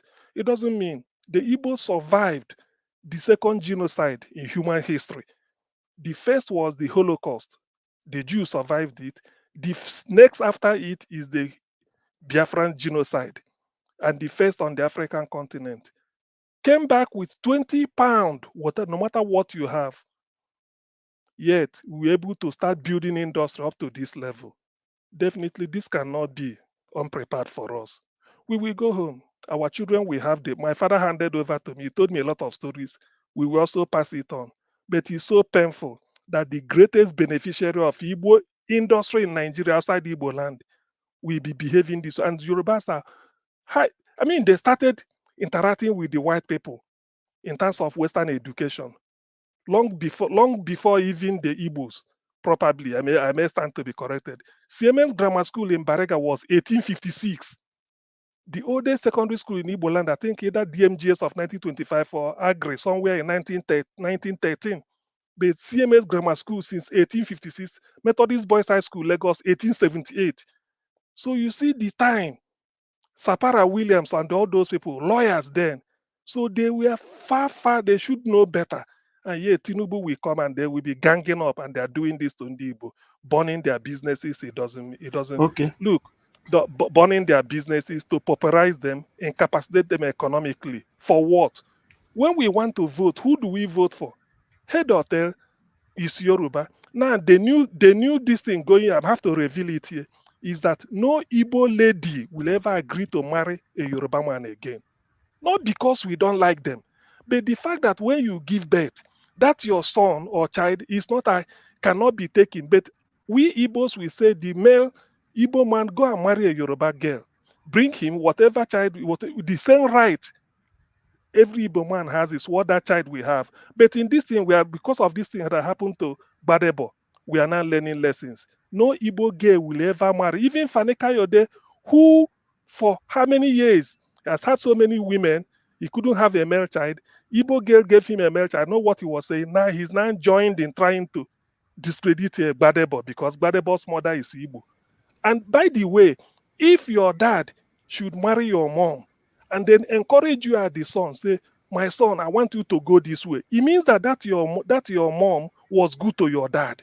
Igbos have a saying, because if as a man you marry the wrong wife and you are not happy, when your child is going to, he said, no, don't go, I don't want it. But if your wife is doing you good, you even go to that family and say, we want another person. That is exactly what Gbadebo's father did. He did it. He said, okay, my son, go and marry an Igbo. Your mom was so good to me. Now look at, because of political situation, look at what Igbos are now exposed to be ridiculed. A civilization. This is a book. It's called Word on Fire. I'm not the author.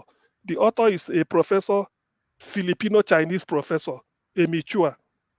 He said there are 4 races in the world that are global citizens: Indians, Chinese, the Jews, and the Igbos. It's written here. Somebody can go and read it. He said of all these 4, only the Igbo is the most endangered because they haven't got a homeland of their own. Chinese have a place, they say this is China, no matter what. India, the same thing. The Jews, their land is very small, but they can say that is their homeland. It's only the Igbos because after Azikiwe said no, let us go for one Nigeria. So this thing is a lesson to my Igbo people. We must learn, and in fact, not that we've learned, but the thing is that immovable asset, we can forget about it. It doesn't mean whoever wants it, because they said a man goes for what he doesn't want. I remember, was it not either Gandhi was asked in South Africa, an Englishman said, between food and whatever, what one do you want? Wouldn't you go for? He said no. He said, I go for the other one, because you go for what you don't, what you are lacking. Ndi Igbo, their immovable asset, we have to forget about that. But our intelligence, our knowledge, and our industry, we have to move back to the East. A rejected people cannot reject Thank you, themselves. sir. So enough said. Thank you. Thank you very much. I have to give you enough time to talk because yesterday you tried joining us. Your mic was not on. So that's why I did not target you. And what you are saying. Mr. Elvis, can I say something, please? Yeah, go ahead. Mr. Sim, I mean, thank you so much for all that you said. So right on point. Now, just to like buttress what you said, I wish the ones that are being used in the end of these political talks can open their mind and their heads and then listen. Because even in Lagos, you have different race of Yorubas, people that came from Kwara, Oyo, and likes of them. Now, maybe someone like me came from Oyo State and we have a landed property there in Lagos. Will you tell me to carry my stuff and then go? I mean, these guys have to just sit down and be able to think. They are bigots. They are fools. Sorry, I have to use that word. And it hurts my heart that you are doing all of this nonsense. Because if you look at the IGBOs, they don't have lives. And now they made the prominent Yoruba people, the sensible ones, the educated Yorubas, My brother, to become like a fool. Mr. T, when you talk about IGBOs don't have life, is it not people that are sending them? What about the people that is backing them up? That's what I'm saying. That's what I'm saying, that there are people behind them. I mean, you just talk about Fani Kayode now. Why will a man that have a brain that is educated think in that manner? Or because of what he wants to eat? And so, I mean, it's just to still chastise them that they don't know what is coming on them. Because the Chinese, you will not tell the Chinese man after buying the land from you, have their industry in Lagos, for them to go back to Chinese. They're gonna bring you guys down. They're gonna bring you down, hands clean, and you are telling your own brothers from the same country, the same mean to go back to their states. That is foolishness of the highest order. You can allow foreigners, but your own brothers, you are asking them to go to their own land. And so, I mean, most of them have property from their parents that they got, but because they cannot manage it, like I said earlier, and then CM alluded to, they cannot manage those properties. They have to sell them, and that's what they are doing. They sell them, and then they still live in rags.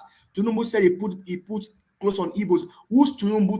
Tinubu himself does not have clothes on his back. When he came to Lagos, I mean, it's just foolishness that these guys that they are making.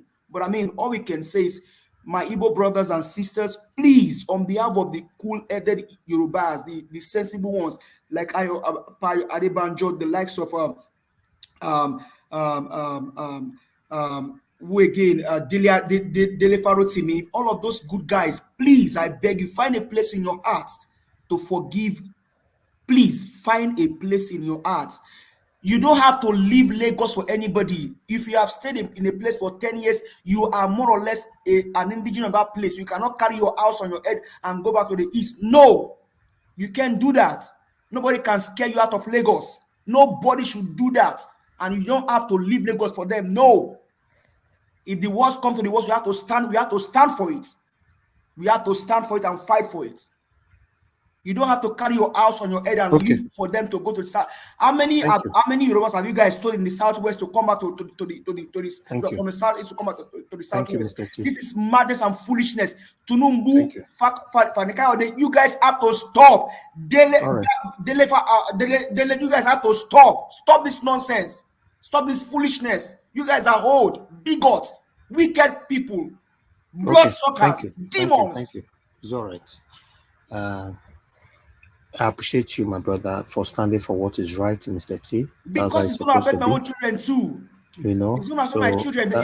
For example, if my son live from here to Nigeria and he's speaking American English, you tell him it's not a Yoruba person. It makes no sense. It makes no sense. All right then, it's okay. It's okay, please. Thank you. The truth of the matter is, it's good that you disassociated yourself from the devilish arts that we have. Omoluabis and Omoluabis have to be Omoluabis. Hold on, my brother. These are please. Bastards. Thank you, Mr. T. Thank you. You know, you disassociated yourself from this satanic act.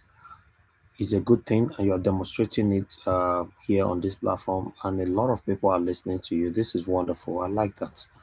You know, I understand that you being emotional, so I have to stop you. It's very pathetic, my people. This is very sad to see that in a postmodern world, we are still using an ethnicity to fight ourselves. And the funny part of it, or rather the sad part of it, is this satanic leaders that is using these people against themselves. That is the painful part of it. They are right there in their mansion, enjoying themselves and paying peanuts for you to go and be fighting your fellow brother in the name of ethnicity. It's very sad. Okay, Elvis, can I just interject? Brother Cien, his submission was very emotional. Very, very, very emotional. He captured the mood of a lot of Igbo people, I'm very sure. And it is very, very pitiful, very, very shameful that human beings have caused their own fellow human beings this kind of pain and loss. While I'm saying this, while he was talking, something brought to my memory earlier today. I was watching Umehi. He said he was a deputy governor before. He was invited by Wike and he was talking on Wike's show. Let me put it, Wike's show. Please, do we know who that Umehi is? Is he one of the Igbo governors? Yeah, that's the governor of I think Ebonyi thing, I believe. So these are the traitors within the Igbo race. I saw him. He was begging Tinubu to put Wike in his cabinet. Yeah, I saw it. These are the traitors that the enemies within, you know, the reason why they are doing this, I won't even say it's not the Yorubas that are doing this, it's the minority fools. The minority fools. I don't even know the appellative to use for them. Fools even seem like a good word now. Honestly, you see, if the way Emmanuel, oh gosh, the way Yunwayan, we came out to speak. Yeah. If we will have the Umehis, all the Igbo governors, all the Kalu, what is that stupid one that is also doing Emiloko in Abuja? No If we swearing, can, madam. No swearing. No swearing. oh, sorry, Joe. If we can have all these people shouting in one voice, condemning this act, it would shake the fuke that have caused this dastardly act. This act has been and the fact that nobody's even standing. Look at the woman that MC Olobo went and dragged to come and say, now me be the Nkechi or Abi, whatever it is that her name is. Why? These are the sellouts among the race, you know? And I think it is time to start talking to people, indoctrinating people. If you don't sell us out, nobody will treat us like this. It is so sad, really sad. And honestly, Augusty, and your submission really moved me. Really, really moved me. But I think that Umehi, he was talking today, I threw my phone in anger. When I was listening to him while working at the same time, I was so vexed in my spirit, coming to say he's thanking Wike, justifying, oh my God, if these are not witch, you don't have to be flying in the night to be a witch or a wizard. Oh. These are people that they are manifesting. These are the times we need to know those people so that when our time in government come, we will take them out and burn them to the curb. You know what happened in Egypt, Anwar Sadat, the reason why Egypt enjoyed years of stability in their government is because Anwar Sadat commissioned the pilot and made the pilot to go around this nation to pick all the influential pashas. He picked them up. He gave the directive, when you are over the Red Sea, come out and let the plane crash. That was how they all died. And that nation survived for years and grew in stability. We need something like that for this troop, for the cabal in our own nation. Thank you. Thank you for the opportunity. Thank you. Thank you very much, madam. I just thought the same time I gave to CM to speak to us, that's what I try to give to everyone because this topic is a bit emotional. I'm not happy about it. To be honest, I'm not happy about it, but it's so fortunate that we have satanic government that doesn't care about these things that is going on, this division that is currently going on Sorry, Mr. Elvis. right now, all People are because asking of for the title of that book that Mr. CM showed earlier. you want to win the election. It's very sad. Meanwhile, let me hear from King. King, thanks for joining us. Can you hear me? Mr. Elvis. Hold on, somebody speak. They're asking for the title of that book that Mr. CM was showing earlier. Okay, if you write it on private chat, I'll break it out. King, can you hear me? Yes, I hear you very well. Okay, go ahead. Please talk to us. All right. Good evening to you. Where are you joining us from? Yeah, I'm calling from Lagos.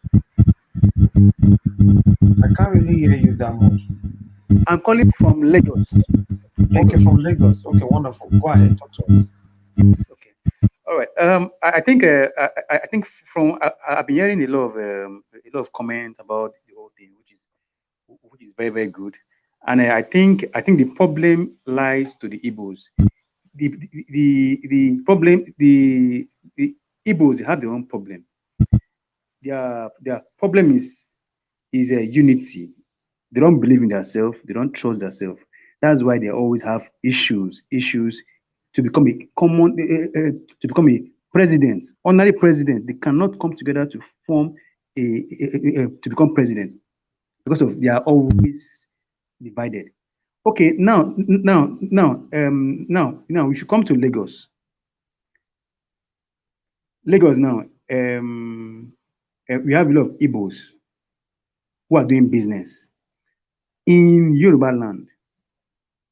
So what I'm trying to say is is a when this election, God gave us another opportunities for us to choose the right person to rule this country. Still yet, the APC still deceive the youth the way they deceive the youth in 2015, in 2015, to the point that even the youth were being trekking from Lagos to Abuja. They were campaigning against Jonathan. So this 2020, this 2022, this 2023 now, is opportunity for the Igbos to become the president, but something went wrong. Peter B came in, Peter B came in and contest for presidency, which is he has a right to do that. But there's in every election, in every politics, there's always a strategy for things. Because for me, I would have even prefer this guy Peter B to become the vice after Atiku become 8 years, maybe he rule 8 years or 4 years, then the Igbos automatically become the president. But still with their own greed and everything, they move on their way to become the president. And automatically, I knew that they will fail, because if PDP and Atiku even support Peter Obi, they will not give him the presidency. They might not give the presidency. So the Igbos, they don't understand politics very, very well. They don't know how to negotiate politics. That's why they are always suffering. At the end now, if this man now become the president of Nigeria for 8 years, they will still be the one to become protesting about Biafra when they have opportunity to negotiate power. Because if they become a president,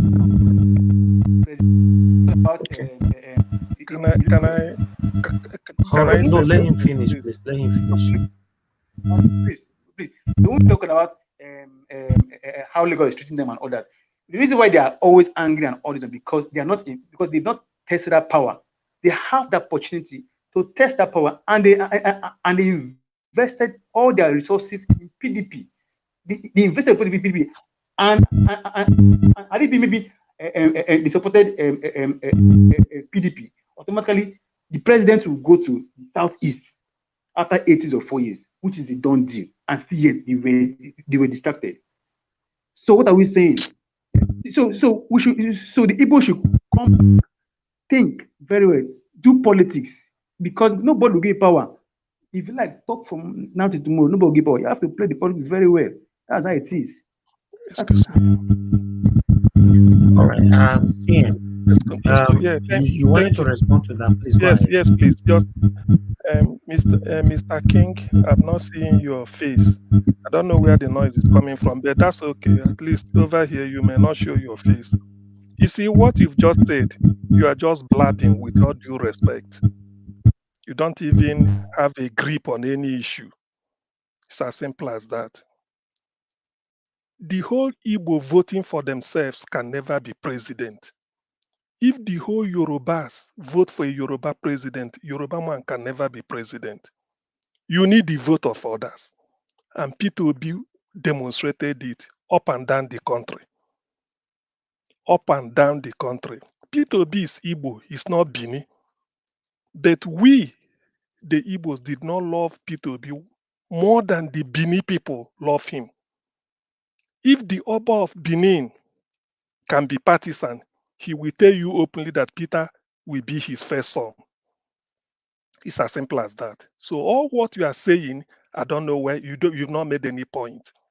What I want to ask you is this. What has Igbo unity got with burning Igbo shop down? Are you going to deny that at Ladipo? Myself talking to you here, I lost a cousin on the 27th of February, being Monday. 25th was Saturday. Election presidential election held in Lagos, everywhere. Do you know that on that 25th, 3 elections were held simultaneously? People were given 3 ballot papers at the same time. Thumbprint the 3, put them in 3 different boxes. One for House of Reps, one for House of Senate, one for the presidential, for the post of the president.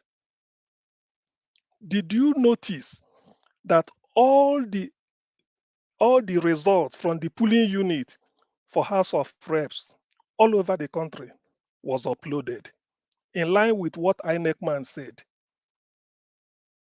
House of Senate, the same. Only that of the president was not uploaded. What strategy was that? Throughout the country, it wasn't uploaded. Even the polling agent will tell you that they tell us not to upload it. That's why when people come out and start to say all this, I don't know the strategy you are talking. If you want to insult Ndi Igbo, it is your liberty. You are not the first person to say it. I won't contest that with you. No, hold on. I said if. If you want to insult Ndi Igbo, you are at liberty to insult Ndi Igbo so that they will cry. But mind you, there is no insult more than killing somebody.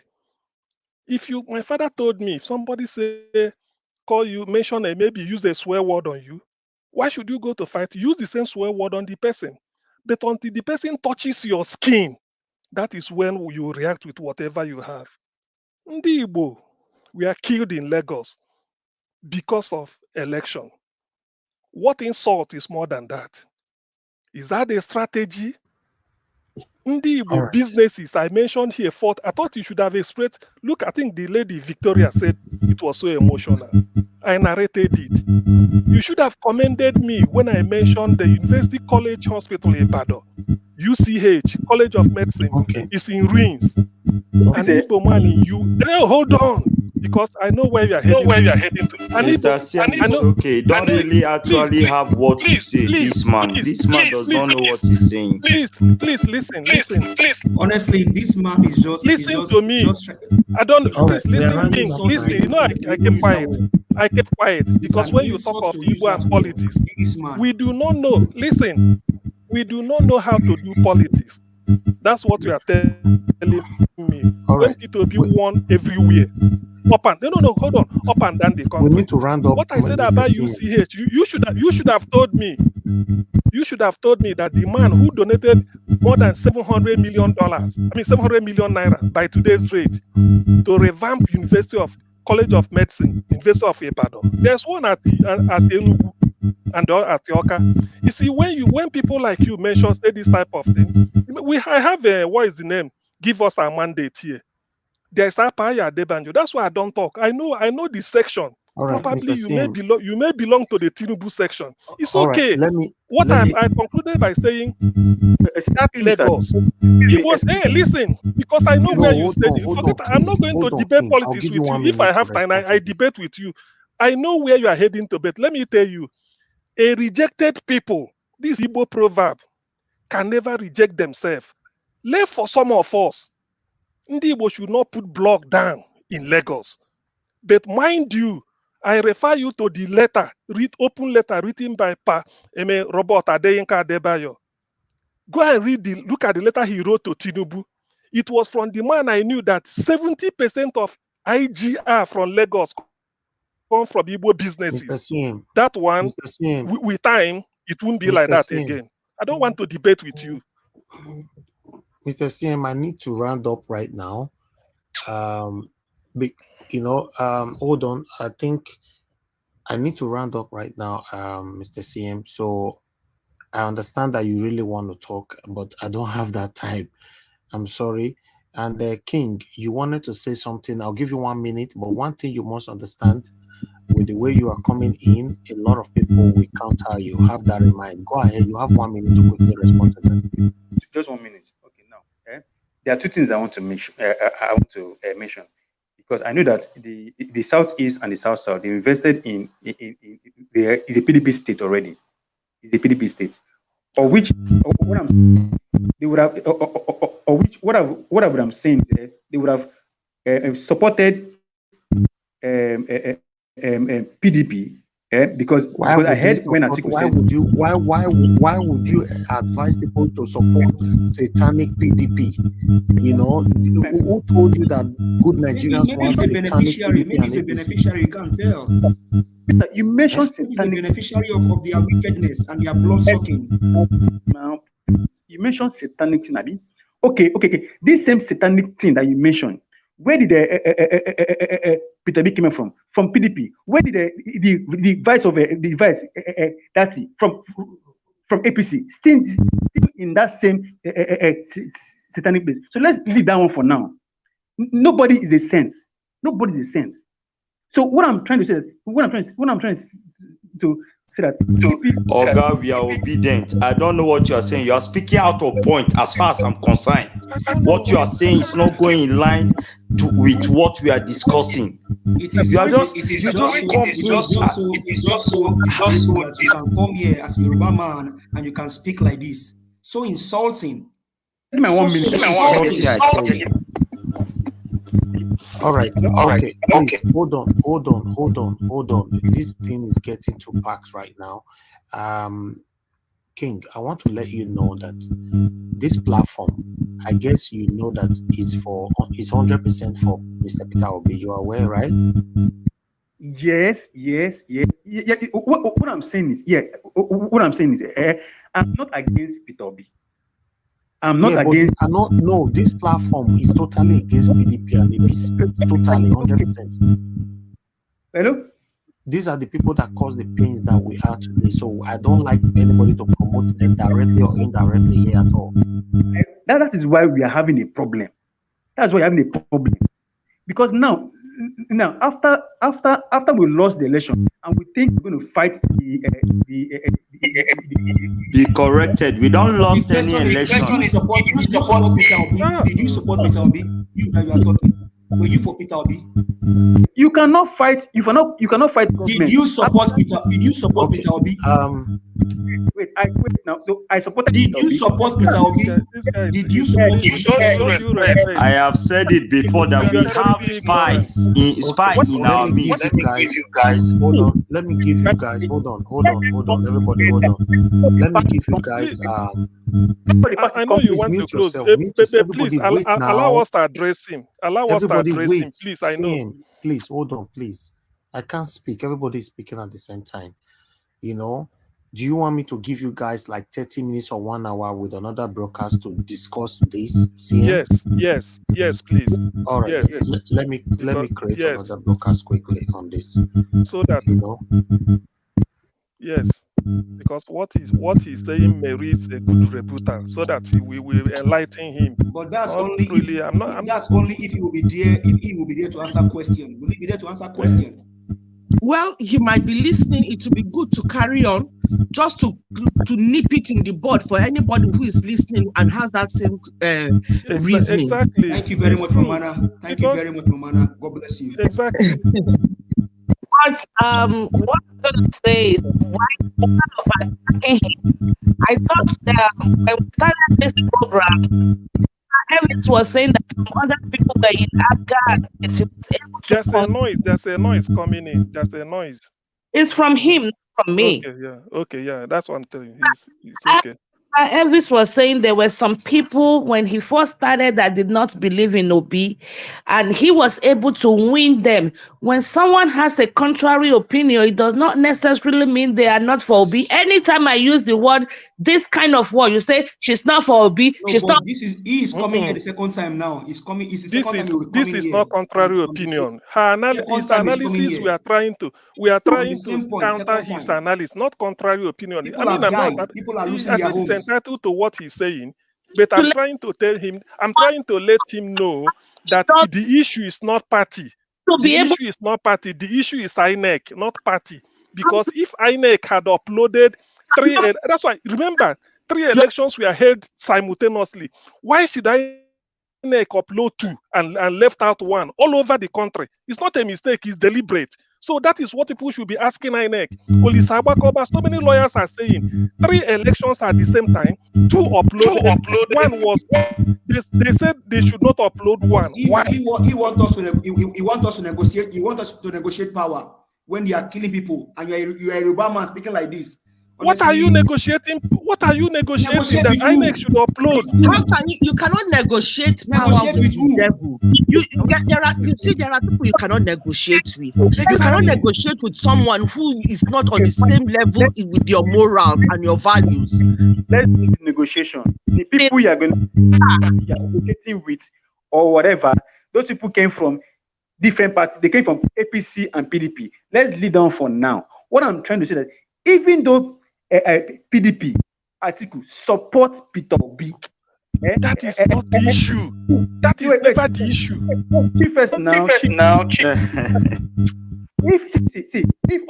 If Peter Obi, if all the PDPs support Peter Obi, I'm telling you, till tomorrow they will not give him that presidency. I mean, they tell you. I mean, listen. Whoever hold the presidency can hold. The issue you should ask yourself is, why was 3 ballot paper given simultaneously? That is who was uploaded, why wasn't. That's what you should be asking.